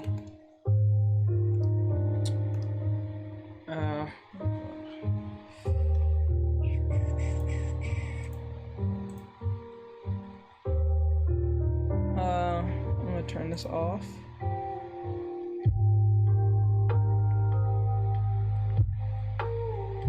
Okay, and I'm going to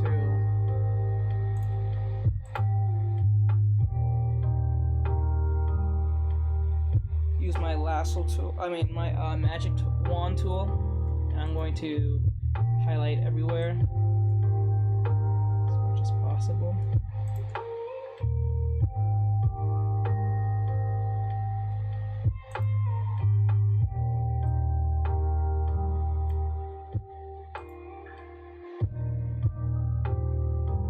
There's a rule that you should draw at least 3 times before you start. Yeah, but I don't have time to do it 3 times. I'm really late behind. I started late, so I have to get this out of the way before folks come back home. So let me see. I'm gonna make this gray, and what I'm gonna do.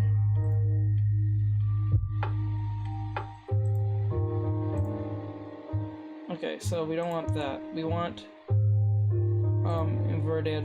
But welcome back, Crazy. How are you doing, bro? I want to bring down the opacity. Well, not opacity. I want it to be as gray, so I know where the colors are going to be. There we go. All right, that's taken care of. Alright, don't really use drawing. So, to answer your question, I use Instagram and... So you can just send a whisper, but I don't think I'll be able to see it on stream today.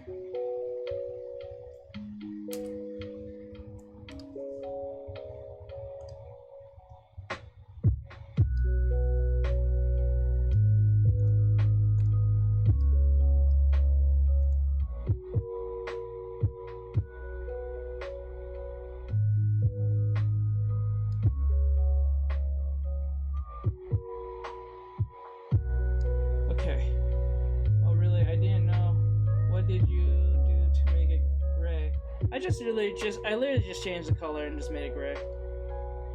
I just literally used the wand tool, select everywhere outside of it, invert it, and then just change the color of my my pen or whatever, and just use the paint tool, and then it just literally highlighted everything, colored everything inside as a mask. So I'm going to be using this as a form of mask, so I don't have to worry about going outside the lines. This is a method that is used so you don't have to worry about if you're going outside the lines or so. There's a similar thing you can do like this in traditional art, but they use alcohol and something else, I think. Those of you might know who does painting traditionally, you may know what I'm talking about. Those of you who do traditional painting, there's methods of trying to keep the colors in so they don't drip out, or all that stuff. Now I wonder how this will look.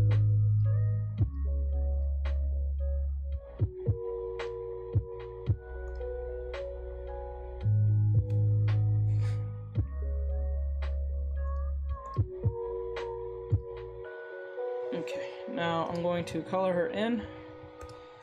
I'm going to put her base colors, but remember when you're doing this, make sure to label your crap so you don't run into this problem like I did many times in other lessons. So we have the hair, the bathing suit, the skin, the blush. So hair, I would just name everything. Start from the bottom to top. So hair, eyes, I'll say face, but eyes. You know what? Hair, eyebrows, eyes. I'm not coloring the lips, so hair, color, eyes. Oh no, I'll put lips. And then skin will be at the bottom, so it doesn't really matter saying skin. Skin will be at the farthest bottom. So hair, eyebrows, eyes, mouth, swimsuit, and then skin. And then after that, everything else is kind of secondary, so it's those 5 things. So I would label them and color them so you know what you're on. Actually, what makes this give you more control under this situation is that you want to put them in folders so you have more control over them. So like for instance, I'll have 1, 2, 3, 4, 5, and then I'll name them like this is hair, so I'll make this blue, or purple. I'll say purple because she has a purplish hair. Then I'll say eyes, it'll be probably black. I'll blacken it, so like eyelashes and stuff. And then the outfit is blue, and then everything after that is skin. Skin will be, skin will be let's say green for right now, and then the fish and everything else will be probably like yellow. Okay, I'll put that under that for now. Actually no, I'll put that, yeah, I'll put that there for now. Good for you, man. Thank you. Okay, oh, let's see, good. I've been practicing my heads, and I've been and how I draw properly. Good. What did you do to make it gray? Okay, there it is. Now, there's a way to get away with most of this. I would actually turn most of this off, and then what I would do, as a secondary way of doing this, is 1, 2, 3. So grab this, I would grab these three and put them in, and I will name this grayscale. Actually, I'll just make it gray.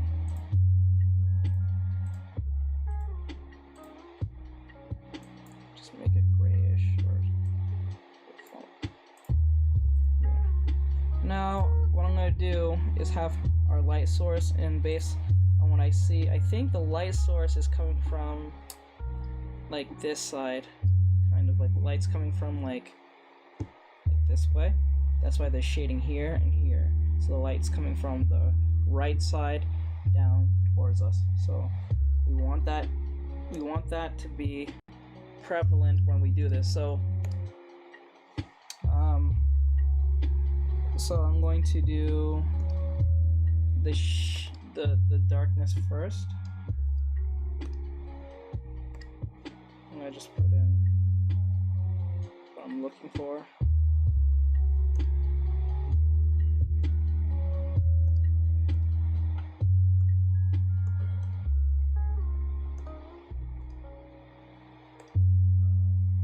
Okay.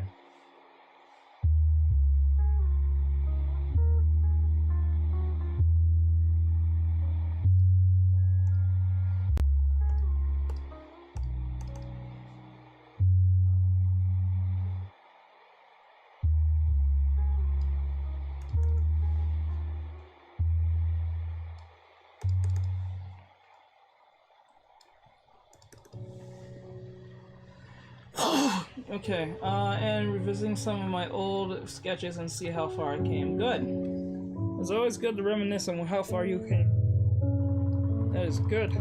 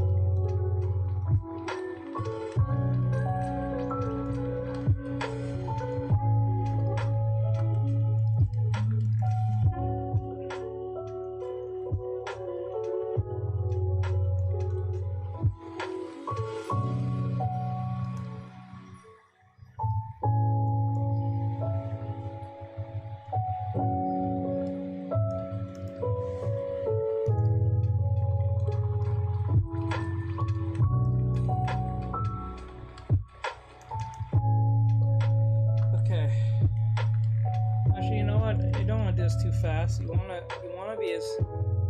to be too reckless when doing this, because this can get real annoying real fast. So I'll erase it. And then what I'll do is go along with.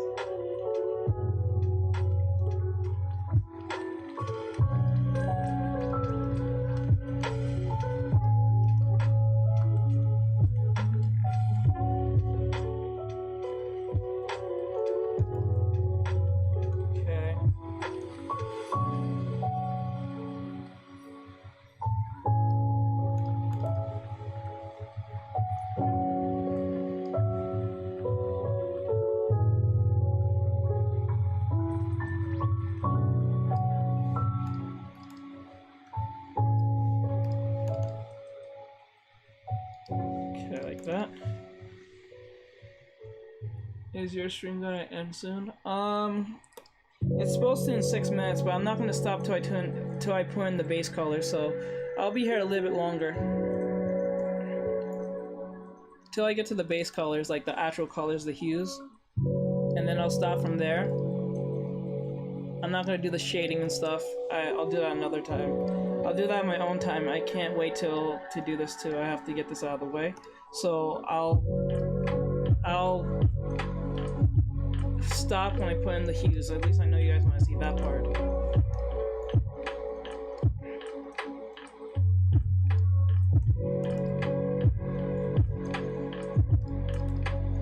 I might use my next time when I'm on, I might use this as a form of lesson when it comes to coloring. Those of you who are having trouble with coloring. As a lesson, with it already colored and stuff, so.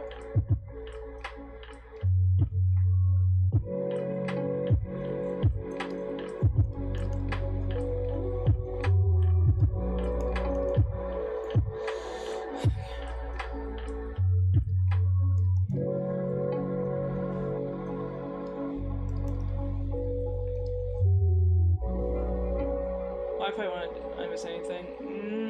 No, not really. Nothing drastic or anything important. Nothing too important, to be honest.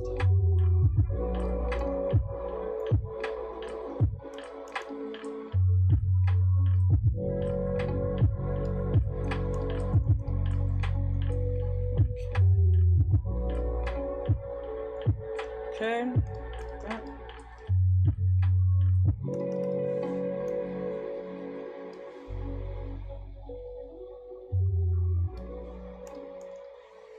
Okay.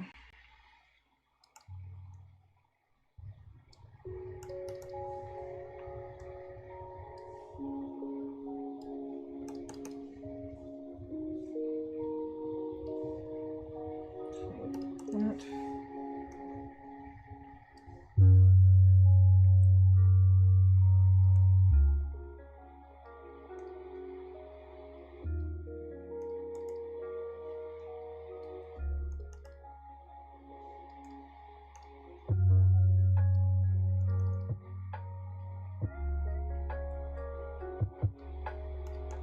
That.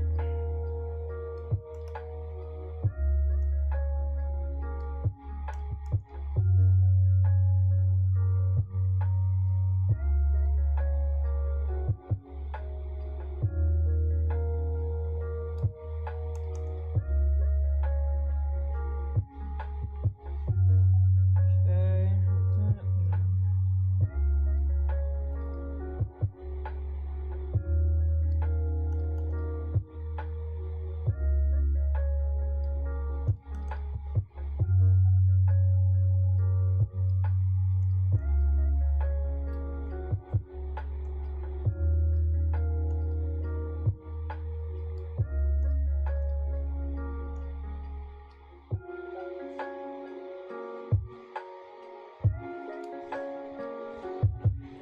Doesn't stop. I don't really hear this.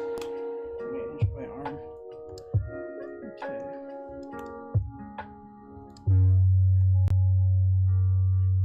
Okay.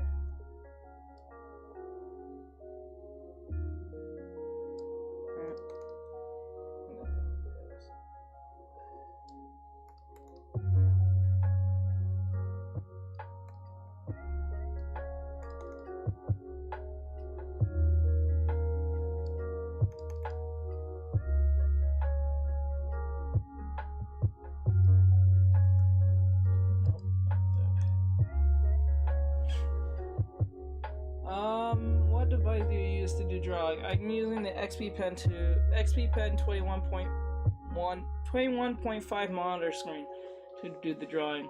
Oh, you do grayscale now? Yeah, I always been doing grayscale. It's just that I just end up teaching you guys doing it in hues when you guys want to know about shading when you're using hues. I recommend doing grayscale first and then putting the colors under it, so it saves you so much hell. And teaches you the idea of values and how light and shadow behaves.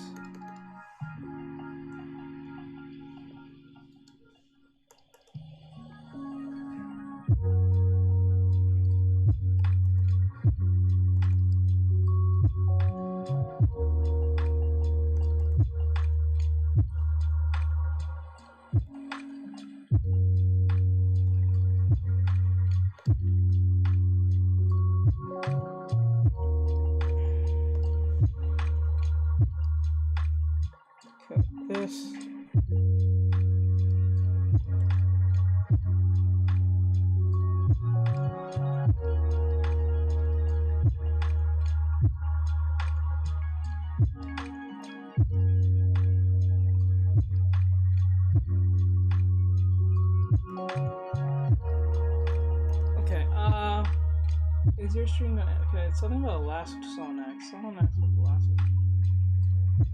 And revision some else. I read that. Okay. Is the last one too good for? Yeah. Yes. It's only good to find placement. That's why I'm using it now. It's just to let me know where the shadow's going to begin. In most cases, you can use it for shading, but I'm not that skilled to do it like that. I just put the shadows on where they're supposed to be based on the behavior of the light.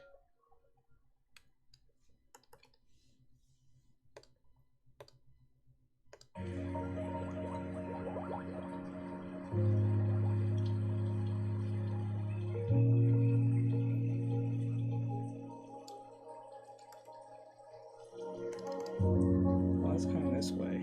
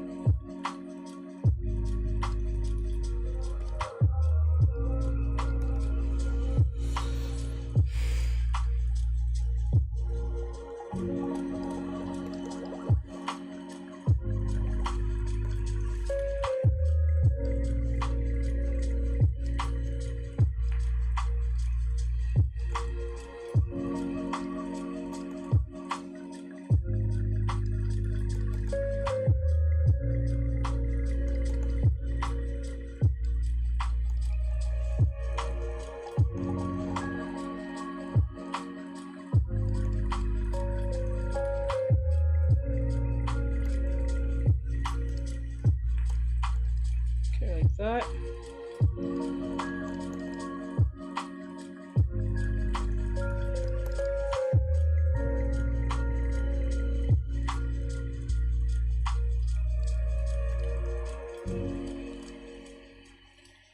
Okay. Oops. Why does it always do that? I hate that. Okay, how do you know where the light source? That's how you know. If your light's on the left, the shading's coming from the right. If the light's coming from the right, the shading's on the left. Light is not where shadow is. Shadow only falls behind it. On opposite ends of the spectrum.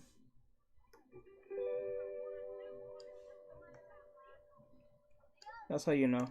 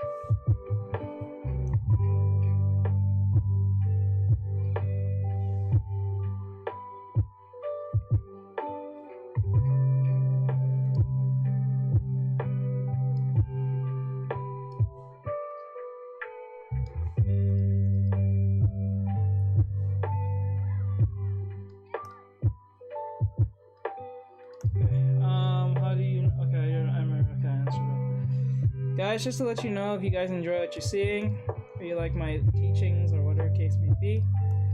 If you want to support, just follow the YouTube channel. It's Artectress, same name, same everything. Everything's pretty much the same. If you want to check it out, please go ahead. That would be highly appreciated. If you follow, if you don't want to, that's fine. No pressure. But if you want to keep these free, these lessons free, I suggest to follow the YouTube. And also pick up the course I was supposed to mention in a little bit, but I'll get to that in a bit.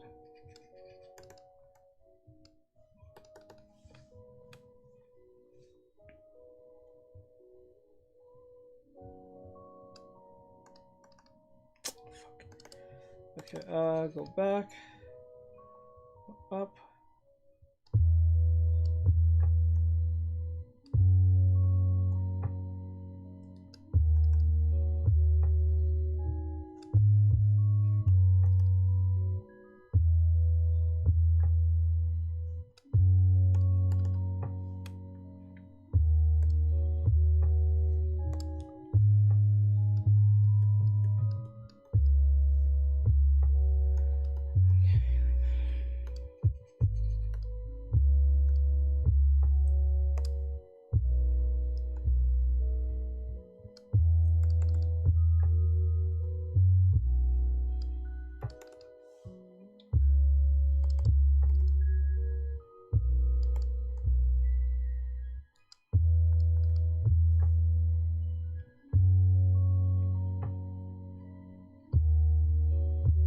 Okay.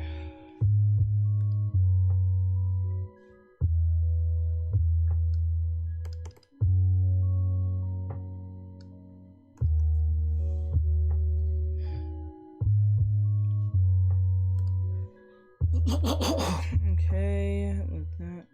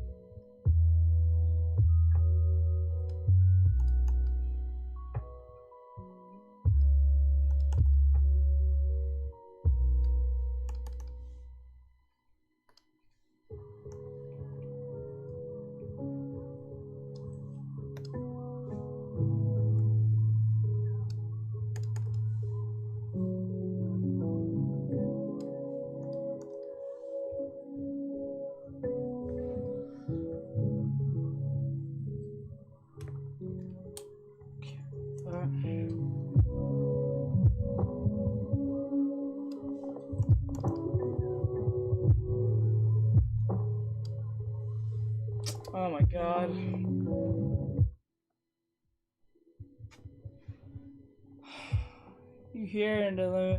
You're nearing the limit of recorded music that can be shared in the live.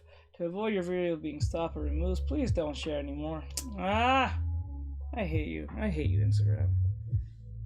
I hate you so much.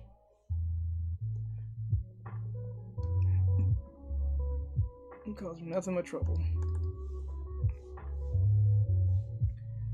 Alright, so I'm gonna turn it down anymore. So let me see if we can. Hopefully it doesn't just stop. I kept playing somewhat in the back, but like it's not really. This is why I don't like playing. Like I don't even think it's about copyright music, but like it's just the fact that I don't know. I just don't like it. It's just annoying. I don't know what's the big deal. Like it's non-copyright music. Like what the fuck? I don't see the big deal, but there's this. You know what this you know what this type of work reminds me of? This particular character reminds me of Garnet from Steven Universe. The way her hair is like made. Kind of gives me that vibe.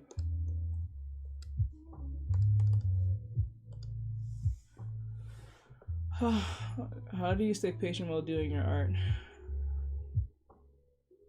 How do you know where to place it though? Based on the light source. So if the light's here, then the shadow's coming from here.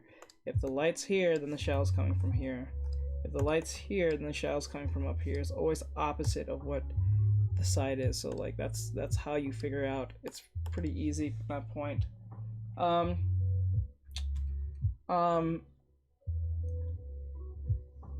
Yeah, I thought you were drawing. Yeah, at first it looked like Garnet. I understand. You can probably get that. I always get that idea. But to answer your question on how to stay patient, it's not really about staying patient. It's more like if you know what you're doing, you don't get you stay patient. It's like okay, it's like if you know how to do long division really good, if you're really good at it, you don't lose patience. You just kind of stay and keep doing it till it frustrates you. That's when you lose patience. You don't really lose patience when things are going well. You lose patience when things are not going right. Thank you for the love over there on YouTube, on Instagram. Thank you. I saw those hearts. Thank you. Yeah. So like if it just makes sense. Like if you're really good at playing a video game, let's just say you're good at playing a fighting game, you're really, really, really good at it, and you go against people who are like high-ranking, like say video game players on that particular game, and you keep winning, you're not gonna lose patience. Patience is only lost when you don't know what to do, or you are getting frustrated because it's not going the way you want. And it's pretty much the same thing, but that's how it usually works in that sense. So if you know what you're doing, you won't lose patience. You're just kind of waiting for it to be done. But you already know when it's gonna be done because you can just stop it whenever you feel like it, because you can always come back and fix it, or you always come back and get around back to it. But 9 times out of 10, 9 times out of 10, it's just best to get out of the way and just get it done, especially if you know what you're already doing. So.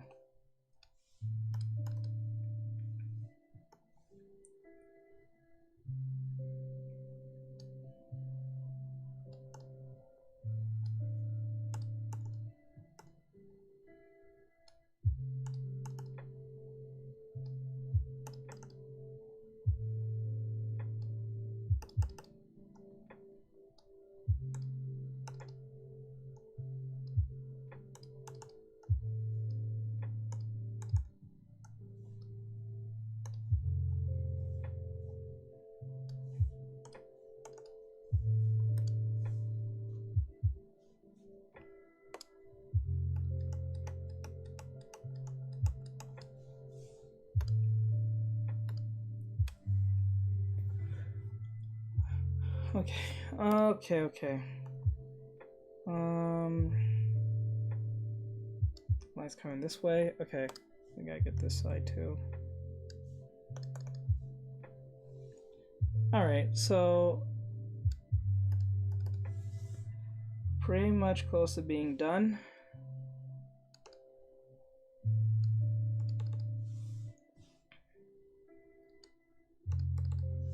Okay. Whew. Now what is going to happen next, which, hold on, before I get to that point.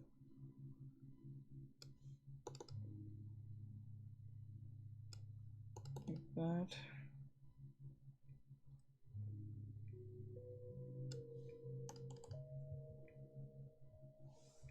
Okay, and then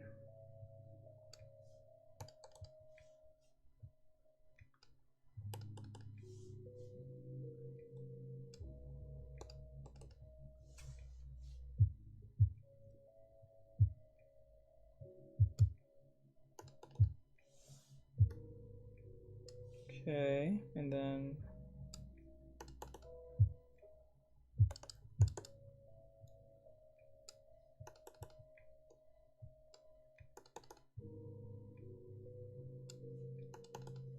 like that, and then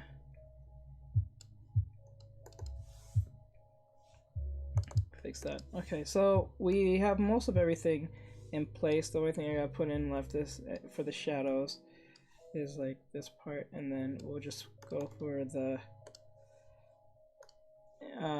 this is the shadow, and then we're going to the ambient occlusion. Okay. Now I'm going to go color, go straight, not completely down, but we're going to go straight this way because it's cooler. So that's a darker version. We get the we get our soft brush. Once we get our soft brush, what we're going to do next is go to the places where the light won't reach easily. So what does that mean? We're doing ambient occlusion or ambient shadows. I mean, yeah, ambient occlusion, I think is, and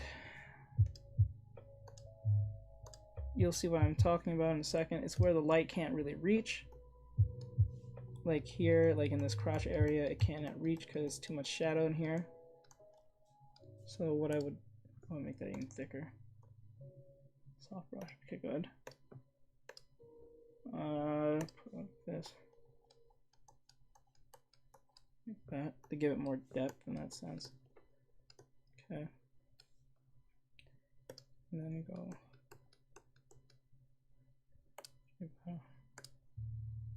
I'll put it more like this.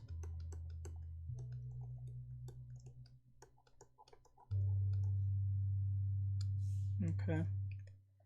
And then it's here.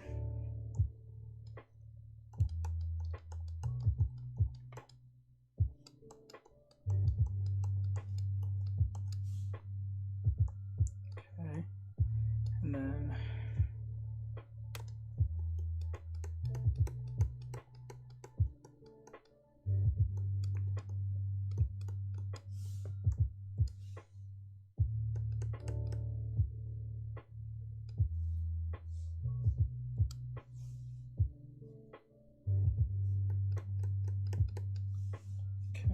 and then what I want is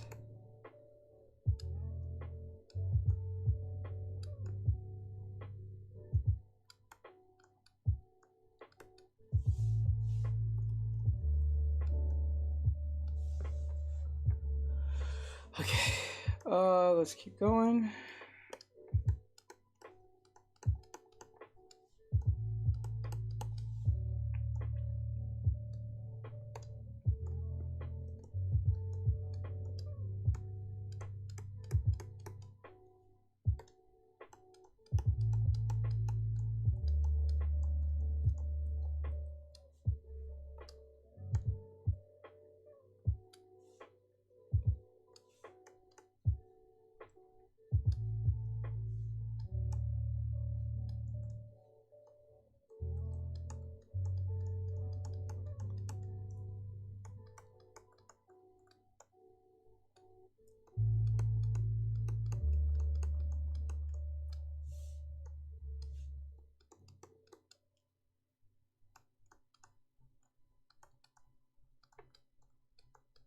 Oops.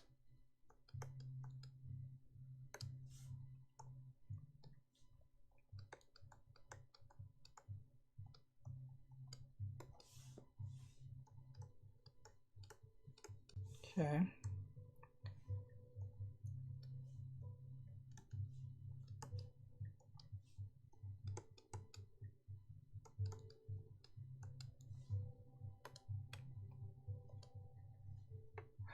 All right. Make this multiply. It's gonna darken everything, and then I'm gonna pull it down. That.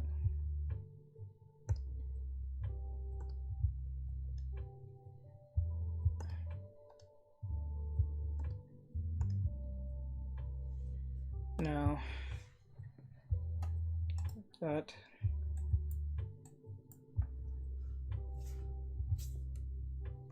And now what I want to do is get my I don't like using the lasso tool for this. I usually like using my hard edge brush to do this. When's the next stream? It should be Saturday, but I don't know yet because I may have to do something on Saturday. So if it's not on Saturday, then it will be on Sunday, I believe. I'm not sure yet. We'll see. Let me think. Where's my brush? Get my brush. Hard edge brush. No, that's not. There it is. My bad. I was doing something stupid. I was not really sure what the hell. Okay.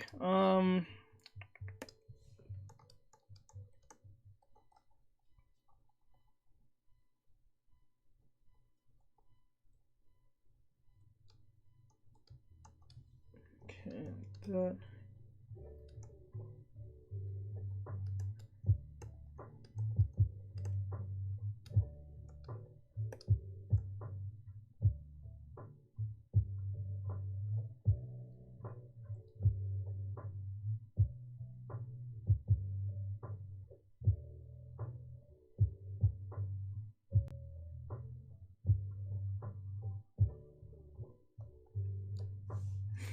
Okay.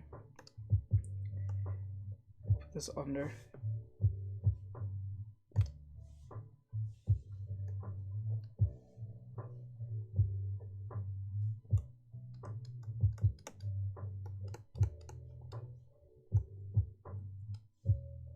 Okay. And then.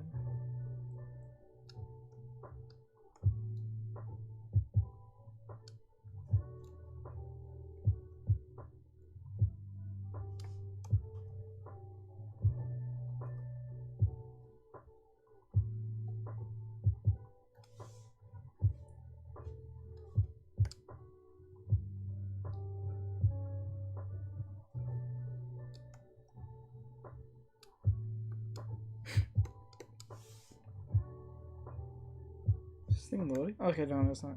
I thought that was loading. Okay.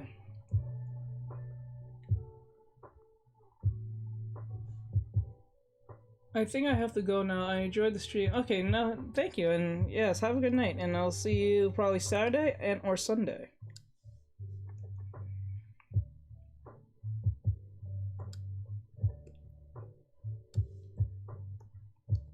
Okay, like that. Now, what's going to happen is that I'm going to put in the highlights now, and I have to be very cognizant of doing this. Okay, so I'm gonna make that into overlay, and then overlay. Okay, and then make this into a highlight. So okay, no, I want it into this one.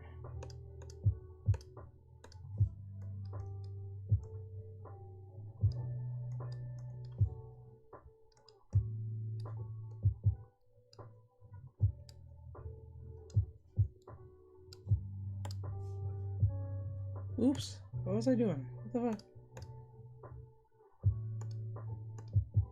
Oh, I see. Okay.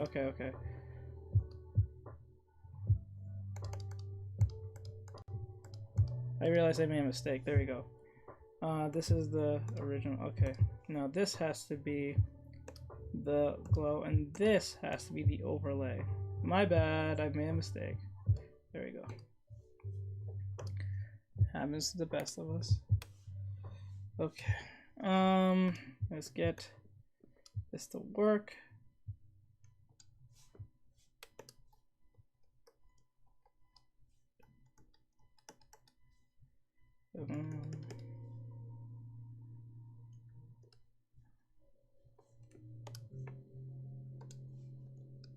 Like this, and then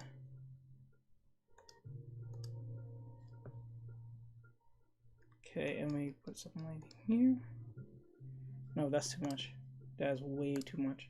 Too much. You don't want that much.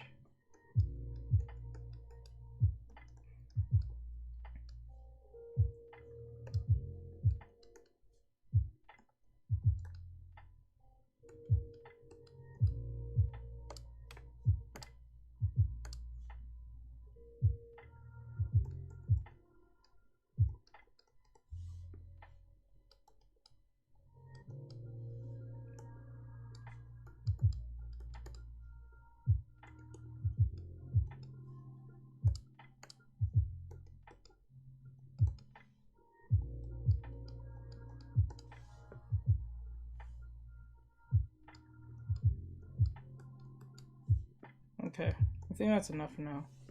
I'll make changes if it looks like crap, but we'll see. Alright, now the easiest thing I'm about to do is just put in the base colors and then we'll call it a day. And that's not gonna take long, that's gonna probably take like 5 minutes at best. So I'm gonna just do this fast. Number one, I'm gonna get this. What color is her hair? It's like a bluish purple. So we'll just do with the blue. We'll go with the purple for now. Light purple.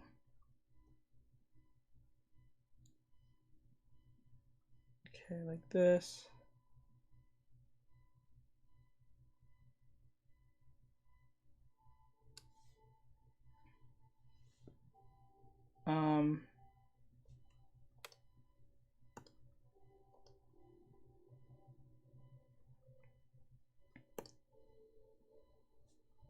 Wait, wait, why wouldn't... Hold on, what the hell? That was weird. What the hell? Why wouldn't... Oh, there we go.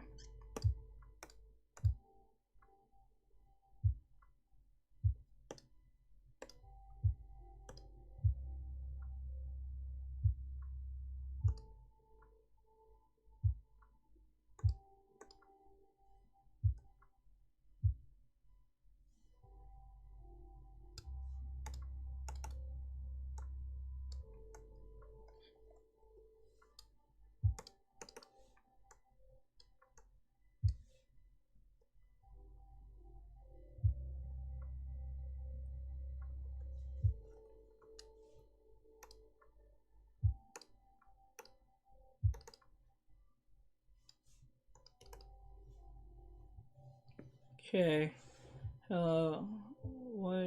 What time do you sleep? I don't know. Whenever I feel tired.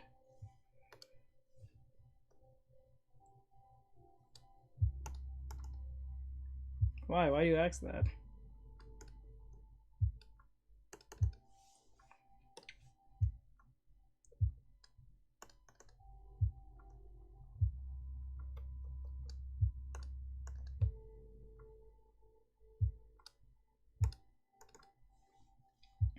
Okay.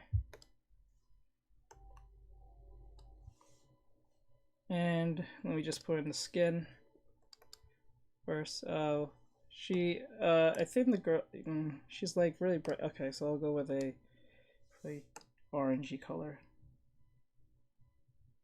I'll just do her skin first, so I'll just get that out of the way.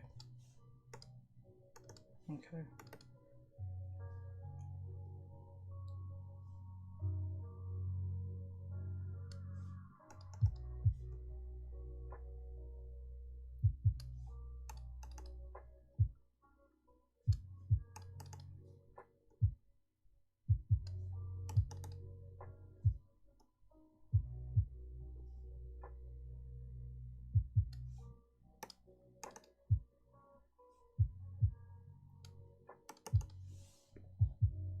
The work is looking, yeah, pretty clean, but not clean enough. I would have did it in a much better line art way, but since we're running out of time, I have to move as fast as possible to get this out of the way. So there's gonna be some mistakes being made, and or it's not gonna be as crisp as I want it to look.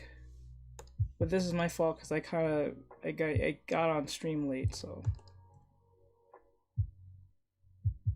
if I was on stream on time, I would have been, I think I already been explaining how I did X, Y, and Z much more faster, and we would have been already at the color stages by now. But then again, I was just like 30 minutes late. Like I was a drastic late, but it was late still.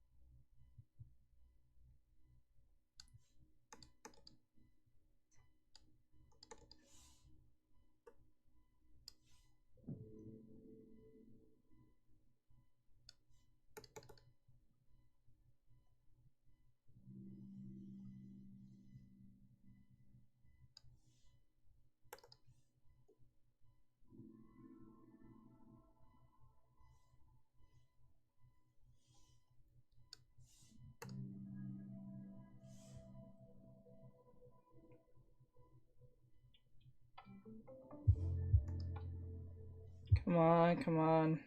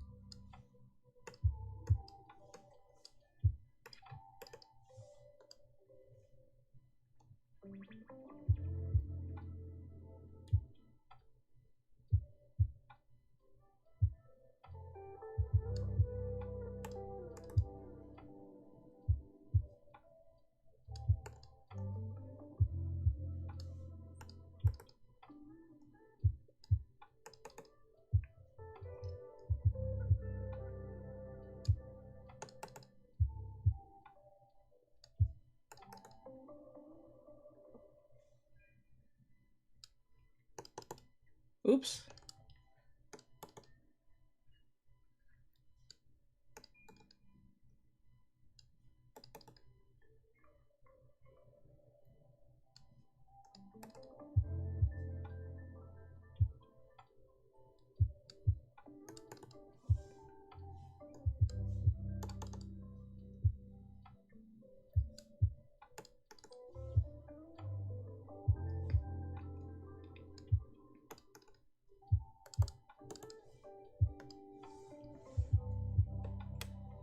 Looks like a crystal jet.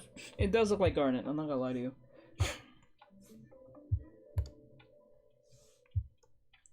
It does look like garnet. In a sense. The work... Okay, I read that part, okay. Okay.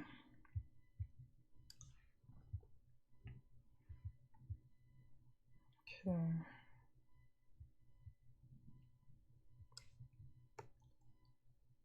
Okay, pretty much.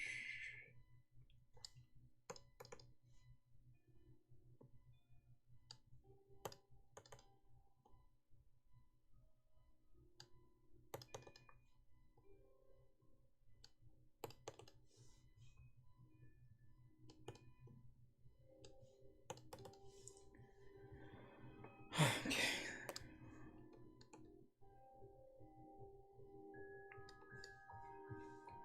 Alright. Alright. Next. I'll put in the next one. What colors was the eyes again? It was the same. Okay, same color.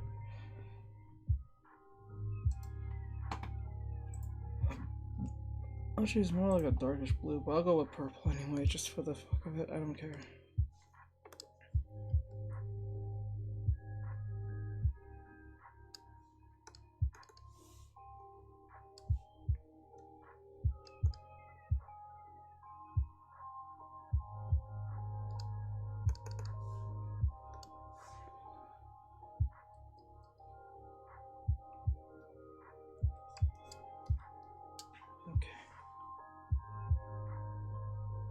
Hello, Kid Ransom. I'll just call you Kid. What's up, Kid? Oh, Kid. Can't talk today. Like this, and then what we do is take this like this.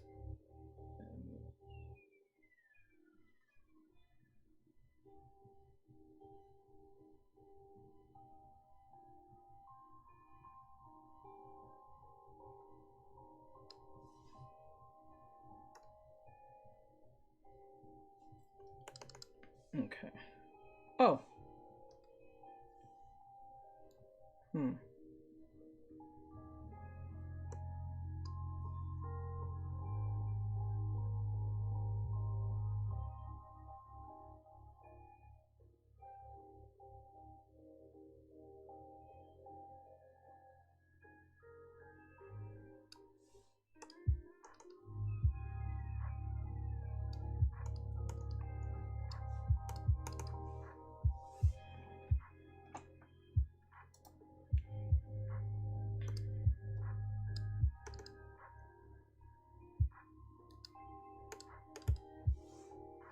Okay.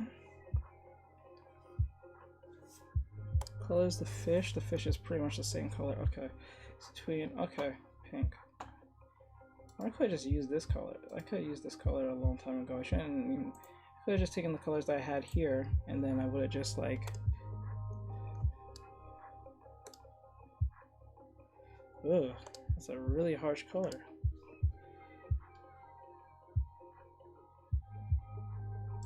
Or maybe it's blue. I think the color is actually blue. What do I think it's?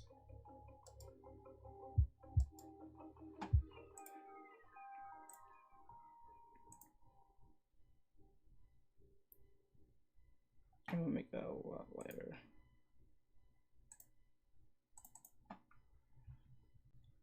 Okay. Now the eyes are next.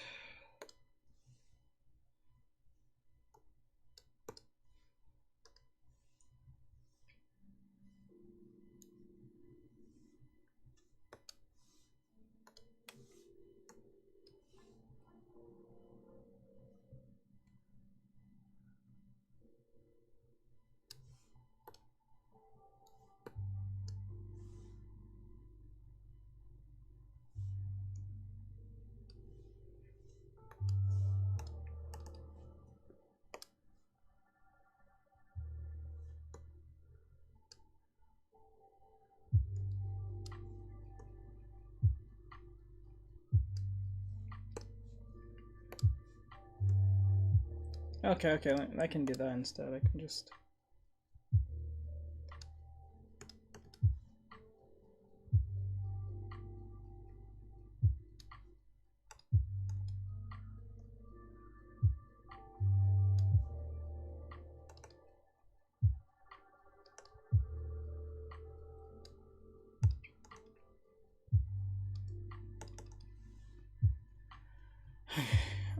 like that, and then...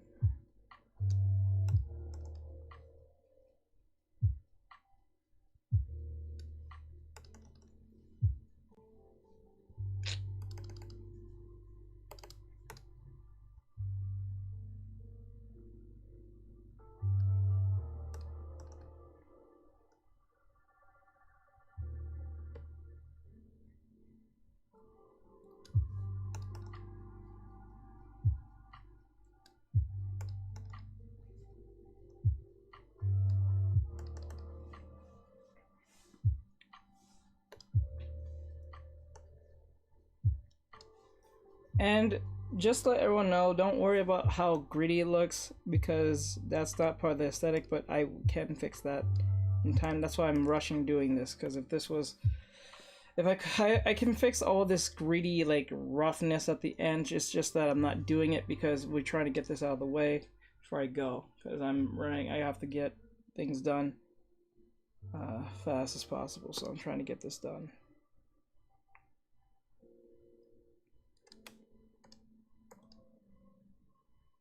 So please excuse why I'm not...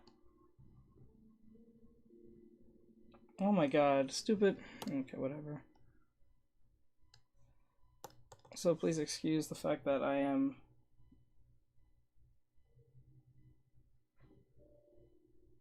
Whatever.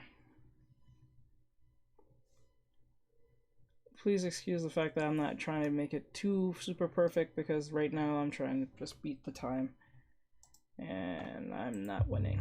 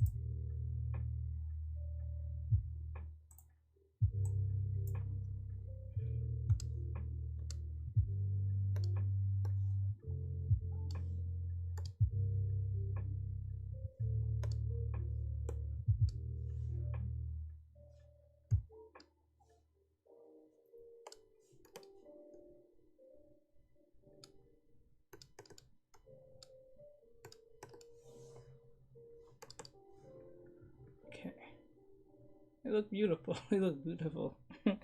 Oh, thank you. Base colors are through, most of them. I'll put in her eye, and then I'll just, once I'm done putting the base colors in, and I don't want to put that harsh color, so like, once I put in the base colors as a base, when I put in the base colors in, I then will, we'll just do a quick fixing of the shadings, and then I'll get off. And that's not gonna take long, it's take like 2 minutes. Because I'm just erasing and make it more 3D looking. If I decide to do that, if I get to that point. Let me see.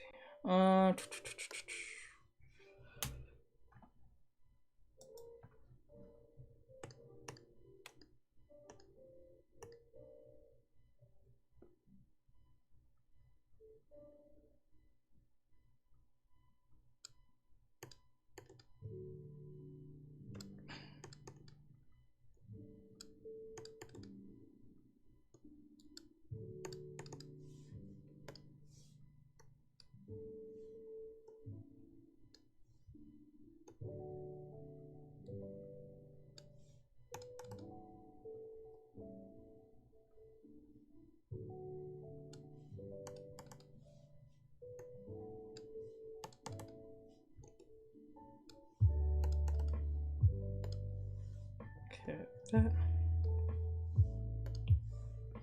All right. I'll put one more thing.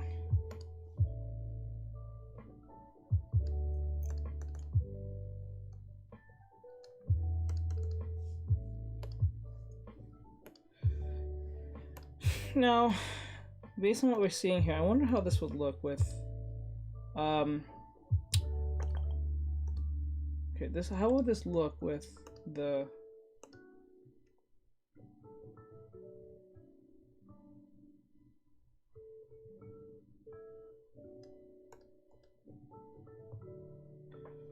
hold on.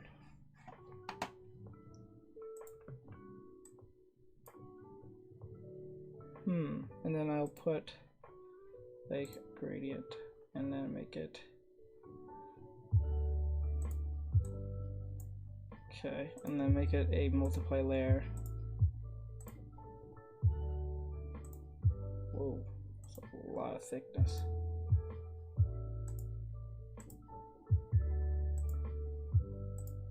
And based on low, I think she used a lot of, oh, I see what she did. Okay. I see what she did. Oh. She used a lot of purplish colors. Something similar. Alright. You should make a color palette before you start coloring. So I'm already using the color palette from this, so like that's pretty much what that is. What should I do next is go to the pink a bit. Don't like really doing that, but I'll have to for right now. So I have to put in the base colors before this is over. I have to. I'll never get around doing it. I don't do it.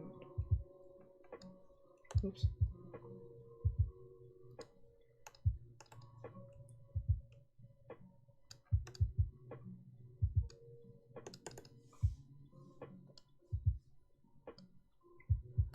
Okay. And you're done. Ish.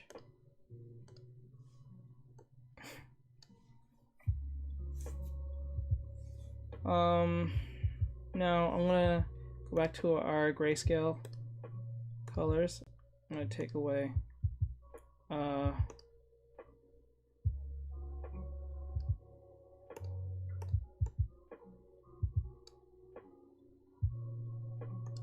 I'm gonna take this away, leave our grayscale colors, and then what I'm gonna do, I'm gonna go to my basic shading, take my eraser, and I'm going to turn everything off and just go to my shading only, and I'm going to erase some edges to keep it more between soft edged and hard edged, so it has a more 3D look. Okay, so I'm gonna get a big brush. We're going to erase some parts here. Not everything has to be erased, but just some parts to give it more like it's that. You see how closely, you see how it has that fade, but it goes like, look closely at this. Those of you who are probably having a hard time understanding this. So what happens is to make it more 3D, I'll just erase the edge a little bit, leave a hard edge, and come back to the edge again. So it has that hard edge. Okay.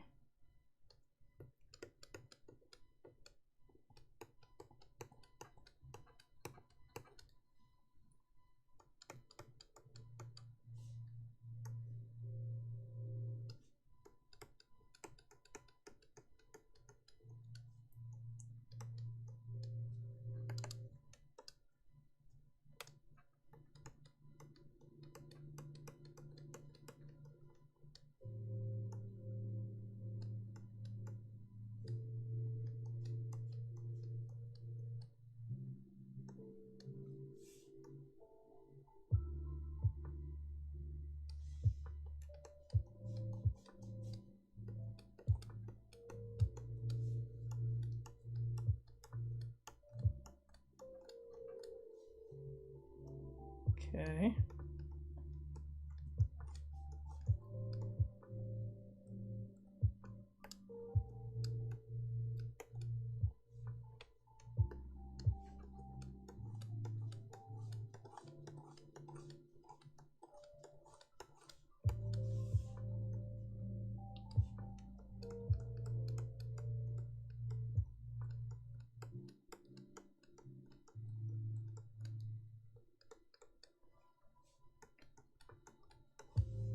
Okay.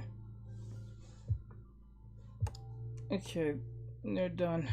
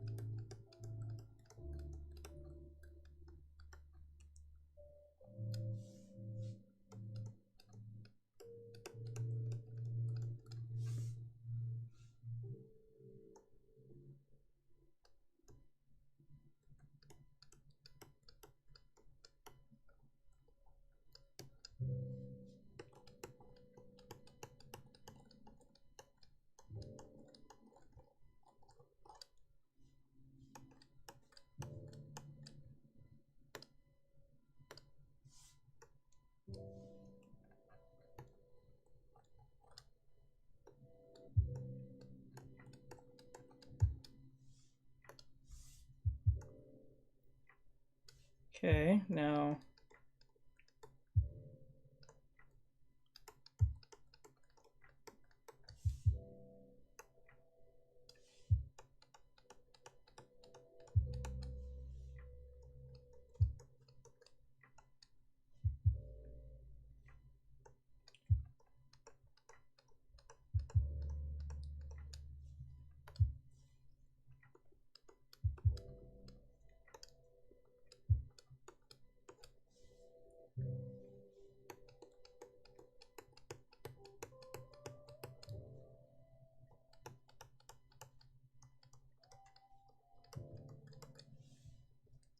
oh,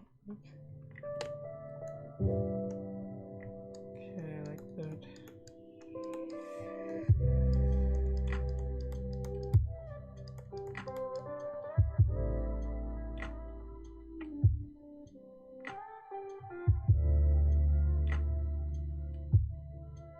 Okay. So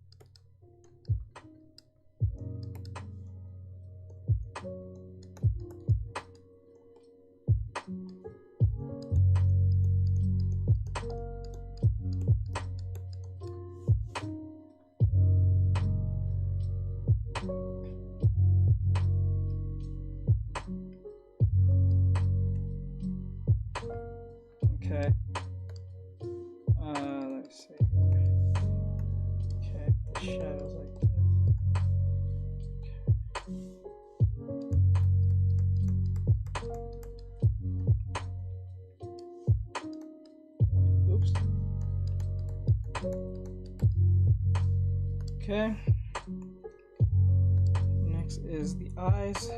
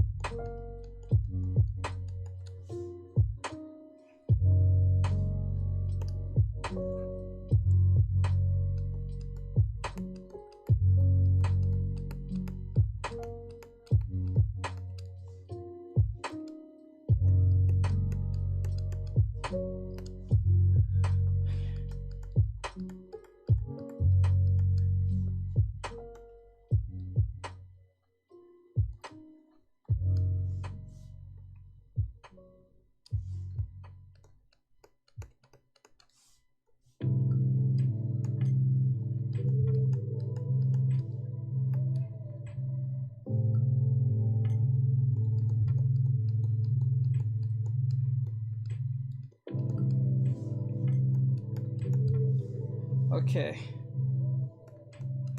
Now since I've got most of this.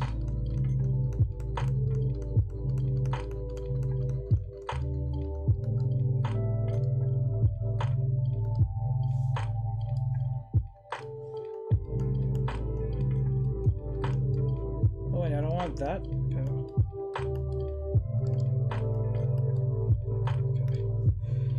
Now, since I did that...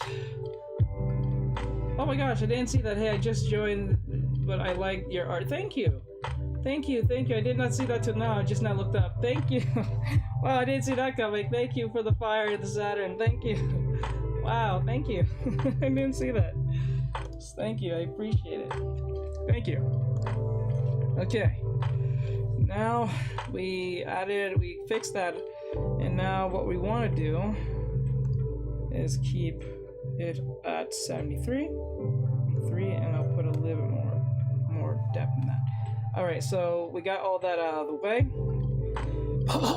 Now I'm gonna put in the brightness.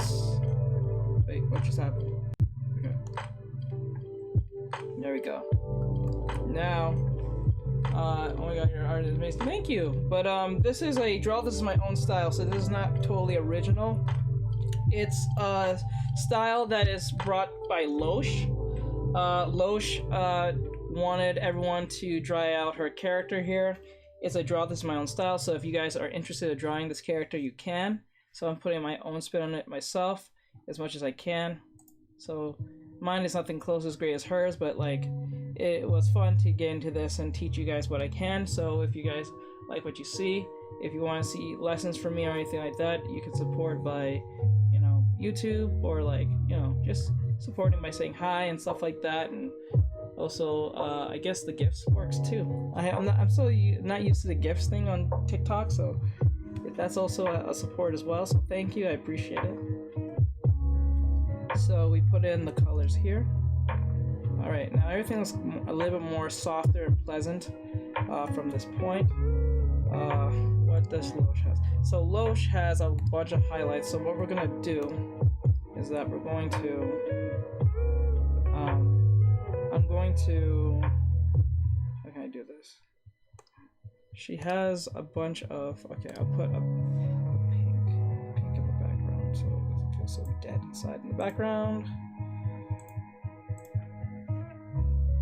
Now I'm gonna get behind here and I'm going to use a very soft brush.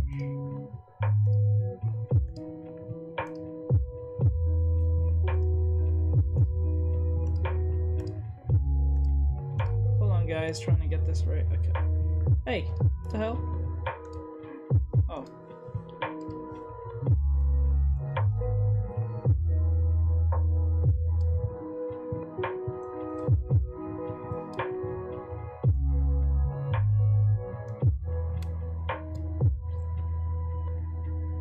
But I do appreciate it. Thank you.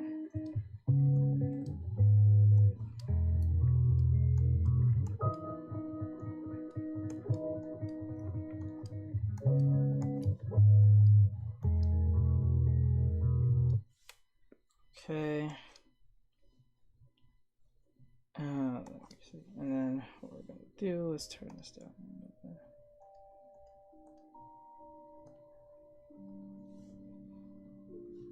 Okay. I'll use a harder brush for this one.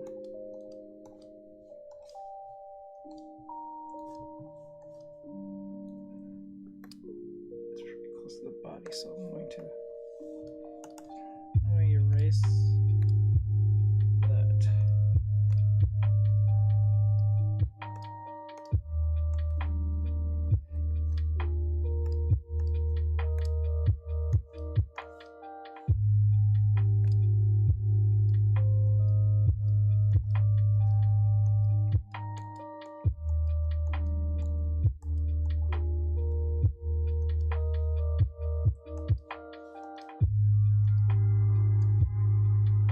Okay, we're gonna turn this down a little bit.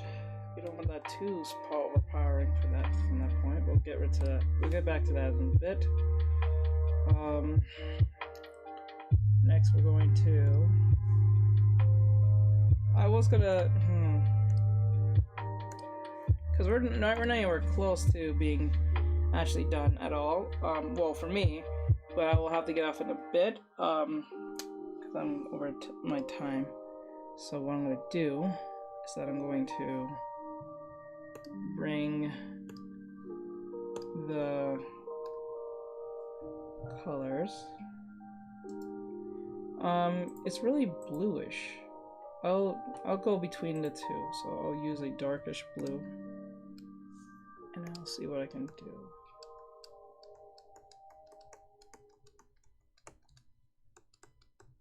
I think bounce light, if anything.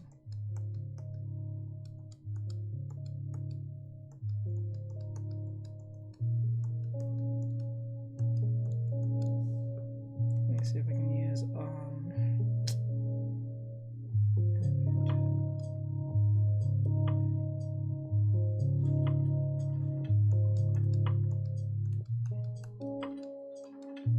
I'll use a purple.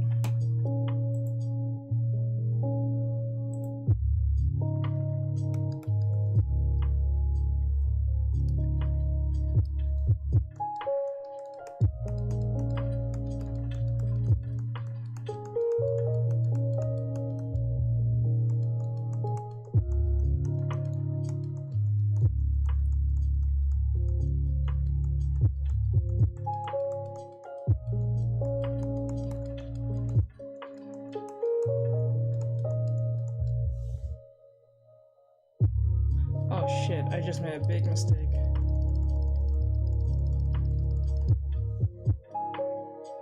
I just made a big mistake. I didn't mean to do that.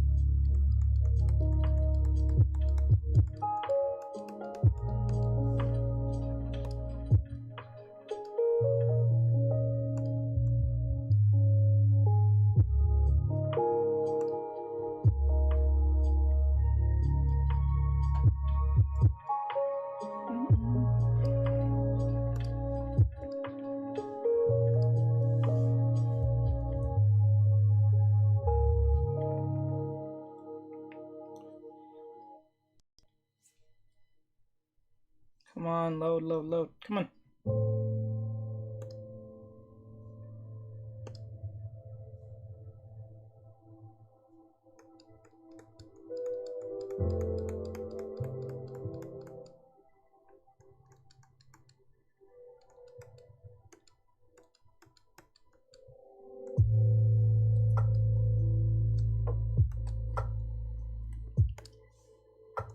Okay. And then is a dash of pink on that. So let's get that pink on that. So I want to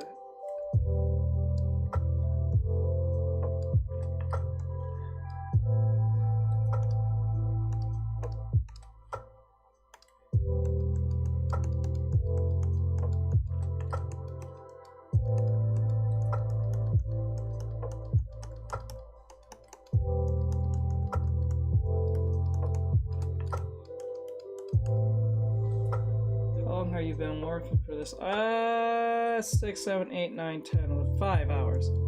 But that's with a lot of like teaching and stopping and a lot of you know, shit happening. So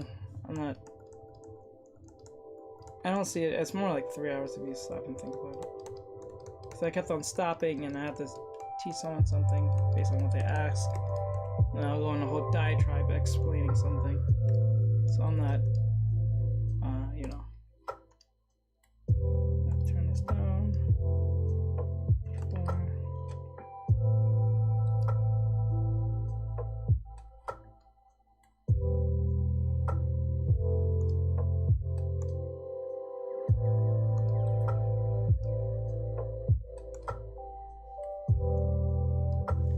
4. Okay, we're nowhere close to done. I just put in the colors and I'm not even close to done. This is not even close. But I'll probably stop it from here. The only thing I would just do left is just put in some redness in the skin because she needs some redness in her skin,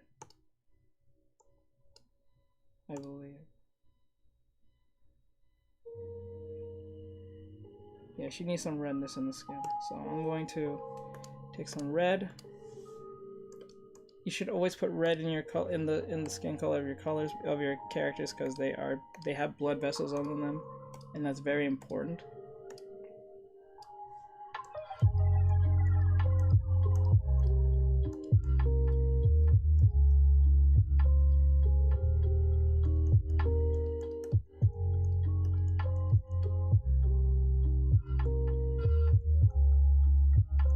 Well, not too much of it. It's just too much. Okay.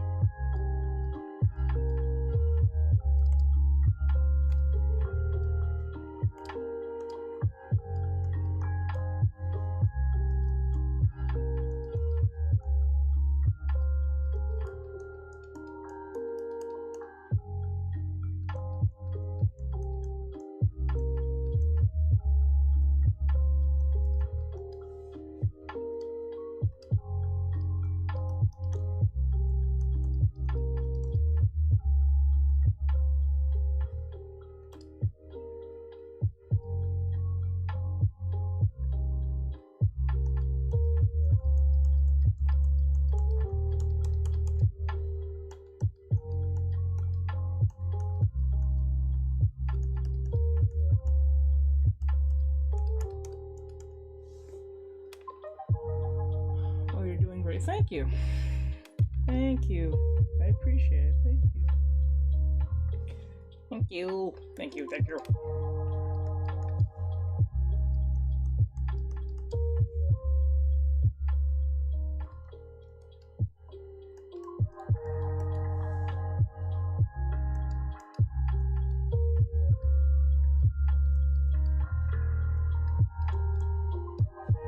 Okay. Now, she's really shrouded, mostly in pink. So I don't know, let me see. How will that look if I just shroud it and just like this hot pink?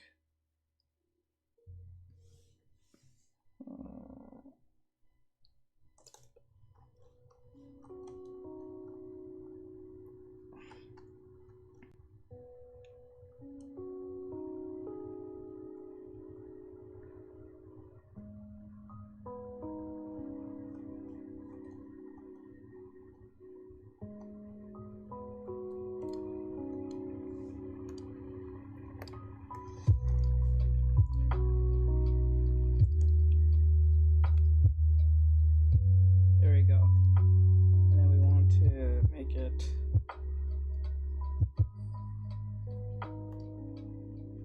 overlay. Just came by to say hi, but now we going to sleep, so bye. Okay, have a great night, and thank you for the hi.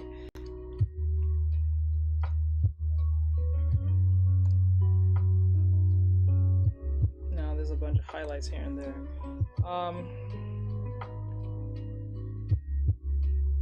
Okay, there's a lot that's missing through this, but we'll...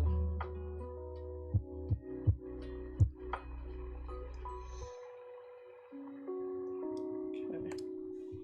there's a lot of shading that needs to be done here, but because what's going on in this drawing is that what's happening, what Ghosh is doing is, if you can see it closely, that Ghosh is using a lot of bounce light. What that is like, see this blue, or see this blue from her hair, or the purplish blue? It's bouncing into the bubbles and or rocks, these gravitational, like, I guess bubbly like hair, or like just rocks in general. So what's happening is that the color of blue is bouncing into these pinkish, because they seem to be naturally pink, or reddish pink. So what happens is when they get close to Ghosh, you can see that there's a little bit blue from her swimsuit. There's a little bit blue from here and here. It tends to bounce off. But what people don't understand with bounce light, it doesn't become just blue. It's a tinted type of blue, so it's not completely just blue. It is blue on the rock and or bubble thing here, but it is brought down by opacity to show that there's blue, and it's like fading and blending in with said object. So when you're doing something like this, you have to make sure, and then it goes vice versa, because if she's having pink, there'll be pink on her arm here based on the direction. So if it's here and her arm's here, there's gonna be a slight bit of pink. That's why you see some pink here, some pink here and here under the arm, pink even onto the bubble itself, where it says draw this in your own style.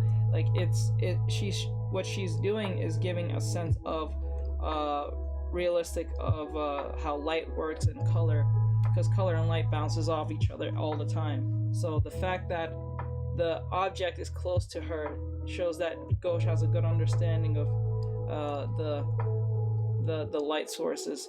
And remember, these highlights are not coming from her hair. The highlights is coming from the objects themselves. So because the light bounces off them and they seem to be like gems or like some type of shiny material, it's bouncing back to her hair, and there's these edges here. So you should keep this in mind. So when the object is shiny, or it really depends on the material. So since this is a very shiny object, the light is bouncing hard back into this, and even though it's not going to be completely pink, it's going to be a more darker, more tinted pink into the hair, because our hair is between blue and purple naturally, and because of these objects are here, it's bouncing like that. And then the fish is also here, that's naturally pink and hot pink and purple, so the hot pink and purple is also bouncing from the fish as well. Probably not as prevalent as should here in this area, but it is prevalent on everything around. Plus the background is also showing of this. So sadly I won't be able to finish this today with you guys on stream, but it was really fun doing this, and I will have to finish this on my own, and I will have to correct some issues that's plaguing this here and there. There are some minor stuff that needs to be addressed and fixed for it to look at least a lot more competent, for it to look anywhere close to this. I don't even think it looks anywhere close, just color wise I'm saying.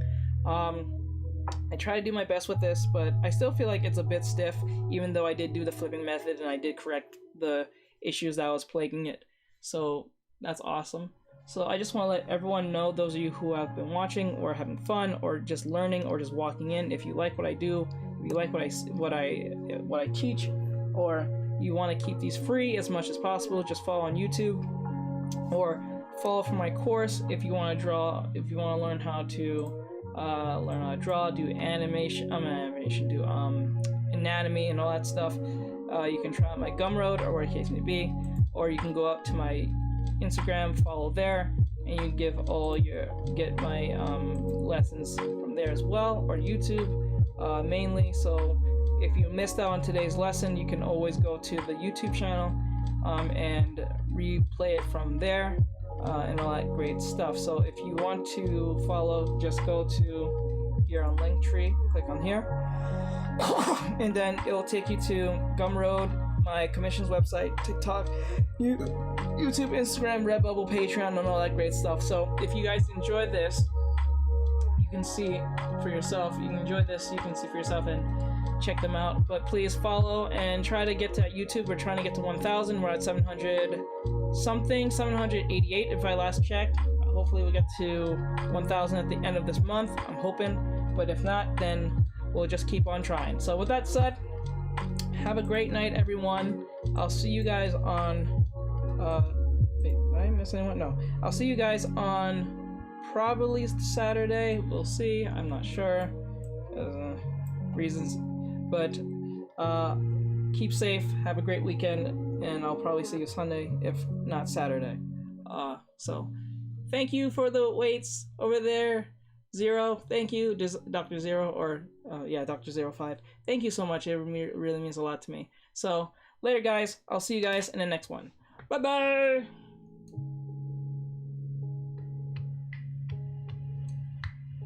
There we go. Yeah, good thumbnail on that.